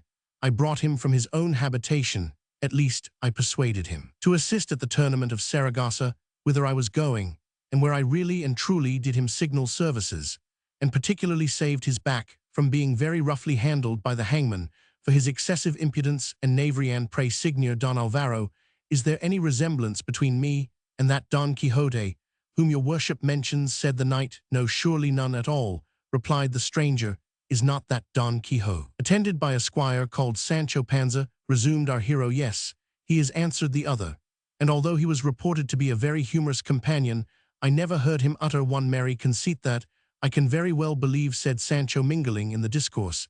It is not everybody that can utter conceits, and that same Sancho whom your worship mentions must be a very great knave, and indeed both fool and knave, for I am the true Sancho Panza, who have as many conceits as there are drops of rain. If your worship will but try the experiment and keep me company for a year or so, you will see them fall from me at every step. Nay, they are so merry and so numerous that very often, when I myself know not what I have said, they make all the hearers burst their sides with laughing.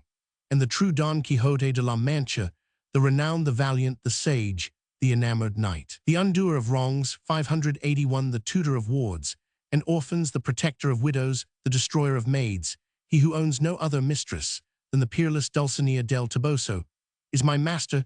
This very gentleman here present every other Don Quixote and every other Sancho whatsoever is no better than a dream or delusion before God. I am of the same opinion, replied Don Alvaro, for truly, my good friend, you have uttered more pleasantry. These few sentences you have spoke than ever I knew come from the mouth of the other Sancho Panza. Though he was an eternal babbler, he was much more of a glutton than an orator, and rather idiotical than humorous indeed. I am fully persuaded that those enchanters who molest the good Don Quixote have been pleased to persecute me with the bad Don Quixote. And yet I know not what to say, for I can take my oath that I left him at Toledo in the nuncio's house under the care of surgeons, and now another Don Quixote starts up in his place, though of a very different character and complexion. I know not whether or not I am the good Don Quixote, replied the knight, but I will venture to say I am not the bad Don Quixote. And as a proof of what I allege, my good Signor Don Alvaro Tarf, your worship must know that in the whole course of my life I never was at Saragossa. On the contrary, having been informed that the fantastical Don Quixote had been present at the tournament of that city, I would not set foot within its walls, that I might demonstrate his imposture to the satisfaction of the whole world. I therefore openly repaired to Barcelona, that repository of politeness, that asylum of strangers, that hospital of the poor, that native place of gallantry, that avenging tribunal of the injured, that agreeable scene of unshaken friendship, unparalleled both in beauty and situation. And although certain adventures which there befell me did not so much contribute to my satisfaction, but on the contrary conduced to my unspeakable disquiet, I bear my fate without repining, and count myself happy in having seen that celebrated place. Finally, Signor Don Alvaro Tarf, I am the real Don Quixote de la Mancha, so well known to fame, and not that wretched impostor who has thought proper to usurp my name and deck himself with the spoils of my reputation. I must therefore entreat your worship, as you value yourself on the character of a gentleman, to make a declaration before the alcalde of the place, importing that before this day you never saw me in the whole course of your life, and that I am not the Don Quixote described in the second part, nor this Sancho Panza, the squire whom your worship knew in his service. With all my heart, said Don Alvaro, and yet I cannot help being astonished to see two Don Quixotes and two Sanchos at the same time, so similar in name, and so unlike in character, so that I say again, and even affirm, that I have not really seen that which I thought I had seen, nor met with those incidents in which I supposed myself concerned. Doubtless, cried Sancho, your worship must be enchanted like my lady Dulcinea del Toboso, and would to God your disenchantment depended upon my undergoing another tale of 3,300 lashes, such as I have undertaken in her favor. I would lay them on without interest or deduction. When Don Alvaro said he did not understand what he meant by lashes, the squire answered it was a long story, which however he would relate to him, should they chance to travel the same road. Don Quixote and Don Alvaro dined together, and the alcalde of the town, chancing to enter the inn with a scrivener, our hero, demanded by a formal petition that Don Alvaro Tarf, the gentleman there present, should depose before his worship that he was not acquainted with him, Don Quixote there present also, and that he, the said Don Quixote, was not the person described in a certain history, entitled the second part of Don Quixote de la Mancha, composed by one Avellaneda, native of Tordesillas. In a word, the alcalde proceeded in form. The deposition was drawn up in the strongest terms, and the knight and squire were as much rejoiced as if this certificate had been of the utmost consequence to their identity. 582, and as if the difference between the two Quixotes and Sanchos would not have plainly appeared from their words and actions. Many compliments and proffers of service passed between Don Alvaro and Don Quixote, and our great Manchegan gave such proofs of discretion as undeceived Don Alvaro, who persuaded himself that he was certainly enchanted, seeing he had felt as it were with his hand two such contrary Don Quixotes. In the evening they departed from the village, and travelled together about half a league, until they found the highway divided into two roads, one of which led to the habitation of Don Quixote, and Don Alvaro's journey lay through the other. Yet in that small space The knight recounted the misfortune of his overthrow together with Dulcinea's enchantment, and the remedy proposed so as to excite anew the admiration of the stranger, who, embracing Don Quixote and Sancho, took his leave and proceeded on his own affairs, while our knight jogged on at an easy pace and passed the night in a grove of trees in order to give Sancho an opportunity to perform his penance, which he accomplished as before at the expense of the beaches, and not of his own shoulders. These he defended with such care that they felt not even the whiff of any stripe sufficient to displace a fly. The credulous knight lost not one. His reckoning of the lashes, which including those of the preceding night, amounted to 3,029. The sun seemed to rise early on purpose to behold this sacrifice, and to light our adventurer on his way, which he prosecuted conversing with Sancho upon the mistake and deception of Don Alvaro, and his own presence of mind in obtaining such an authentic testimonial before the justice. The whole day and night they traveled without encountering any adventure worthy of record, except that in the dark, Sancho finished his discipline to the unspeakable satisfaction of the knight, who waited with impatience for the day, in hope of finding his mistress Dulcinea disenchanted upon the road. Indeed, he was so much engrossed by this notion that he went up to every woman he met in the remaining part of his journey to see if she was not Dulcinea del Toboso, infallibly persuaded that there could be no deceit in the promises of Merlin. While he indulged these reflections and desires, they ascended a rising ground from whence they descried their own village, which Sancho no sooner perceived than he fell upon his knees, saying, "Open thine eyes, beloved country, and behold the return of thy son Sancho Panza, who, though not very rich in coin, is well stored with lashes. Open thine arms at the same time, and receive thy son Don Quixote, who, though vanquished by a stranger's hand, returns the victor of himself, and that, as he hath often told me, is the greatest conquest which can be desired. With regard to my own fate, I have money in my purse, for though the stripes fell thick and heavy, I was rewarded like a gentleman. Leave these fooleries," said the knight, "and let us go directly home, where we will indulge our imagination with free scope in contriving the scheme of pastoral felicity which we intend to enjoy." They accordingly descended the hill and made the best of their way to their own village.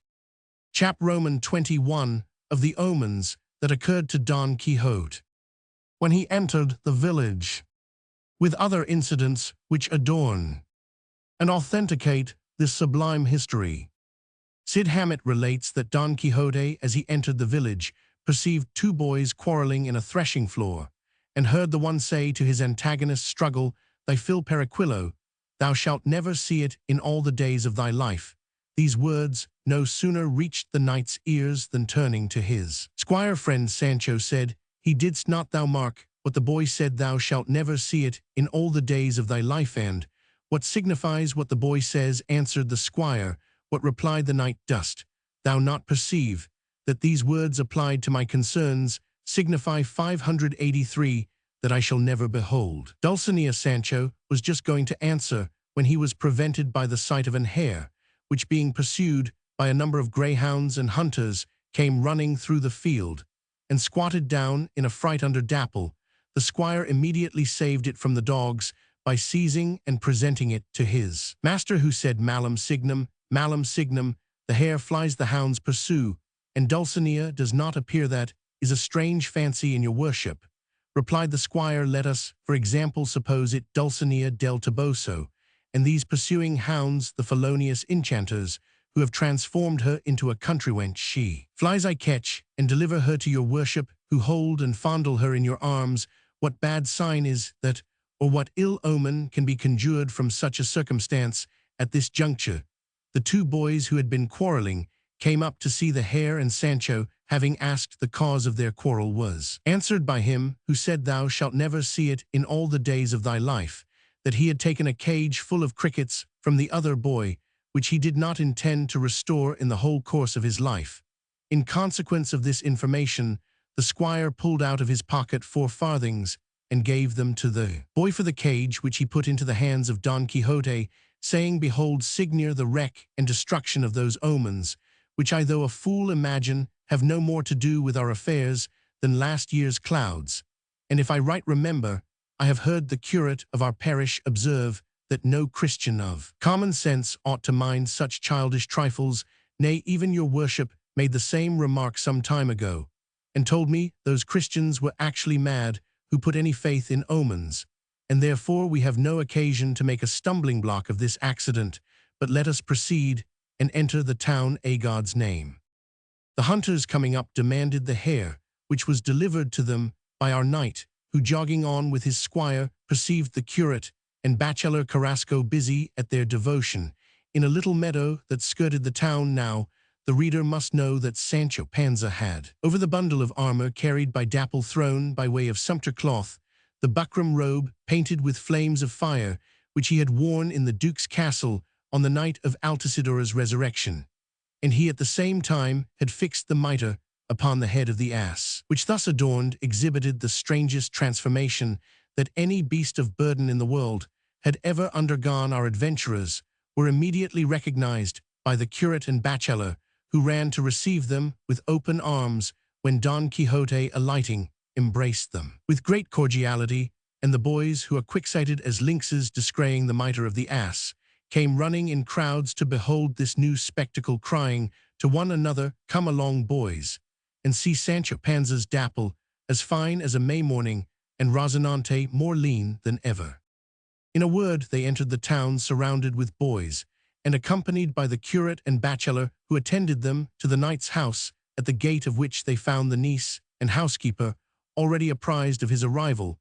The same intimation, neither more nor less, had been given to Sancho's spouse, Teresa Panza, who came running to see her husband half naked with her hair hanging about her ears and her daughter Sanchica in her hand, but seeing he was not so gaily equipped as she thought a governor should be, "Heyday, husband," cried she, "you come home afoot, and seem to be quite foundered, and look more like a governor of hogs than a ruler of men." "Hold your tongue, Teresa," replied the squire, "you will often find hooks where there is no bacon. Let us e'en trudge home where I will. Tell thee wonders, I have money in my purse, and that's the one thing needful, earned by my own industry, without prejudice to any person whatsoever. Do you bring home the money, good husband," said Teresa, "and let it be earned here or there, or got in what shape you please. I give myself 584, no trouble about the matter.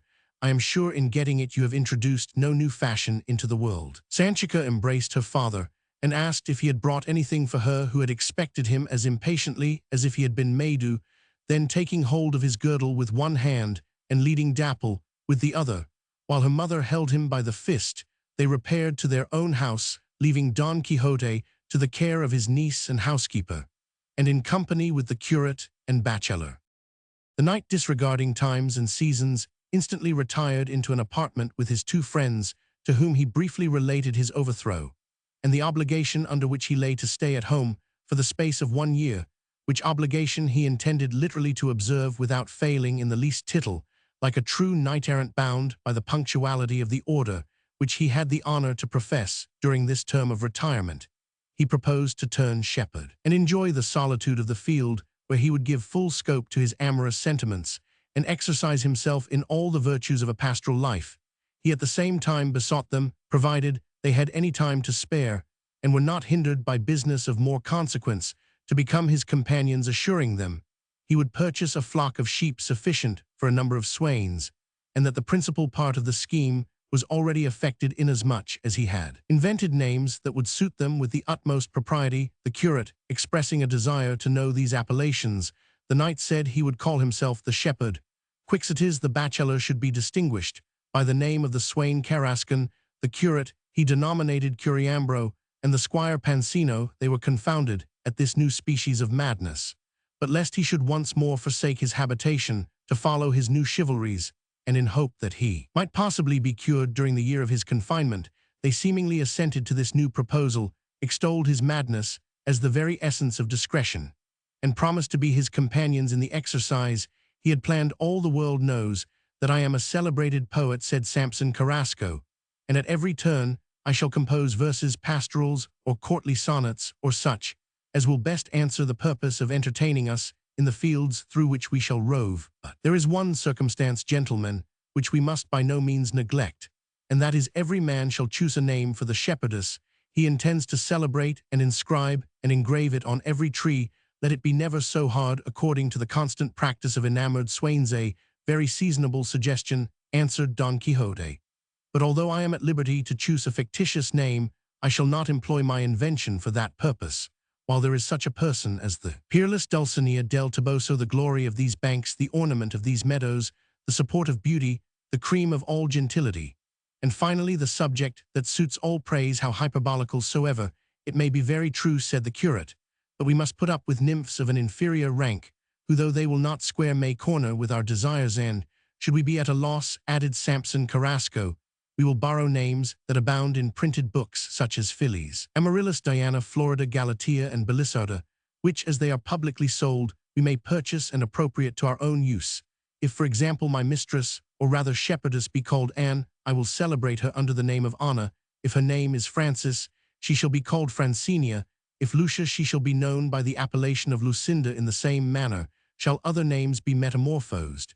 And if Sancho Panza is inclined to be one of our fraternity, he may celebrate his wife Teresa Panza under the name of Teresina. Don Quixote could not help smiling at this transformation, and the curate in very high terms applauded his honorable and virtuous resolution, promising anew to spend in his company all the time he could spare from his indispensable obligations. And now they took leave of the knight, after having advised and entreated him to have a reverend care of his health, and comfort his stomach with something good and substantial. The niece and housekeeper, having by accident overheard this conversation, entered the apartment as soon as the curate and bachelor were gone, and the former, addressing herself to Don Quixote, uncle, said she, what is the meaning of all this now that we thought you was returned to stay at home, and lead a quiet and honorable life in your own house? You want to re-entangle yourself in new labyrinths and turn a poor shepherd thou camest with a crook, and with a scrip thou wilt go, as the saying is, for in good faith, the straw is too old to make pipes of. And does your worship think, added the housekeeper, that you can stay in the field during the heats of summer and the frosts of winter to hear the howling of wolves? No, truly, that is the office and employment of robust clowns, tanned by the weather and brought up to the business, even from their christening blankets and swaddling clothes, and weighing one evil against another. You had better still be a knight-errant than a shepherd. Consider, Signia, and take my advice, which I do not give from a full stomach, but fresh and fasting, with 50 good years over my head. Stay at home in your own house, look after your estate, go frequently to confession, be good to the poor, and let my conscience answer for the rest. Hold your peace, my good children, answered Don Quixote. I know my own duty, and what I have to do. Meanwhile, carry me to bed, for methinks I am not very well, and be assured that whether I continue knight-errant or turn shepherd, you may depend upon my good offices and assistance, as you shall find by experience. Comforted by this declaration, the good souls, for so they were without doubt, carried the knight to bed, where they presented him with victuals, and cherished him with all possible care. Chap Roman 22, giving an account of Don Quixote's last illness and death. As nothing human is eternal, but every sublunary object, especially the life of man, is always declining from its origin to its decay, and Don Quixote had no particular privilege from heaven exempting him from the common fate. The end and period of his existence arrived, when he least expected its approach, either in consequence of the melancholy produced by his overthrow, or by the particular dispensations of heaven. He was seized with a calenture, which detained him in bed for the space of 6 days, during which he was often visited by his friends, the curate, bachelor, and barber, and his good squire Sancho Panza never stirred from his bedside. These gentlemen, supposing his distemper proceeded from the chagrin inspired by his overthrow, and the disappointment of his hope concerning the liberty and disenchantment of Dulcinea, endeavored by all possible means to exhilarate his spirits. The bachelor exhorted him to cheer up his heart and forsake his couch, that they might begin their pastoral exercise, towards which he had already composed an eclogue, which would disgrace all the pastorals that ever Sanazarius wrote. He likewise gave him to understand that he had purchased with his own money from an herdsman of Quintana 2 famous dogs called Barcino and Butron, to defend their flock from the wolves. All these consolations, however, could not dispel the melancholy of Don Quixote, so that his friends called a physician, who, having felt his pulse, made a very doubtful prognostic, saying, happen, what would they ought to provide for the health of his soul, as that of his body was in imminent danger. And he gave it as his opinion that the poor gentleman was overwhelmed with melancholy and vexation. The knight heard this sentence with the most heroic composure. But that was not the case with his housekeeper, niece, and squire, who began to weep and wail most bitterly, as if they had already seen him deprived of life. Don Quixote, finding himself inclined to slumber, desired he might be left alone, and the company retiring, he is said to have slept 6 hours at a stretch, so that the housekeeper and niece began to fear he would never awake. Nevertheless, he awoke at the expiration of the aforesaid time, and exclaimed aloud, "Praised be the Almighty God for the great benefit I 586 have received from his bounty. His mercies know no bounds, nor are they abridged or impeded by the transgressions of man." The niece, who listened attentively, hearing this ejaculation, more sensible and connected than anything he had uttered since the beginning of his illness, "Uncle," said she, "what do you mean? Has anything new befallen us?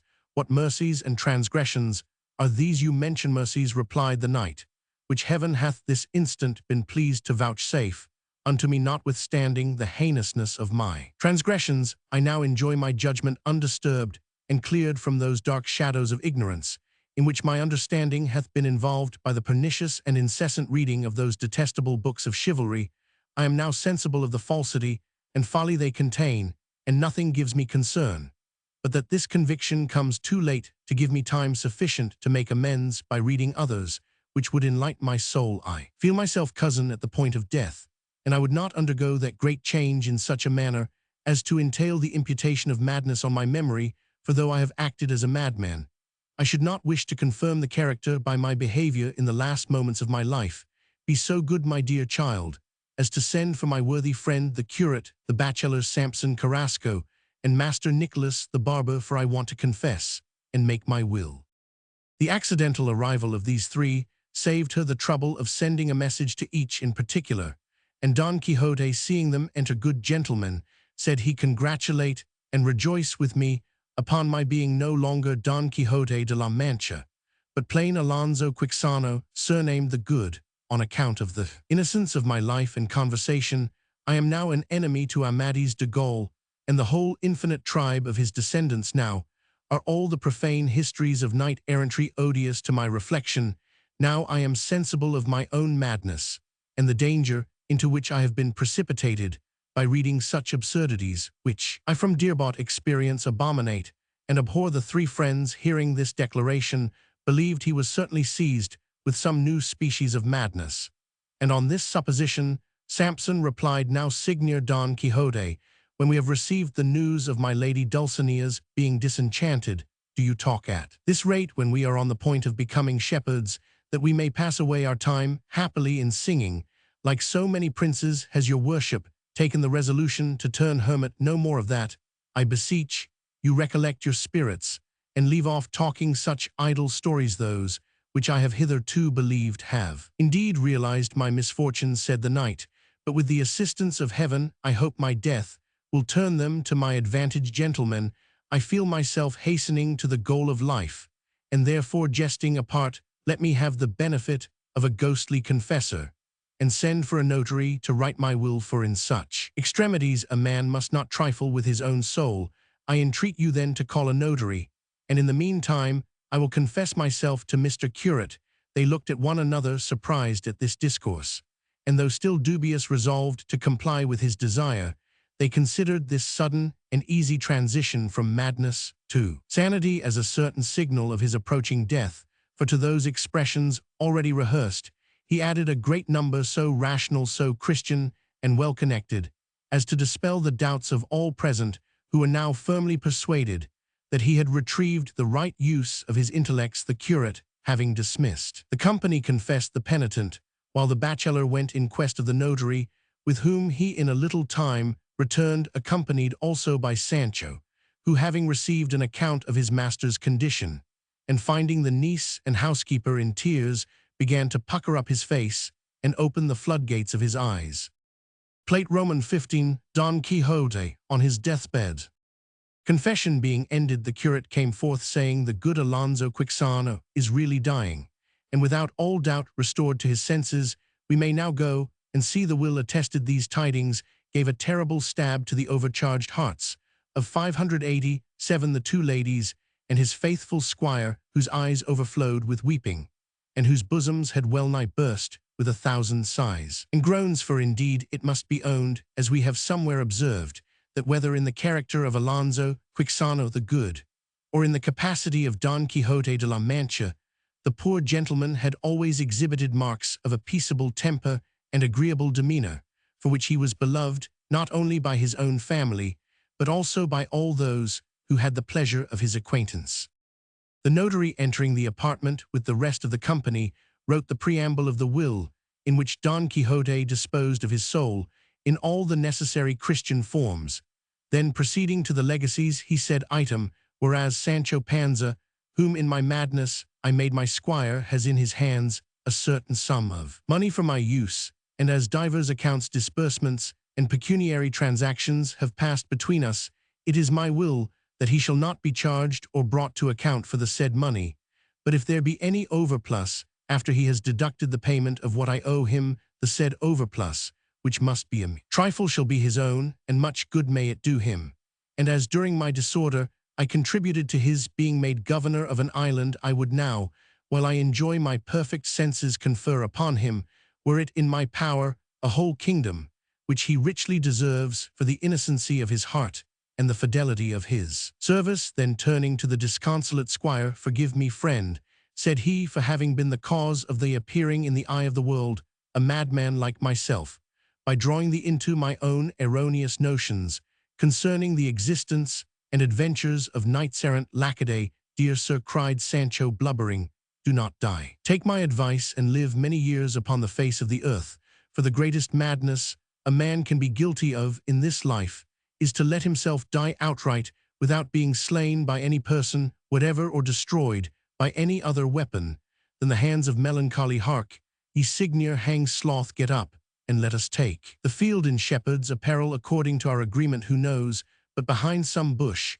we may find my lady Dulcinea disenchanted, and a comely sight for to see. If you take your overthrow so much to heart, lay the blame at my door, and say you was vanquished by my carelessness in girding Rosinante. Besides, your worship must have read in your books of chivalry that it was common for one knight to unhorse another, and for him who was vanquished today to be victor tomorrow. Very true, said Samson. Honest Sancho seems to be very well informed of these matters. Gentlemen, replied the knight, let us proceed fair and softly without looking for this year's birds in last year's nests. I was mad, but now am in my right senses.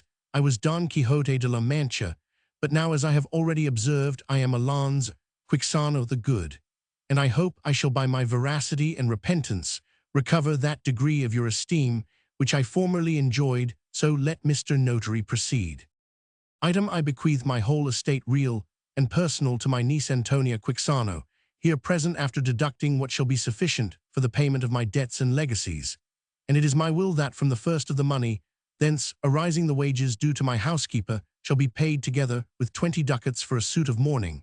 And I appoint Mr. Curate and Mr. Bachelor Sampson Carrasco here present my executors. Item, it is my will that if my niece Antonia Quixano inclines to marriage, she shall not wed any man until she is fully satisfied from previous information that he is an utter stranger to books of chivalry, or if she finds he is addicted to this kind of reading and marries him nevertheless, she shall forfeit the whole legacy, which my executors may in that case dispose of in pious uses. Item, I beseech the said gentlemen, my executors, if perchance they should become acquainted with a certain author who composed and published in history, entitled the second part of the achievements of Don Quixote de la Mancha, that they will in my name most earnestly entreat him to forgive me for having been the innocent cause of his writing such a number of absurdities as 588 that performance contains. For I quit this life with some scruples of conscience arising from that consideration.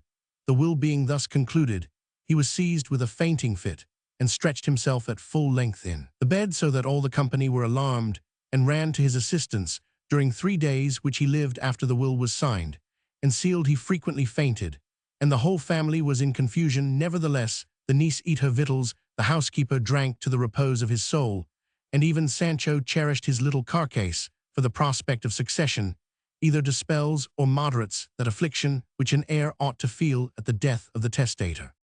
At last Don Quixote expired, after having received all the sacraments, and in the strongest terms pathetically enforced, expressed his abomination against all books of chivalry, and the notary observed that in all the books of that kind which he had perused, he had never read of any knight-errant who died quietly in his bed, as a good Christian like Don Quixote, who amidst the tears and lamentations of all present gave up the ghost, or, in other words, departed this life. The curate was no sooner certified of his decease than he desired the notary to make a testimonial declaring that Alonso Quixano, the good commonly called Don Quixote de la Mancha, had taken his departure from this life and died of a natural death, that no other author different from Cid Hamet Benengeli should falsely pretend to raise him from the dead and write endless histories of his achievements. This was the end of the sage Hidalgo de la Mancha, whose native place Cid Hamet would not punctually describe, because he wished that all the towns and villages of that province should contend for the honor of having given him birth. As the 7 cities of Greece contended for Homer, we shall here omit the lamentations of the housekeeper, niece, and squire together with all the epitaphs, except the following by Samson Carrasque. Here lies a cavalier of fame, whose dauntless courage soared so high, that death which can the boldest tame, he scorned to flatter or to fly, a constant bugbear to the bad. His might the world in arms defied, and in his life, though counted mad, he in his perfect senses die. Roman 500, the sagacious Cid Hamet addressing himself to his pen, and now my slender quill, said he, whether cunningly cut or unskilfully formed it, boots not much here from this rack, suspended by a wire, shalt thou enjoy repose, and live to future ages, if no presumptuous and wicked hand shall take thee down, in order to profane thee in compiling idle histories. But ere such insolent fingers can touch thine hallowed plume, accost and warn them, if thou canst, in words like these: Caitiffs, forbear, illustrious prince, let none attempt th emprise reserved for me alone. For me alone was Don Quixote born, and I produced for him he to act, and I to record. In a word, we were destined for each other maugre. And in despite of that fictitious Tordesillian author, who has presumed or may presume to write with his coarse awkward ostrich quill the achievements of my valiant knight, a burden too heavy for his weak shoulders, and an undertaking too great for his frozen genius. Advise him, therefore, if ever thou shouldst chance to be in his company, to let the wearied and mouldering bones of Don Quixote rest in the grave, without seeking to carry him into old Castile in opposition to all the prerogatives of death, or to drag him from his tomb, where he really and truly lies, extended at full length, and utterly incapable of making a third sally, for all the exploits performed by the whole tribe of knights-errant are sufficiently ridiculed by the 2 expeditions he has already made so much to the satisfaction and entertainment 589 not only of Spain, but also of every foreign nation, to which the fame of his adventures hath been conveyed. In so doing thou wilt conform to thy Christian profession of doing good to those who would do thee harm, and I shall rest satisfied and perfectly well pleased in seeing myself the first author who fully enjoyed the fruit of his writings in the success of his design. For mine was no other than to inspire mankind with an abhorrence of the false and improbable stories recounted in books of chivalry, which are already shaken by the adventures of my true and genuine Don Quixote, and in a little time will certainly sink into oblivion. Farewell. Winners.